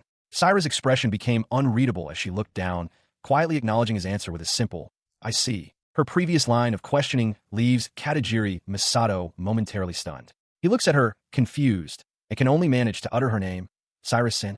She quickly dismisses his confusion, waving it off as nothing important. With a slight smile, she changes the subject entirely, asking Masato if they should enter the nearby establishment. Caught off guard, he can only stammer out an affirmative response. As they move toward the entrance, she smoothly links her arm with his, guiding him through the open door. Just as the door begins to swing shut behind them, a sliver of light illuminates her face, revealing an expression of fierce, unwavering determination. The door clicks shut. In that final moment, a single, resolute thought solidifies in her mind. She will not hand him over. Panting and out of breath, Shiori runs down the street after school, a determined look on her face. She is in a great hurry. She had dashed home right after her Saturday morning classes ended. The reason for her haste was simple. She needed a shower and change into a cute outfit. Now dressed in a light-colored dress with a bow, she clenches her fists in determination. Saturday is her day of battle, and her preparations are complete. Checking her phone, she sees there's still time and wonders what Masato-sama is up to. Her attention is drawn to a group chat with her high school friends, who are teasing her relentlessly. They mock her for rushing home for her Prince Day and forgetting her homework printouts. One asks for a picture, while another claims not to believe her. Shiori smirks, thinking to herself that they are wrong. Her prince, Masato-sama, is very much real. Her phone buzzes repeatedly with notifications. The friends continue their teasing, asking about her new profile icon and why she's using her full name. They accuse her of exchanging contact information with the prince and question her status message. I like Aki, joking that she must want to hang his picture on her wall. The barrage of messages makes her feel ill. Closing her eyes, she pictures her laughing friends. For a short while, she thinks she'll just stop being friends with them. A glimpse of her profile reveals her name, Shinomiya Shirori, and her status, which can be read as I like Aki or I like autumn. As time ticks by, she stands in her room, growing anxious. She glances at the clock on the wall. It's getting late, and she murmurs that it's unusual for Masato-sama to be delayed. The click of a door opening nearby startles her. A sudden, unpleasant premonition grips her. Driven by this feeling, she steps outside. She looks down the street, reasoning that this is the path he must take to get home from the station. And then she sees him. Masato is there, but he is not alone. He stands smiling and chatting with Kumi Igarashi and Tsukada Aika. From a distance, Shirori watches, her carefully laid plans crumbling in an instant. She watches as the two women continue to press Masato. The blonde woman asks him to please consider their offer, but Masato, looking stressed, insists that he has already told them he cannot, as he is in a hurry. From her hiding spot, she thinks about how Masato is simply too kind. She considers that it might be some kind of solicitation and that she should probably just leave, especially since he seems to be in a difficult situation. Suddenly, a brilliant idea strikes her. If she were to intervene and rescue him, his affection for her would surely skyrocket. As this thought occurs, one of the women grabs Masato's arm, pleading for him to stop, but he firmly tells her to let go of his hand. Seizing the opportunity, she rushes forward, pulling Masato away from the two women. With a look of deep concern, she asks if he is all right, calling him Masato-sama, and announcing that Shiri-chan is here. In her mind, this is a triumphant victory. She imagines a perfect, romantic embrace, a moment of eternal flair where he confesses his love for her. Snapping back to reality, she quickly strategizes. She wonders how best to rescue him. Feeling her current persona is too intense. A new idea forms. She'll act like his little sister, playfully calling him Oni-chan and urging him to go home with her. She immediately reconsiders, thinking the little sister act is too difficult. Changing tactics, she steps forward decisively and asks the two women to please leave her boyfriend alone. Masato looks on, stunned. Her sudden claim leaves the other women bewildered. Overwhelmed by her own audacity, Shirori lets out a frustrated shout, declaring that she doesn't care anymore and just has to see this through. Her intense outburst stuns the two women into silence. The blonde woman is taken aback by the sheer force of Shiori's personality, wondering if Shirori sees her as nothing more than a slug. Masato can only utter a confused, huh. The moment hangs in the air. Shirori stares forward with a look of fierce, desperate determination, while Masato can only look back at her, utterly baffled by the situation she has just created. Unfazed by the declaration, Kumi and Aika stand their ground. With arms crossed, Aika issues a defiant challenge, asking if Shirori really thinks they will lose. Shirori, for her part, continues her performance, standing protectively before Masato. She boldly proclaims that they should have the decency to recognize the man before them. Internally, however, she screams in panic, realizing she has made a terrible mistake in her choice of words. Her mind races with regret. She had intended to act like a knight, but now it was all a mess. She internally blames reading old-fashioned romance novels for this disastrous turn of events, lamenting that she had planned to save this special move for a truly important moment. Across from them, Kumi and Aika are simply confused, demanding to know who she is. Deciding this is her only chance, she seizes the moment, grabbing a stunned Masato by the hand and pulling him away. They break into a run as she shouts for them to go, leaving the two other women calling out in surprise. As they flee, a single thought echoes in her mind. At this point, whatever it takes, just getting away counts as a victory. She continues to pull him along the street, her breath growing ragged from the desperate sprint. Finally coming to a stop, she pants heavily, leaning against a wall. She manages to ask Masato if he is all right, even as she internally curses the entire situation as the absolute worst. She laments how her plan has completely backfired. She had hoped to look cool and make him fall for her, but instead, she came off as incredibly creepy. Now she's stuck, wondering how on earth she can explain this away. To her utter astonishment, a loud, hearty laugh breaks the tense silence. It's Masato, smiling broadly. He gives her a playful wink, apologizing and admitting it probably wasn't the time to laugh. He sincerely thanks her for the help, then tentatively addresses her as Shiori-san. His unexpected kindness leaves her completely stunned and blushing. She looks up at him, still processing his question. He smiles, remarking with amusement that he didn't know she could speak so frankly. His words confirm her worst fear. It's over. He heard everything. Flustered, she stammers an explanation, admitting she was trying to maintain a prim and proper act, but became too nervous and ruined it. He listens, his expression softening as he looks down at her. He confesses that he'd actually like to see more of that side of her. Their hands remain clasped together. He continues, noting that while she seemed to have a wall up before, her flustered panic actually looked like she was having fun. The comment leaves her utterly stunned. Smiling warmly, he gently touches her cheek, explaining that this is precisely why he wants to see all of her different expressions. The gentle gesture and his kind words are too much. She internally panics, realizing this situation is becoming dangerous for her carefully constructed facade. Her mind races. She's convinced that showing her true, unrefined self will only lead to being disliked. She must maintain her mask, as she is not the heroine of this story. Yet, despite this, a part of her desperately wishes she could be genuine with him. This selfish desire flashes through her mind as a fantasy. She, a mere villager bee, being embraced by a princely Masato, wishing he would fall for her true self. In the daydream, he asks her to consider it, and she agrees. Snapping back to reality, she blushes as he apologizes for them being late. Looking at him, a new thought takes root. Perhaps, with this person, things could be different. She covers her mouth, a determined glint in her eyes. Internally, she concludes that her relationship with her prince, Masato, must now advance to the second stage. She muses that if this were a dating game, she would have successfully cleared a major event, one that would surely be accompanied by a special illustration, deepening their bond. However, her friends remain unconvinced by her claims. As she approaches their desks, calling for their attention, one of her friends immediately asks if this is another one of her fantasies about her prince. Another girl tries to change the subject, asking if anyone saw the drama on television the previous night, admitting she only watched it for a specific actor. Shiori brushes off the distraction with a sigh of resignation. Kenna looks at her pointedly, stating that she still doesn't believe a word of her stories about Masato. She then turns her charm on Saira, putting on a dazzling smile. Shiori insists that while she understands it's frustrating for them, they just have to accept the reality of her new relationship. The cloying display only seems to irritate Saira further. Kumi taps her on the shoulder, reminding her that she came to them for fashion advice specifically to maintain her pure and innocent image, which is why she's wearing that white sweater now. Kenna chimes in, declaring that she said it before. If Shiori wants them to believe her, she needs to provide proof. She issues a challenge, stating she won't be convinced until Shiori produces a photo of herself with the prince. Hearing this, Shiori's hand tightens into a fist. Kumi leans in close, cheerfully telling Shiori that even with her impure personality, there are surely perfect supermen in the world who would be a good match for her. The comment leaves Shiori momentarily stunned. Following up on her idea, Kumi suggests that Shiori should bring him to the upcoming cultural festival.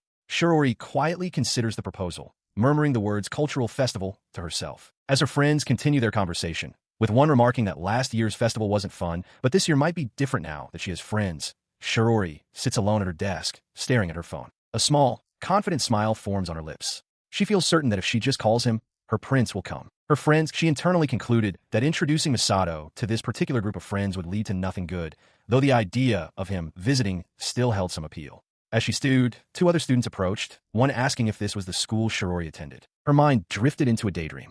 She pictured herself walking the school halls with Masato, feeling a thrill as if they were classmates. The fantasy deepened into a romantic scene where he confessed he felt the same way she did. The pleasant fantasy was shattered by her blonde friend's sharp words. She mocked Shiori, claiming someone with her chicken heart would never be able to get a photo with Masato, let alone bring him to the festival. She patronizingly added that they should at least let her have her dreams. This final taunt ignited her resolve. Clenching her fist, Shiori roared that she would prove them all wrong next week, promising to bring an unbelievably handsome man and telling them to look forward to it. She seethed, recognizing the blatant disbelief in her friend's expressions. The blonde friend leaned in, her voice dripping with sarcasm, stating they would eagerly await the result of her bold claim. Another friend piled on, adding a condition to the challenge. If Shirori was going to make such a grand declaration, she had to bring back a photo as proof, warning that no excuses for failure would be accepted. The escalating demands left her momentarily stunned, a quiet, escaping her. A new, firm resolve then formed in her mind. The showdown would happen this very weekend. It was time to settle once, and for all who was superior. During their tutoring session, Masato notices Shirori seems distracted, her pen hovering over her notes. He asks what's wrong, but she quickly denies that anything is the matter, though she internally admits to having felt this way before. She denies it, but her mind is racing. She panics, realizing the session is almost over and she hasn't managed to take any pictures, instead getting caught checking her own face on her phone. A brief memory surfaces of Masato, praising her improving grades, telling her it's because she worked so hard. As her internal panic continues, Masato speaks again, asking if there's anything she wants. He notes that her test results were good and offers to give her some kind of reward, thinking to himself how kind she is. His offer of a reward hangs in the air. Seeing her hesitation, he startles her by grabbing her shoulder and emphatically declaring, anything. He then wonders aloud how far he can go with the offer, before quickly telling her to pay it no mind. He follows up his intense declaration with a disarmingly charming smile, adding that he'd be happy if she came to like him. His words catch her completely off guard. You just said anything, didn't you? She blurts out, to which he calmly agrees. In that moment, Shirori feels a surge of power. The control is hers. Her heart pounds as she reaches out, her hand touching his skin. She pushes him down, meeting no resistance, realizing there's no going back now. She thinks to herself that she can do as she pleases. As she leans over him, her mind racing with possibilities, she asks if he dislikes sweet things. Pinned beneath her, Masato just looks confused. Shirori freezes, suddenly aware of their position, as he asks for an example. She realizes this is her chance. If he'll do anything, then the possibilities are endless. As he looks up at her with a pure expression, she begins to stammer out a request. For example, say cha. She continues to stammer, blushing furiously while clutching her phone. Masato, completely perplexed by her behavior, can only repeat her fragmented word, sha. Finally, Shirori manages to finish her sentence. She wants to do social studies. Masato, surprised, recalls that her Japanese history score could indeed be better. Meanwhile, Shirori hangs her head, internally calling herself a coward for losing her nerve. She feels a deep weariness settle over her. The reason is clear. Ever since that day, she has found it increasingly painful to maintain her pure and proper facade. Masato watches her, his expression serious, and states that he understands. Her mind races with the memory of Masato's words, his desire to see her true self. But a paralyzing fear grips her. What if, after she reveals her true nature, he rejects her? The thought of him never returning is like a shattering plate, a future too broken to contemplate. Despite her fear, a part of her yearns to cast aside this mask and speak to him as her genuine self. As she wrestles with this internal conflict, Masato asks what she truly wants their relationship to be. Then her true self is simply not worthy of him. She covers her face, wondering how long she must keep up this pretense. Even if they were to date, she realizes with a pang of despair, he would be falling for the mask, not the real her. With her thoughts in turmoil, she decides to end their session for the day. A short while later, as the clock ticks onward, she realizes he was simply being considerate, noticing that her hand had stopped writing. He had decided it couldn't be helped if she was tired. He had smiled kindly, suggesting she finish the rest as homework and encouraging her to do her best on the upcoming mock exam. Shirori, flustered, knows she can't possibly admit that her hand had stopped because she was lost in a fantasy about dating him. She steels her resolve, determined not to let this precious connection go to waste. Putting on a brave face, she stands up and declares with forced confidence that she'll ace the exam. She thanks him for the day's lesson, and he bids her farewell. Just as he turns to leave, she calls out to him, her voice hesitant. He stops, looking back with a questioning expression. Internally, she panics, her first thought being to ask for a photo. She points towards his phone, stammering his name for her, Shiori-chan, before trailing off. He looks at her, completely bewildered. Internally, she berates herself, screaming that she can't say it. Her true self is just a coward hiding behind a mask. Seeing her struggle, he offers a gentle smile and asks, "You want to take a picture, don't you?" Shirori looks up, phone in hand, surprised by his perception. His question caught her completely off guard. A blush crept up her cheeks, as she could only stammer out a small, questioning. He smiled, holding up his phone, and explained his reasoning. He mentioned that someone like a guardian to him had asked what kind of student he was teaching, and he thought, if she was okay with it, they could take a picture together. His suggestion was met with her immediate, enthusiastic agreement. Internally, Shirori celebrated this miraculous turn of events, barely containing her joy as she exclaimed a definite yes. Masato, seeing her reaction, felt a sense of relief, thinking to himself that he had successfully completed his mission. He then gently placed a hand on her shoulder, guiding her into place for the photograph. "All right, I'm taking it now." Come over here, he said. Flustered by the sudden closeness, she could only manage a quiet yes in response. As he held the phone out to frame the shot, he casually draped his arm around her shoulders. The unexpected contact sent a jolt through Shirori, her eyes widening in surprise as a deep blush spread across her face. With the sound of camera shutter, he announced, "Okay, taking it now." Cheese. The proximity was too much for Shirori. Her mind went blank, her vision swimming as she was completely overwhelmed by the moment. After securing the picture, he smiled and waved goodbye. He thanked her and promised to send her the photo as well, adding a cheerful, "See you next week," before turning to leave. The door clicked shut, leaving Shirori alone in the hallway. She clutched at her chest, a familiar pang striking her as she thought to herself, "It's always like this." Meanwhile, Shiori's mother watched him depart. She mused on how he always seemed to do exactly what Shirori wished for before leaving so gallantly, almost like a prince from a fairy tale. But for Shirori, this very fact was the source of her turmoil. She slumped to the floor, tears welling in her eyes. The realization that he was always the one in control, always the one leading the situation, filled her with an inexplicable and overwhelming sense of frustration. She stands outside, a small chuckle escaping her lips. A fierce resolve hardens her expression as she vows to herself that one day, she will absolutely overwhelm him. As she grapples with her feelings, Masato walks on, pondering his own connection with Shirori. He senses a subtle barrier between them and muses on how such a quiet girl had gone to great lengths to help him by adopting a strange, confusing persona. In her own space, Shirori stares at her phone, anxiously wondering if her performance had been correct. He smiles to himself, finding the memory of her unusual behavior amusing. A sudden thought stops him short as he realizes he might have invaded her personal space. The possibility that his actions could have been seen as harassment dawns on him with a jolt. His mind races back to the moment. He had considered taking a photo, but held back, worried about the embarrassment if he had misread the situation. He sighs, concluding that it's best not to attempt things one isn't accustomed to. Still, a hopeful image of him and Shirori smiling together fills his mind. He sincerely wishes that the distance between them has closed, even just a little. As he walks away, lost in his thoughts, he remains completely oblivious to the truth of the situation. At that very moment, Shirori sits alone, a single tear tracing a path down her cheek as she gazes at her phone. His unawareness extended to a pattern of behavior that had been repeating itself for some time, a pattern observed by others like Kumi Igarashi. This pattern often culminated in moments like this. Shirori, lying in her bed late at night, staring intently at her phone. She was not the only one. Elsewhere, Yuka Maeda also found herself captivated by her screen, her night consumed by similar thoughts. A sinful man, he had no idea just how much these actions, these moments of unwitting influence, would eventually tighten the noose around his own neck. On an outdoor court, Katajiri Masato stretches with a wide yawn. It's early, and he muses to himself that he hasn't woken up at 6 in the morning since he was in high school. The sound of a young woman's voice calling out Masato and cuts through the morning quiet. He turns, surprised, wondering what could possibly be the reason for a self-proclaimed slacker university student like himself to be up so early, initially guessing it might be construction noise. He peers over the chain-link fence, slightly out of breath from surprise. On the other side, Yuka Maeda greets him with a bright, energetic smile. Masato smiles back, remarking on how full of energy she is so early in the morning. She explains that she had made a promise with him to practice together this morning. Yuka apologizes for asking him to come out so early just to help her warm up before her tournament.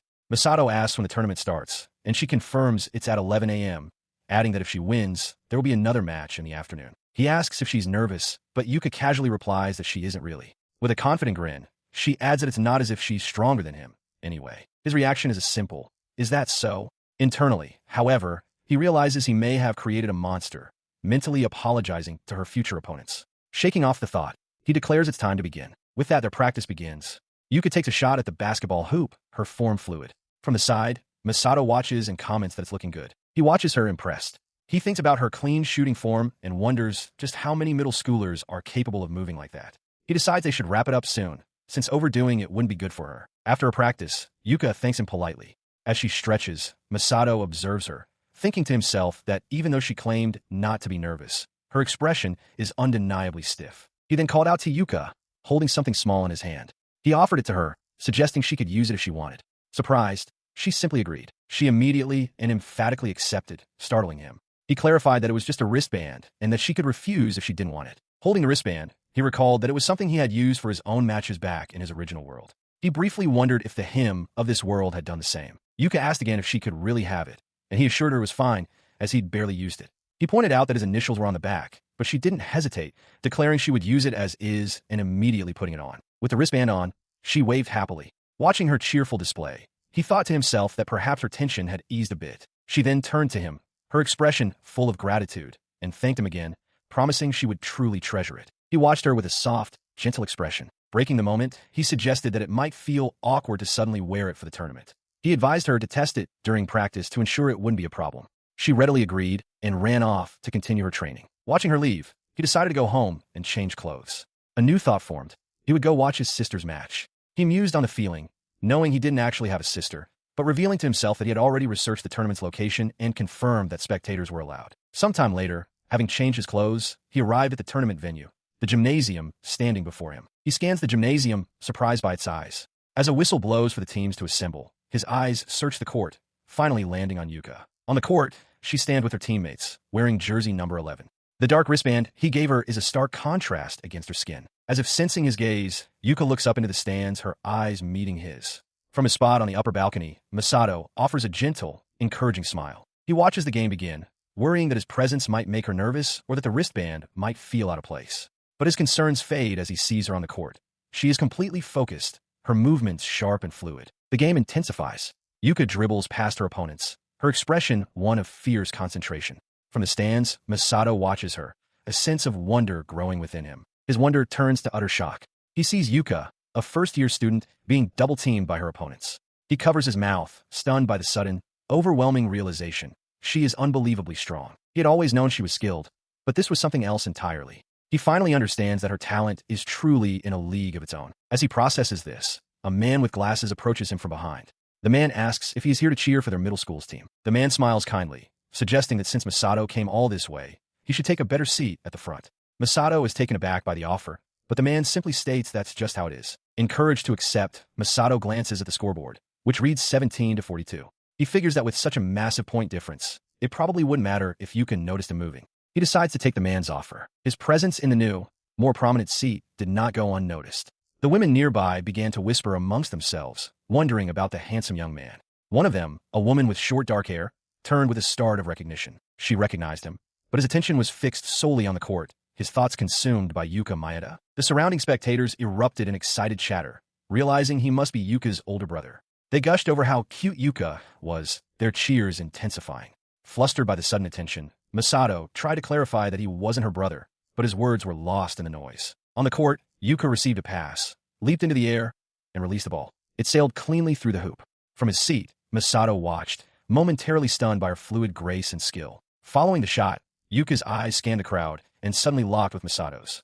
Her expression shifted from focus to pure shock, a deep blush instantly coloring her cheeks. He knew he'd been spotted. From across the gymnasium, he saw Yuka raise her hand in a small, energetic wave, acknowledging him. She smiled brightly, a silent message that she understood and it was okay. Relieved, Masato smiled back at her. Her voice carried from the court, reassuring him that it was all right and she was glad he was there to watch. He sat alone in his seat, his gaze fixed on her. After the games concluded, Masato walked with his bicycle, still being fawned over by some of the girls from the stands. He mused on how strange it was to get so much attention just for being a guy at the game, but his primary feeling was happiness that Yuka's team had won both of their matches. Suddenly, a voice called out, "Masato Naisa." Yuka jogged up to him, a wide smile on her face. She thanked him for coming to see her play. He replied that it was no problem, then apologized for showing up unannounced. He watches as Yuka fidgets, shuffling her feet on the pavement. She looks up at him, flustered but earnest, and insists that she was happy he came to watch her play. Gathering her courage, she looks at him with hopeful, glistening eyes, her cheeks flushed.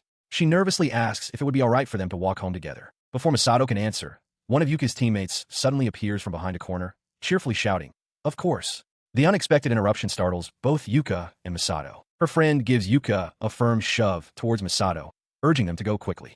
Caught off guard, Yuka stumbles forward, exclaiming in surprise as her teammate calls out to her. As they walk away from the school building, Yuka seems to apologize for her friend's forwardness, assuring Masato that it's okay and he shouldn't worry about it. Crows caw in the distance under the evening sky. She blushes, thinking about her meddling teammates. Masato walks beside her, pushing his bicycle, and observes her. He reflects internally that, despite her intensity on the court, she's just a normal girl her age. His thought is a stark contrast to his memory of her on the court, where she played with a demonic intensity. He breaks the silence, suggesting they play some basketball before heading home, but then immediately reconsiders, noting she must be tired. Yuka eagerly insists they can play just a little. Her face lights up with a bright smile. She places her bag into the basket of his bicycle and urges him on, noting that it's getting dark and they should hurry. Without warning, she shouts, "Ready, set, go," and dashes off, leaving a stunned Masato behind. He wonders aloud where she gets all that energy. Laughing, Yuka tells him it's fine for him to ride his bicycle. She'll race him anyway. She runs with a joyful, determined expression, shouting back that she won't lose. Watching her boundless energy, Masato can only smile as the sun sets behind them. He considers her challenge, estimating they could probably play for about 30 minutes. With a metallic click, he gets his bicycle ready for their departure. Their journey, however, leads them to a familiar chain-link fence, where Yuka abruptly stops, her gaze falling to the ground. Noticing her sudden change, he looks over with concern, asking what's wrong. Yuka remains silent, her head still bowed. Her head then snaps up, her eyes wide with shock. She points a trembling finger towards the fence, calling out his name and urging him to look at what she's found. Following her gesture, his eyes land on a white notice posted on the fence. It is an official announcement. Due to its age and for safety reasons, the basketball court is scheduled for demolition. The news hangs heavy in the air as they stare at the empty court. A single thought echoes in Yuka's mind as she processes the loss. Her precious place was going to disappear. A phone screen displays an outgoing call to Masato and Isen. The caller reflects that it's been a good day since the morning began, as the phone continues to ring. The call is answered by Yuka Maeda, who cheerfully greets Masato. She introduces herself, though she hesitates for a moment, as if suddenly shy. As she listens to his voice on the other end, a deep blush spreads across her face, her expression turning flustered. From his bed, a sleepy Masato responds, thanking Yuka for the wake-up call and noting the time. Hearing his just-woken-up voice makes Yuka's heart pound, as she thinks to herself how incredibly alluring it is. After the call ends, she remains completely flustered, touching her warm cheek. She wonders what is happening to her, feeling as if she's losing her mind. Later, during morning basketball practice, a teammate directs Yuka to get into formation and keep up the pace. It's revealed that Yuka, worried she wouldn't wake up, had asked Masato for a morning call. With him having joined her for practice, even if just by phone, she feels in absolute peak condition. Dressed in her number 11 jersey, Yuka feels a surge of confidence. The thought that Masato is fighting alongside her in spirit gives her immense strength. Following a team meeting, the coach dismisses the players, reminding them to rest well on their day off. As the others disperse, Yuka's gaze drifts up to the stands, where she spots Masato watching. A teammate calls out to her, trying to get her attention. Her teammate, wearing jersey number 6, excitedly asks if Yuka saw the handsome guy who was in the cheering section. In the locker room, Yuka is mortified, trying to hide as she changes. Her teammates gossip nearby, one asking who the handsome stranger was, wondering if he was someone's brother. Another confirms she saw him too. Overwhelmed, Yuka silently despairs at how the situation has escalated. Her mortification deepens as her teammates swarm her in the locker room. One exclaims that she heard from Yuka's father that the man in the stands was her older brother.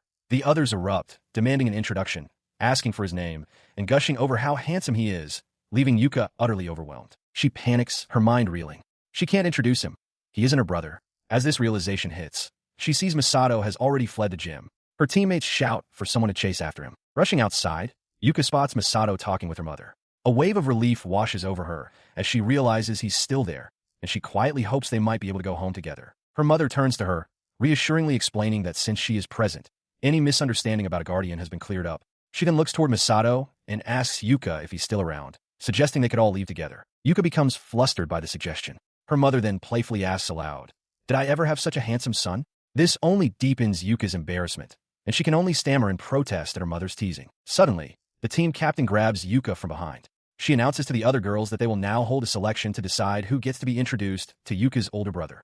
Yuka is utterly aghast. The team erupts with excitement. One girl eagerly raises her hand, declaring herself a candidate because she wants to get cozy with a handsome guy.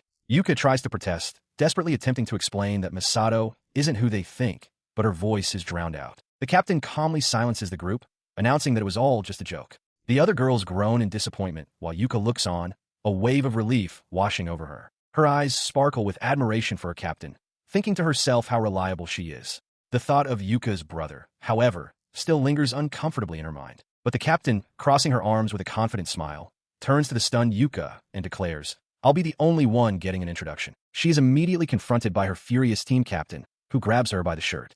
The captain calls her a scumbag, shouting that she must already have a boyfriend, while another teammate cheekily asks for an introduction. Struggling to explain, Yuka stammers that the captain has it all wrong. That man isn't her brother. As she tries to articulate what he truly is to her, Masato watches from afar, a kind smile on his face, oblivious to the escalating tension. She then blurts out a stunning declaration, her face bright red as she shouts that the man is going to be her boyfriend, so he's off limits. The words hang in the air. A moment of stunned silence follows as both Yuka and her captain process what she just confessed. Her attention is pulled away as her teammates, still gathered around Masato, call out her name from down the street. They cup their hands to their mouths, shouting words of encouragement. One teammate cheers for her to do her best, while another playfully yells for her to remember to invite them to the wedding. The teasing sends a wave of heat through Yuka, her face flushing an even deeper shade of red as a teammate beside her comments on the youthful energy of it all. Overwhelmed, she rushes over to Masato, grabbing his arm and pushing him to leave. He looks back, confused, asking what's wrong.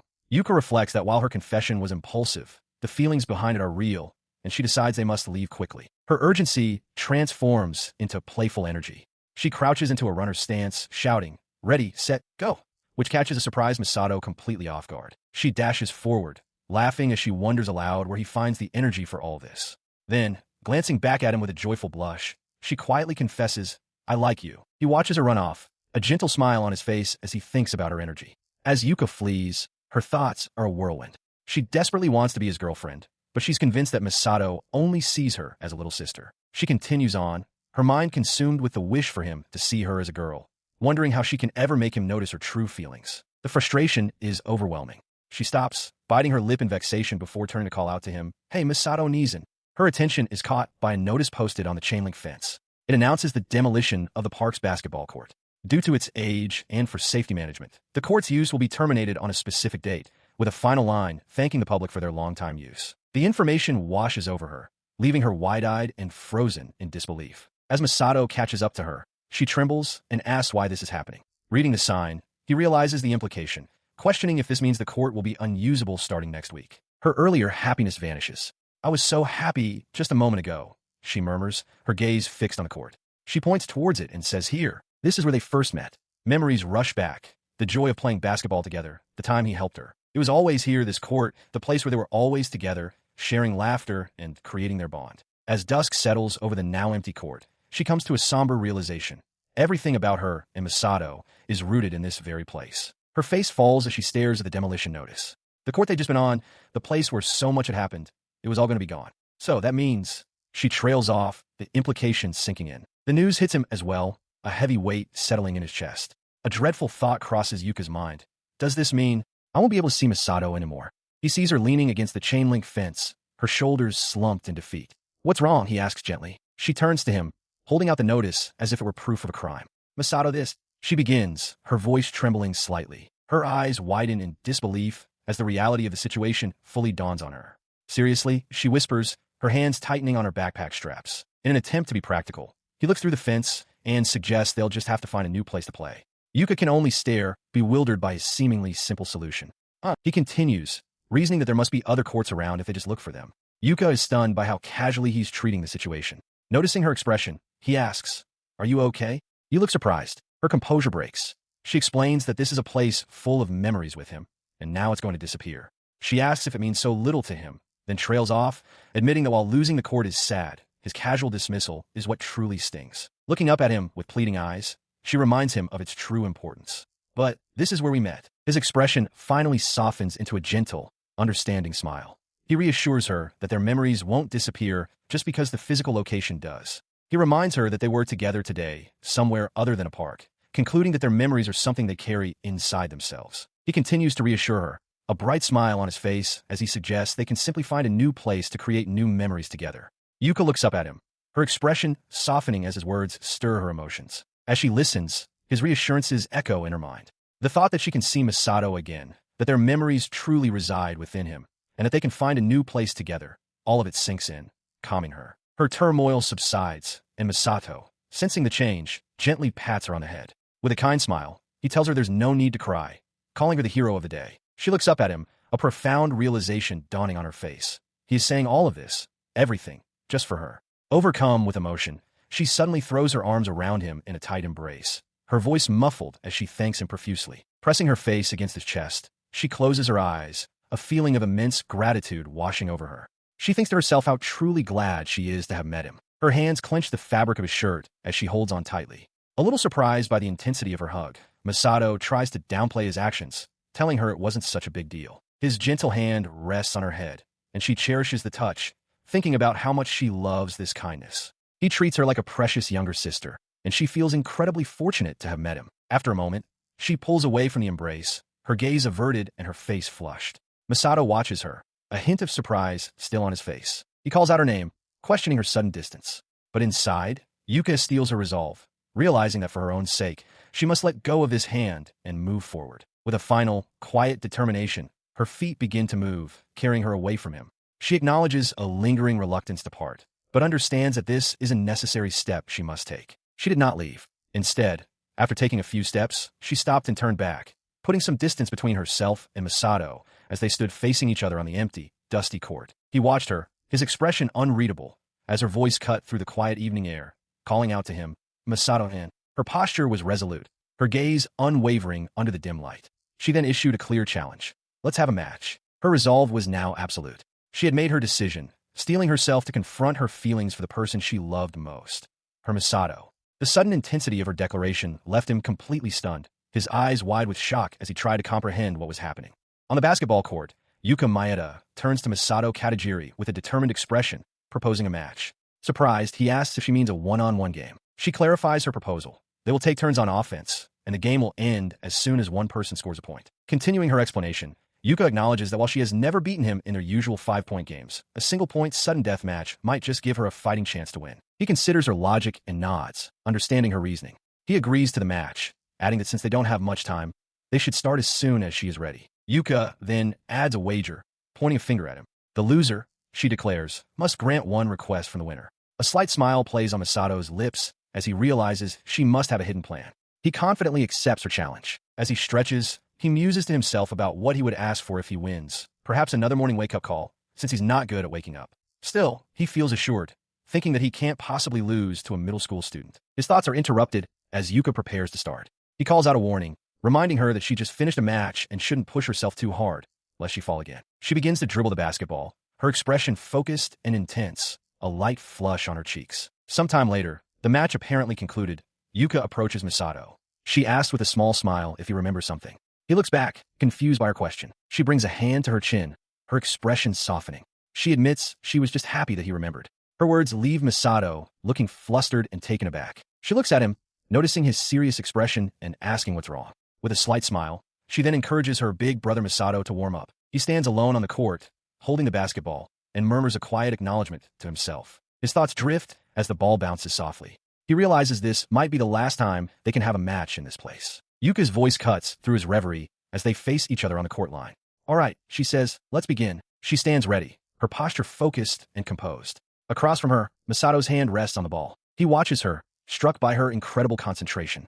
He resolves that it would be disrespectful not to play with his full strength. The game begins. He internally considers the physical difference between them, concluding that in a normal match, he should have a clear advantage. But her expression is anything but normal. "Here I come," she announces, knowing full well this is a special contest. With that, she explodes forward, driving the ball low and fast in a sudden burst of speed. Her sudden acceleration catches him completely off guard. Before he can react, she executes a swift roll, spinning past his defense. He is momentarily stunned by her speed, realizing the difference in their strides is significant. He internally notes that this is a bad sign, but feels confident he can still catch up to her easily. As he closes in, Yuka continues her dribble down the court, coolly acknowledging his pursuit with a simple confirmation. She then plants her foot, coming to a sudden stop that leaves a skid mark on the court. He realizes with a start that she has backed away from him, creating distance. From this new position, she brings the ball up into a shooting stance. He knows that a shot from that range is entirely possible. Reacting instantly, he leaps towards her with his arms outstretched,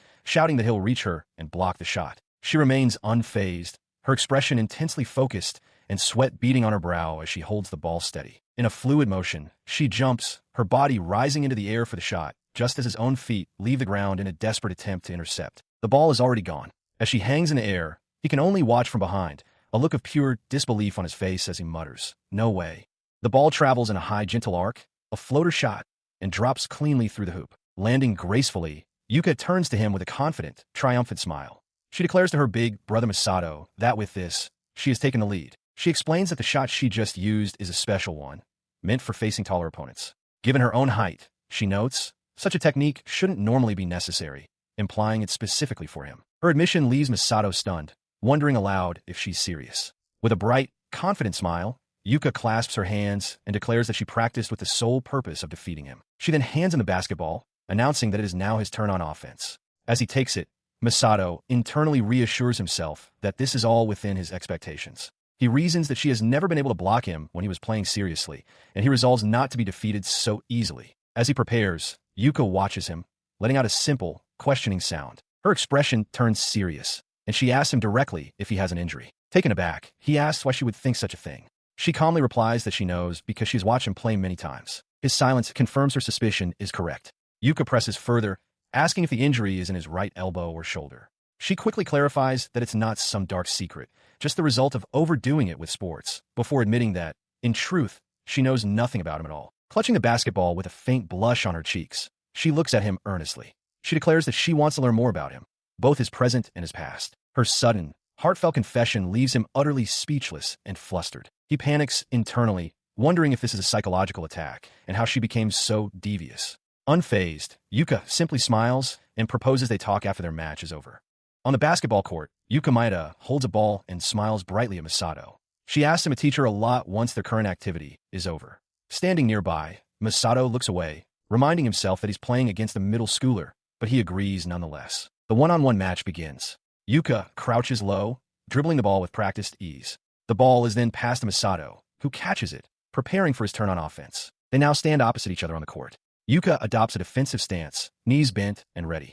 Masato stands poised, ball in hand, contemplating his first move. He makes his move, dribbling the ball with a sharp thud against the pavement. He pushes forward, his sneaker gripping the court as he drives past her. As he moves, Masato glances back, a flicker of surprise on his face. He internally questions if she can actually keep up, as Yuka matches his pace stride for stride. She stays right on him, her focus unwavering. She declares that if she can score from this position, it will be more than enough.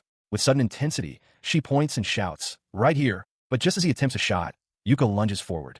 Her hand slaps at the ball, knocking it from his control. In the sudden proximity, Yuka beams with a triumphant, focused smile. Masato, however, stares back with wide-eyed shock, sweat dripping down his temple. He grits his teeth in frustration. The realization hits him hard. If he doesn't get that loose ball, he is going to lose. As he reaches for the airborne ball, Yuka's urgent voice cuts through the air. "Don't," she yells, her expression filled with alarm. Her warning comes an instant too late. As Masato reaches for the ball, she lunges, colliding with him in a desperate attempt to stop him from playing through his injury. The impact sends them both tumbling to the ground. The basketball bounces away, its dull thuds echoing across the otherwise silent court as Masato lands hard on his back. Before he can process what happened, he finds Yuka positioned over him, her expression serious. He winces slightly as she speaks, explaining that she knows he has injured his right hand. He looks up at her, stunned into silence by her perception. She continues, detailing how holding the ball with both hands for a shot causes a slight delay in his movements, a weakness she clearly noticed. The explanation hangs in the air. The competitive tension of their game has completely evaporated, replaced by an intense proximity as she remains over him on the court. Her gaze softens, and a faint blush colors her cheeks. Looking down at him, she whispers a single word, acknowledging how close they are. Then, closing the final distance between them, she leans down and kisses him. Masato's eyes widen in pure shock as she gently cups his cheek. The world seems to fade away, the focus narrowing to the simple fact of her presence, her shoulder obscuring the background as she leans into the kiss. As the silent moment stretches on, a single bewildered thought surfaces in Masato's mind. She pulls back just enough for their eyes to meet. They remain inches apart, both flushed, the air thick with unspoken questions and a lingering shock of her sudden action. He lies on the basketball court, stunned, as Yuka leans over him, a finger pressed to her lips in a gesture for silence. She pulls back slightly, letting out a flustered breath. Still on the ground, he demands to know what she's doing, but she responds by firmly grabbing his wrist, her expression determined. With a deep blush coloring her cheeks, Yuka looks down and states that she doesn't want to be seen as a little sister. His own face flushes as he processes her words. He acknowledges to himself that it's impossible for now, but he understands her plea. She wants him to be conscious of her not as a little sister, but as a girl. Leaning close once more, her gaze locks with his. She declares that this is her request. She then presses the point, asking if it's no good because she's just a small middle schooler. Masato hesitates at a loss for words. The intensity of her confession makes his face burn with a deep red blush. Completely overwhelmed, he throws his arm over his face, trying to hide his expression. He begs her to wait, exclaiming that his face must be red, and in his flustered motion, he pushes her back. Yuka, however, refuses to be moved. She grabs his arm, declaring that she won't forgive him as he struggles against her surprisingly firm grip. Still pinned beneath her, he looks at her in disbelief, wondering to himself how she can be so incredibly strong. He lies pinned beneath her as she presses her lips against his mind reels, unable to process the situation, thinking how he could possibly be getting so flustered by a middle schooler like Yuka. She pulls back just enough to look him in the eye, her face flushed with a mix of hope and desperation. Is this still not enough? She asks, her voice trembling slightly. Is it no good? He can only stare, speechless. Seeing his hesitation, Yuka presses on, her voice gaining strength as she confesses loudly. I love you. I can't hold it back anymore. Her shouting softens into a heartfelt plea. Even if it's impossible right now, that's okay, she says, her hands clasped near her chest. Please, just see me as a girl. He remains pinned, his heart pounding in his chest.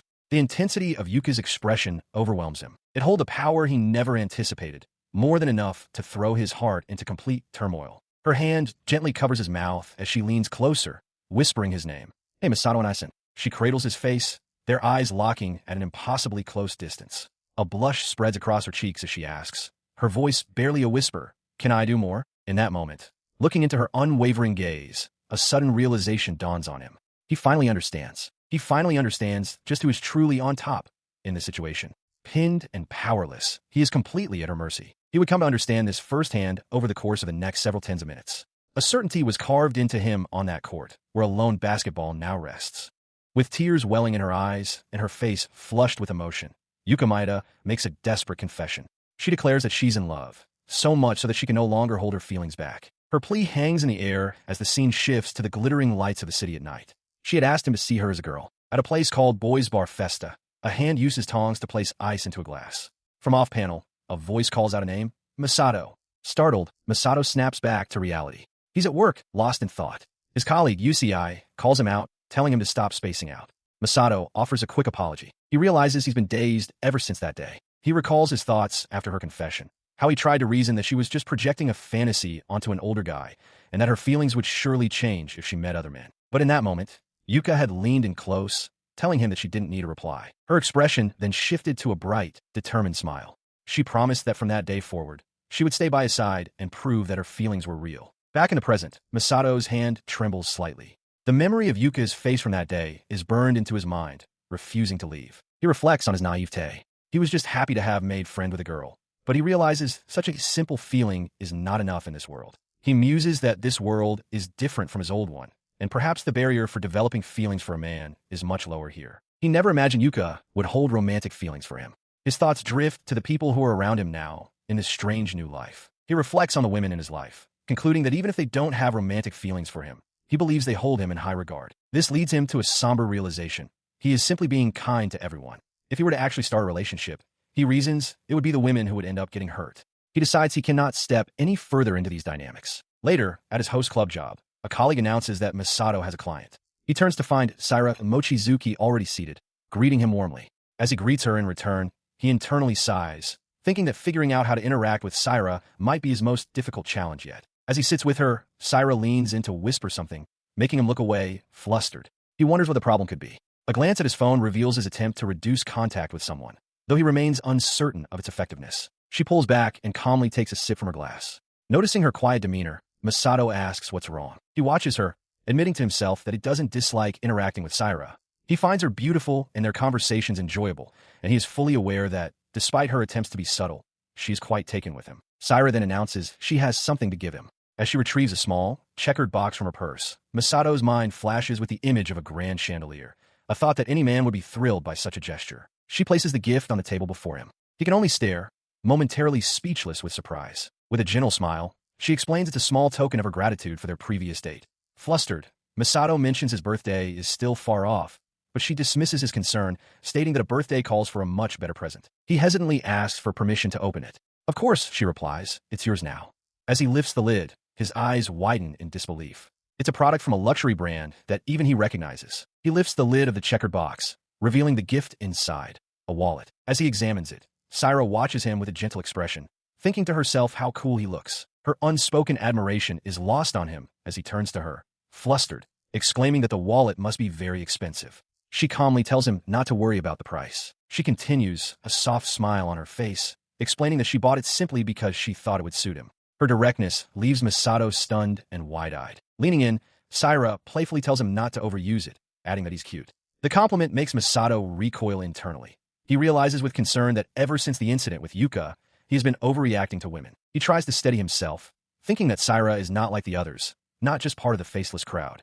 Despite this, a deep sense of worry persists. As he grapples with his thoughts, Saira leans in extremely close, calling his name. She declares that those other girls are wrong, that Masato is unique, one of a kind, and belongs only to her. He stares back, looks down at himself, uncertain. I don't think so, he replies. Saira counters, reminding him of how lanky he was when they first met. As he gestures toward his arm, he suddenly realizes he's thinking about Yuka again. The thought surfaces that his physical change is probably from playing basketball with her. He instinctively pulls his arm away from Saira's grasp, a startled sound escaping his lips as his eyes widen in surprise at his own reflexive action. Her face falls as she processes his rejection, a single thought echoing in her mind. This is bad. He internally chides himself for pulling away, but before he can formulate an excuse, Saira asks what's wrong. He begins to stammer a denial, saying it's nothing. Her gaze hardens with determination. She thinks to herself that perhaps this is how it's meant to be, and that she must be the one to properly close the distance between them. Acting on this resolve, she suddenly grabs him by the waist, pulling him down onto the sofa beside her with surprising force. Now holding him close, she looks him directly in the eye, her expression serious as she demands to know why he is avoiding her. Flustered, he tries to insist that's not what's happening, but she cuts him off. With an air of certainty, she declares that she understands. Another woman must have done something to him. She leans in closer, her voice a low demand. What did she do? I won't get mad, just tell me. The accusation stuns Masato, his mind flashing back to the cute girl he had served at work earlier. As he hesitates, her grip on his hand tightens, her intense gaze fixed on his face. Her tone softens as she changes tactics. Hey, Masato, you like the present, right? Then you can't keep your distance.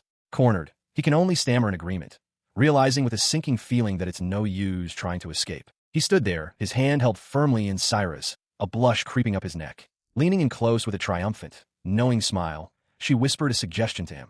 Shall we go for an after-party? It was a question that felt like a statement. For Masato, the festival was already over. He realized with a sinking feeling that it was far too late to escape. A young woman reflects on her past, recalling how since childhood, she had longed for a pure love, like something from a fairy tale.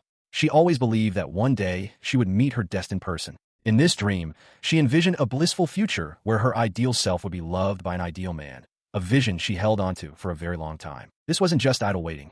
At school, she was always part of the popular group and never considered herself lacking in communication skills, academics, or athletics. She diligently worked on self-improvement, never missing an opportunity to polish herself for the sake of that dream. Her efforts weren't for praise or to get ahead of herself. To her, such hard work was simply a matter of course. In her room, a copy of Cinderella sits on her bookshelf, a quiet symbol of her long-held aspirations. She simply wanted to be a person she wouldn't be ashamed of when she finally met the one she loved. She cultivated this image of herself, her face softening at the thought of that eventual meeting. As a result, without even realizing it, her ideals for a partner grew higher and higher, much like the fairy tale princess she admired. She believed that her ideal man would surely appear one day, but she came to realize that there was no one around her who could live up to her expectations. Meanwhile, she watched as her friends found relationships. One friend excitedly shows off her boyfriend, exclaiming how wonderful he is, while she looks on from a distance. The realization that she was being left behind sparked a sense of panic. She worried that she had held her ideals too high for too long.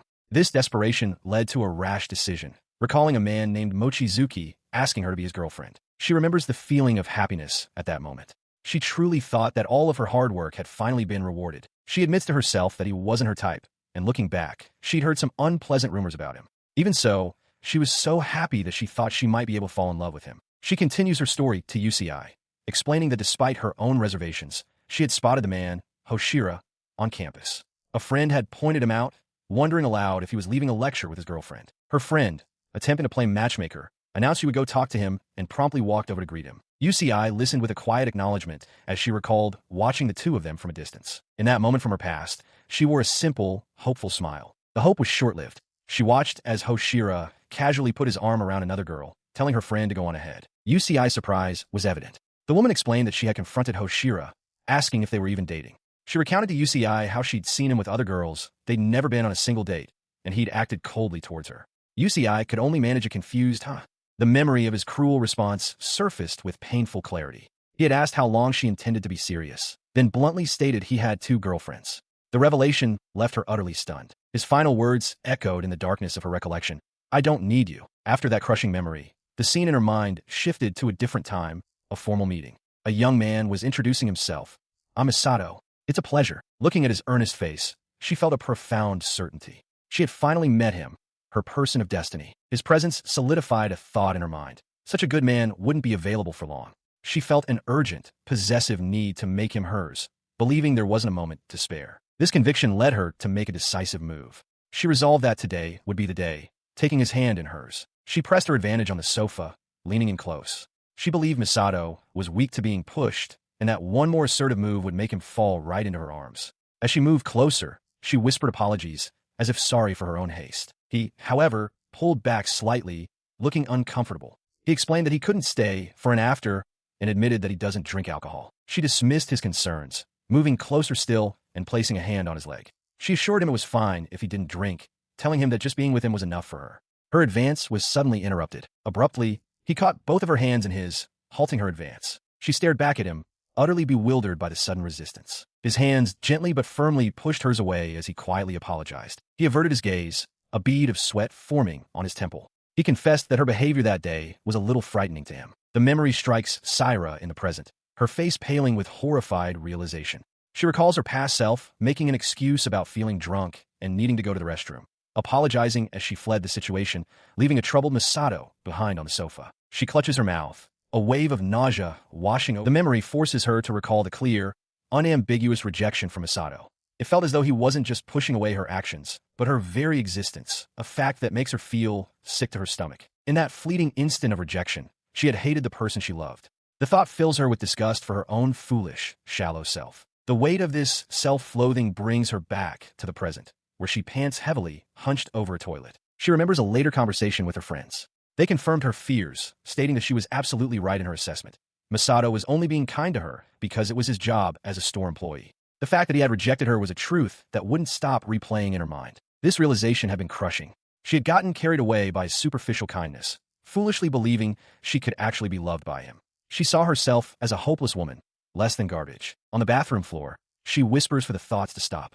She tells herself that a vulgar, shallow woman like her has no right to be involved with Masato. Yet, a part of her reasons that because he is kind, he would still treat her well if she continued to visit the store. But that very kindness is a trap. She remembers him telling her goodbye, and the thought echoes in her mind.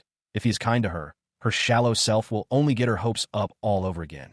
With her eyes shut tight, Syra makes a painful resolution. She tells herself this is for the best, for Masato's sake. She must forget him. She must give up. Her thoughts immediately conjure a memory of Masato's bright, smiling face. The image shifts to a man in a formal suit, a stark contrast to her previous thought. Her hand clenches as she steels herself, deciding she will have nothing more to do with Masato. A pained sound escapes her lips. Despite her resolve, tears well in her eyes. She whispers her true feelings to herself, a desperate protest.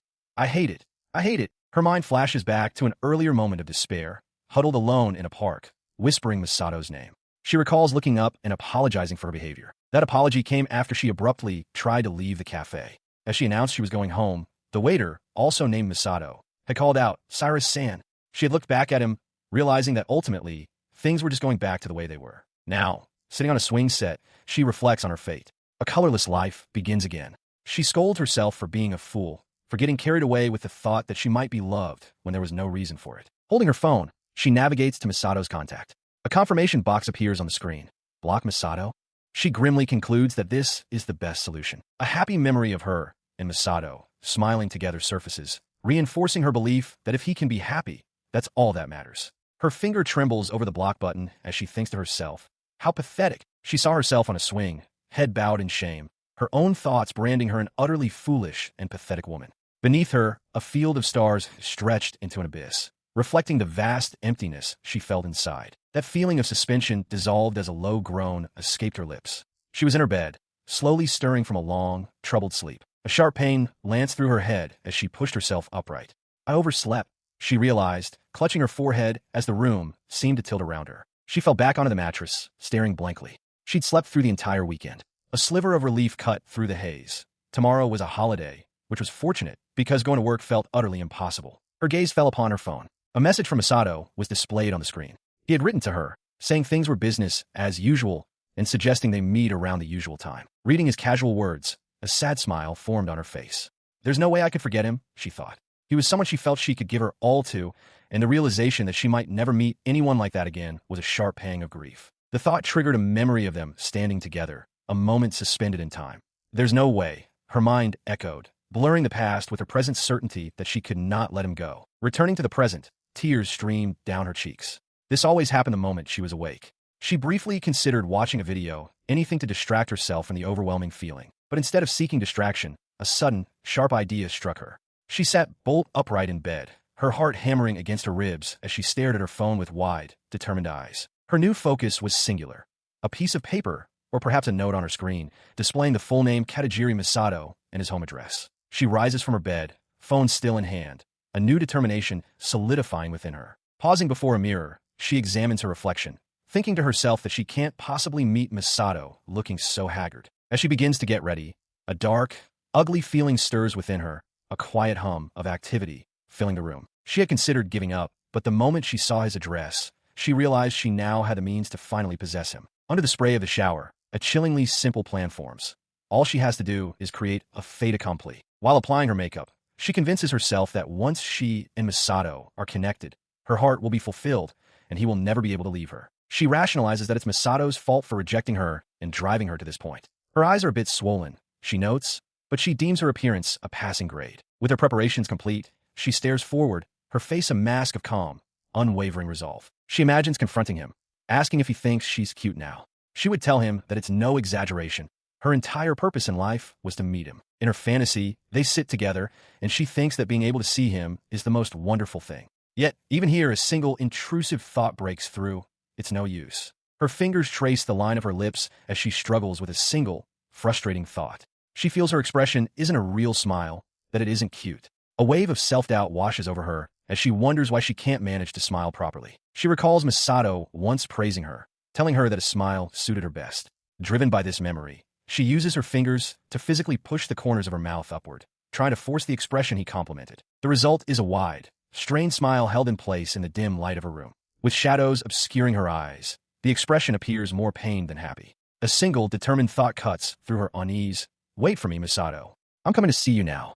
With her face cast in shadow and tears streaming down her cheeks, Mochizuki Saira whispers a single, pained apology. After her stumble, a cafe worker in a vest helps her up, calling out her name in concern. Saira, however, announces that she is going home for the day, leaving him to utter a sound of surprise as she departs. He watches her leave, troubled, before turning to his co-worker, Aika. He begins to express his worry over how pale Saira looked, but Aika firmly tells him that it's no use. Gently cupping his face, she looks at him intently and warns that if he continues this way, he won't be able to protect anything or anyone outside the cafe. As Saira walks away alone, Aika watches her go while the cafe worker remains behind, his expression conflicted.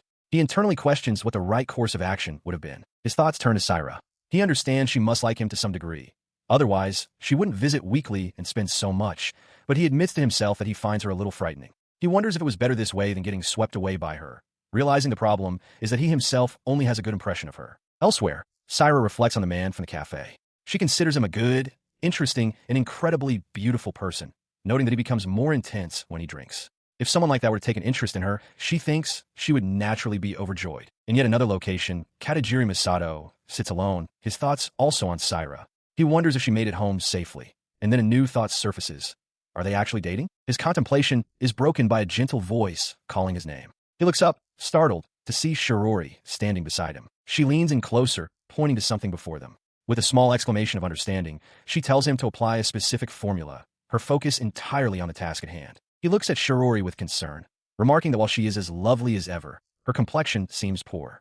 He adds that she appears a bit dazed, and it's making him worry. Shirori looks down, a blush on her cheeks. Following his observation, he smiles kindly and suggests they take a short break, addressing her as Shiori-san. In a sudden move, Shirori leans in very close to him, her expression intense. She internally realizes this is a perfect chance. If she can show concern for Masato and listen to his troubles, she's certain his affection for her will skyrocket. She pulls back slightly, asking what happened, as he doesn't seem himself.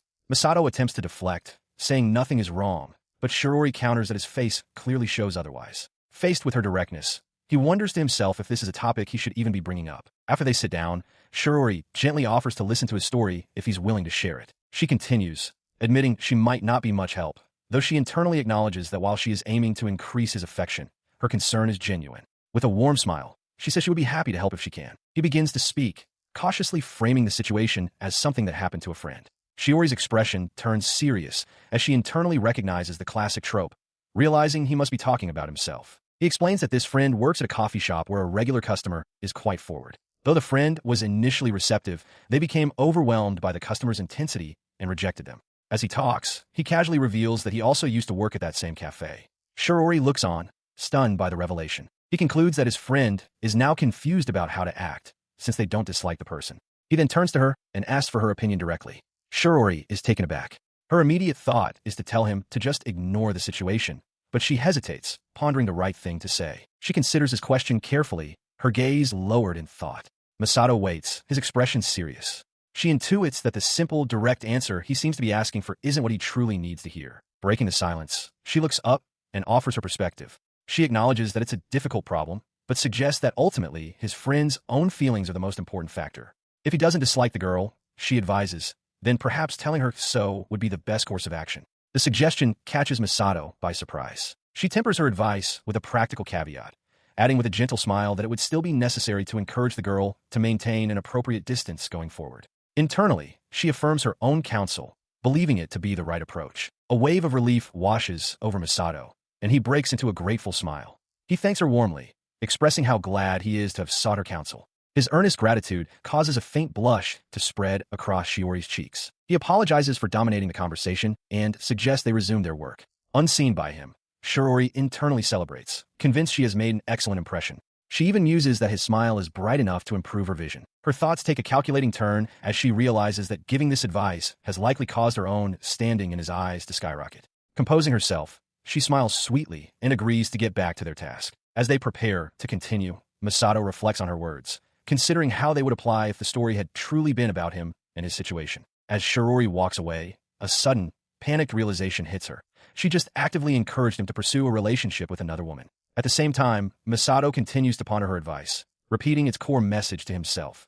His own feelings are what truly matter. Later, at home, the image of Saira enters his mind. He acknowledges this simple truth in Shiori's advice. He doesn't dislike Saira, he admits to himself, but it's also undeniable that her forwardness had genuinely frightened him. He concludes that because of this complexity, there is no simple answer. As he arrives at his apartment door, key in hand, he finds it already being pushed open from the inside. A hand stops the door as he stares in surprise, and a voice from within finishes his very thought. He recalled seeking advice from his senior colleague, UCI.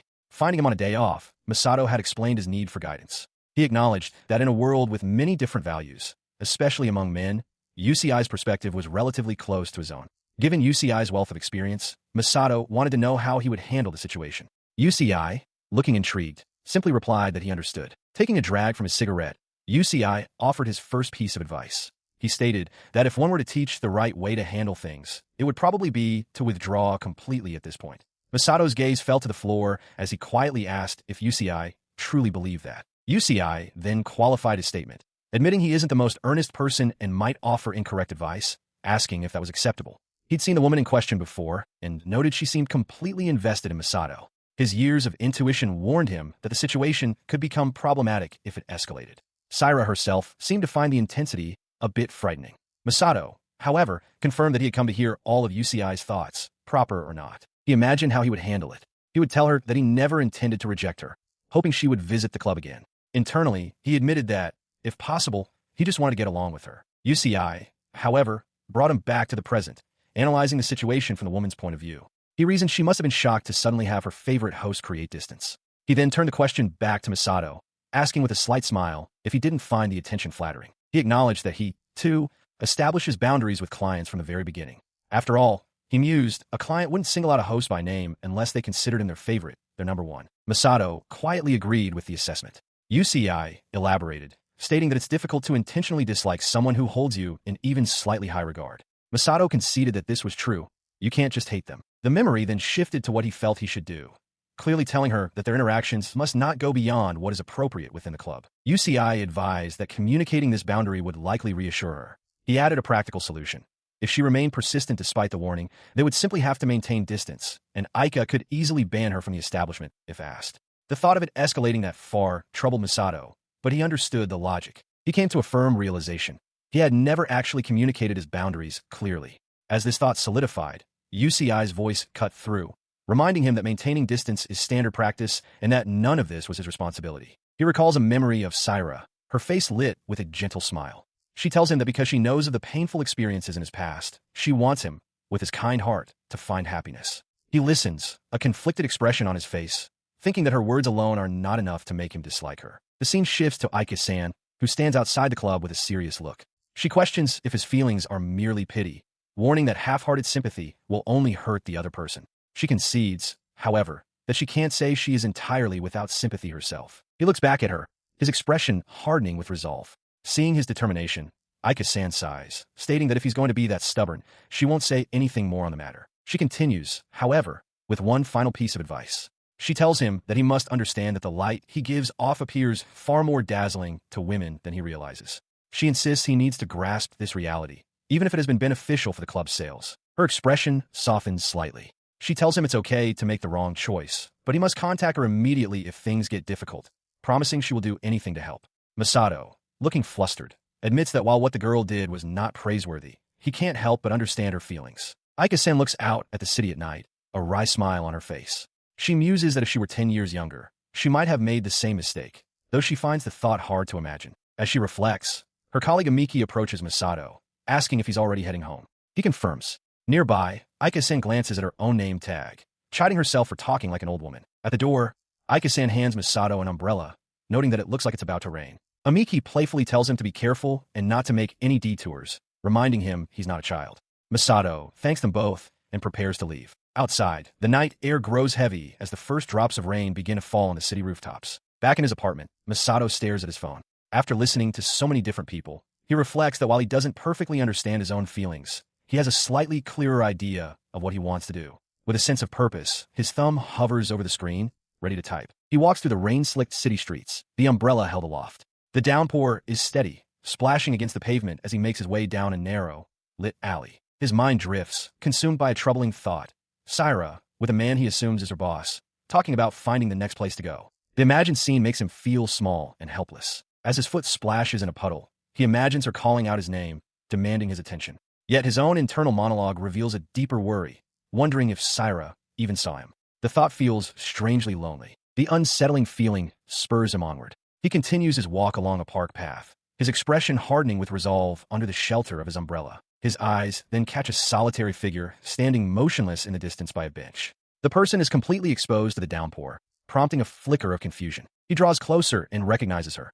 It's Saira, drenched and staring at the ground. He moves to shield her with his umbrella, his voice soft with worry as he asks what's happened, noting that she's standing there without any protection from the rain.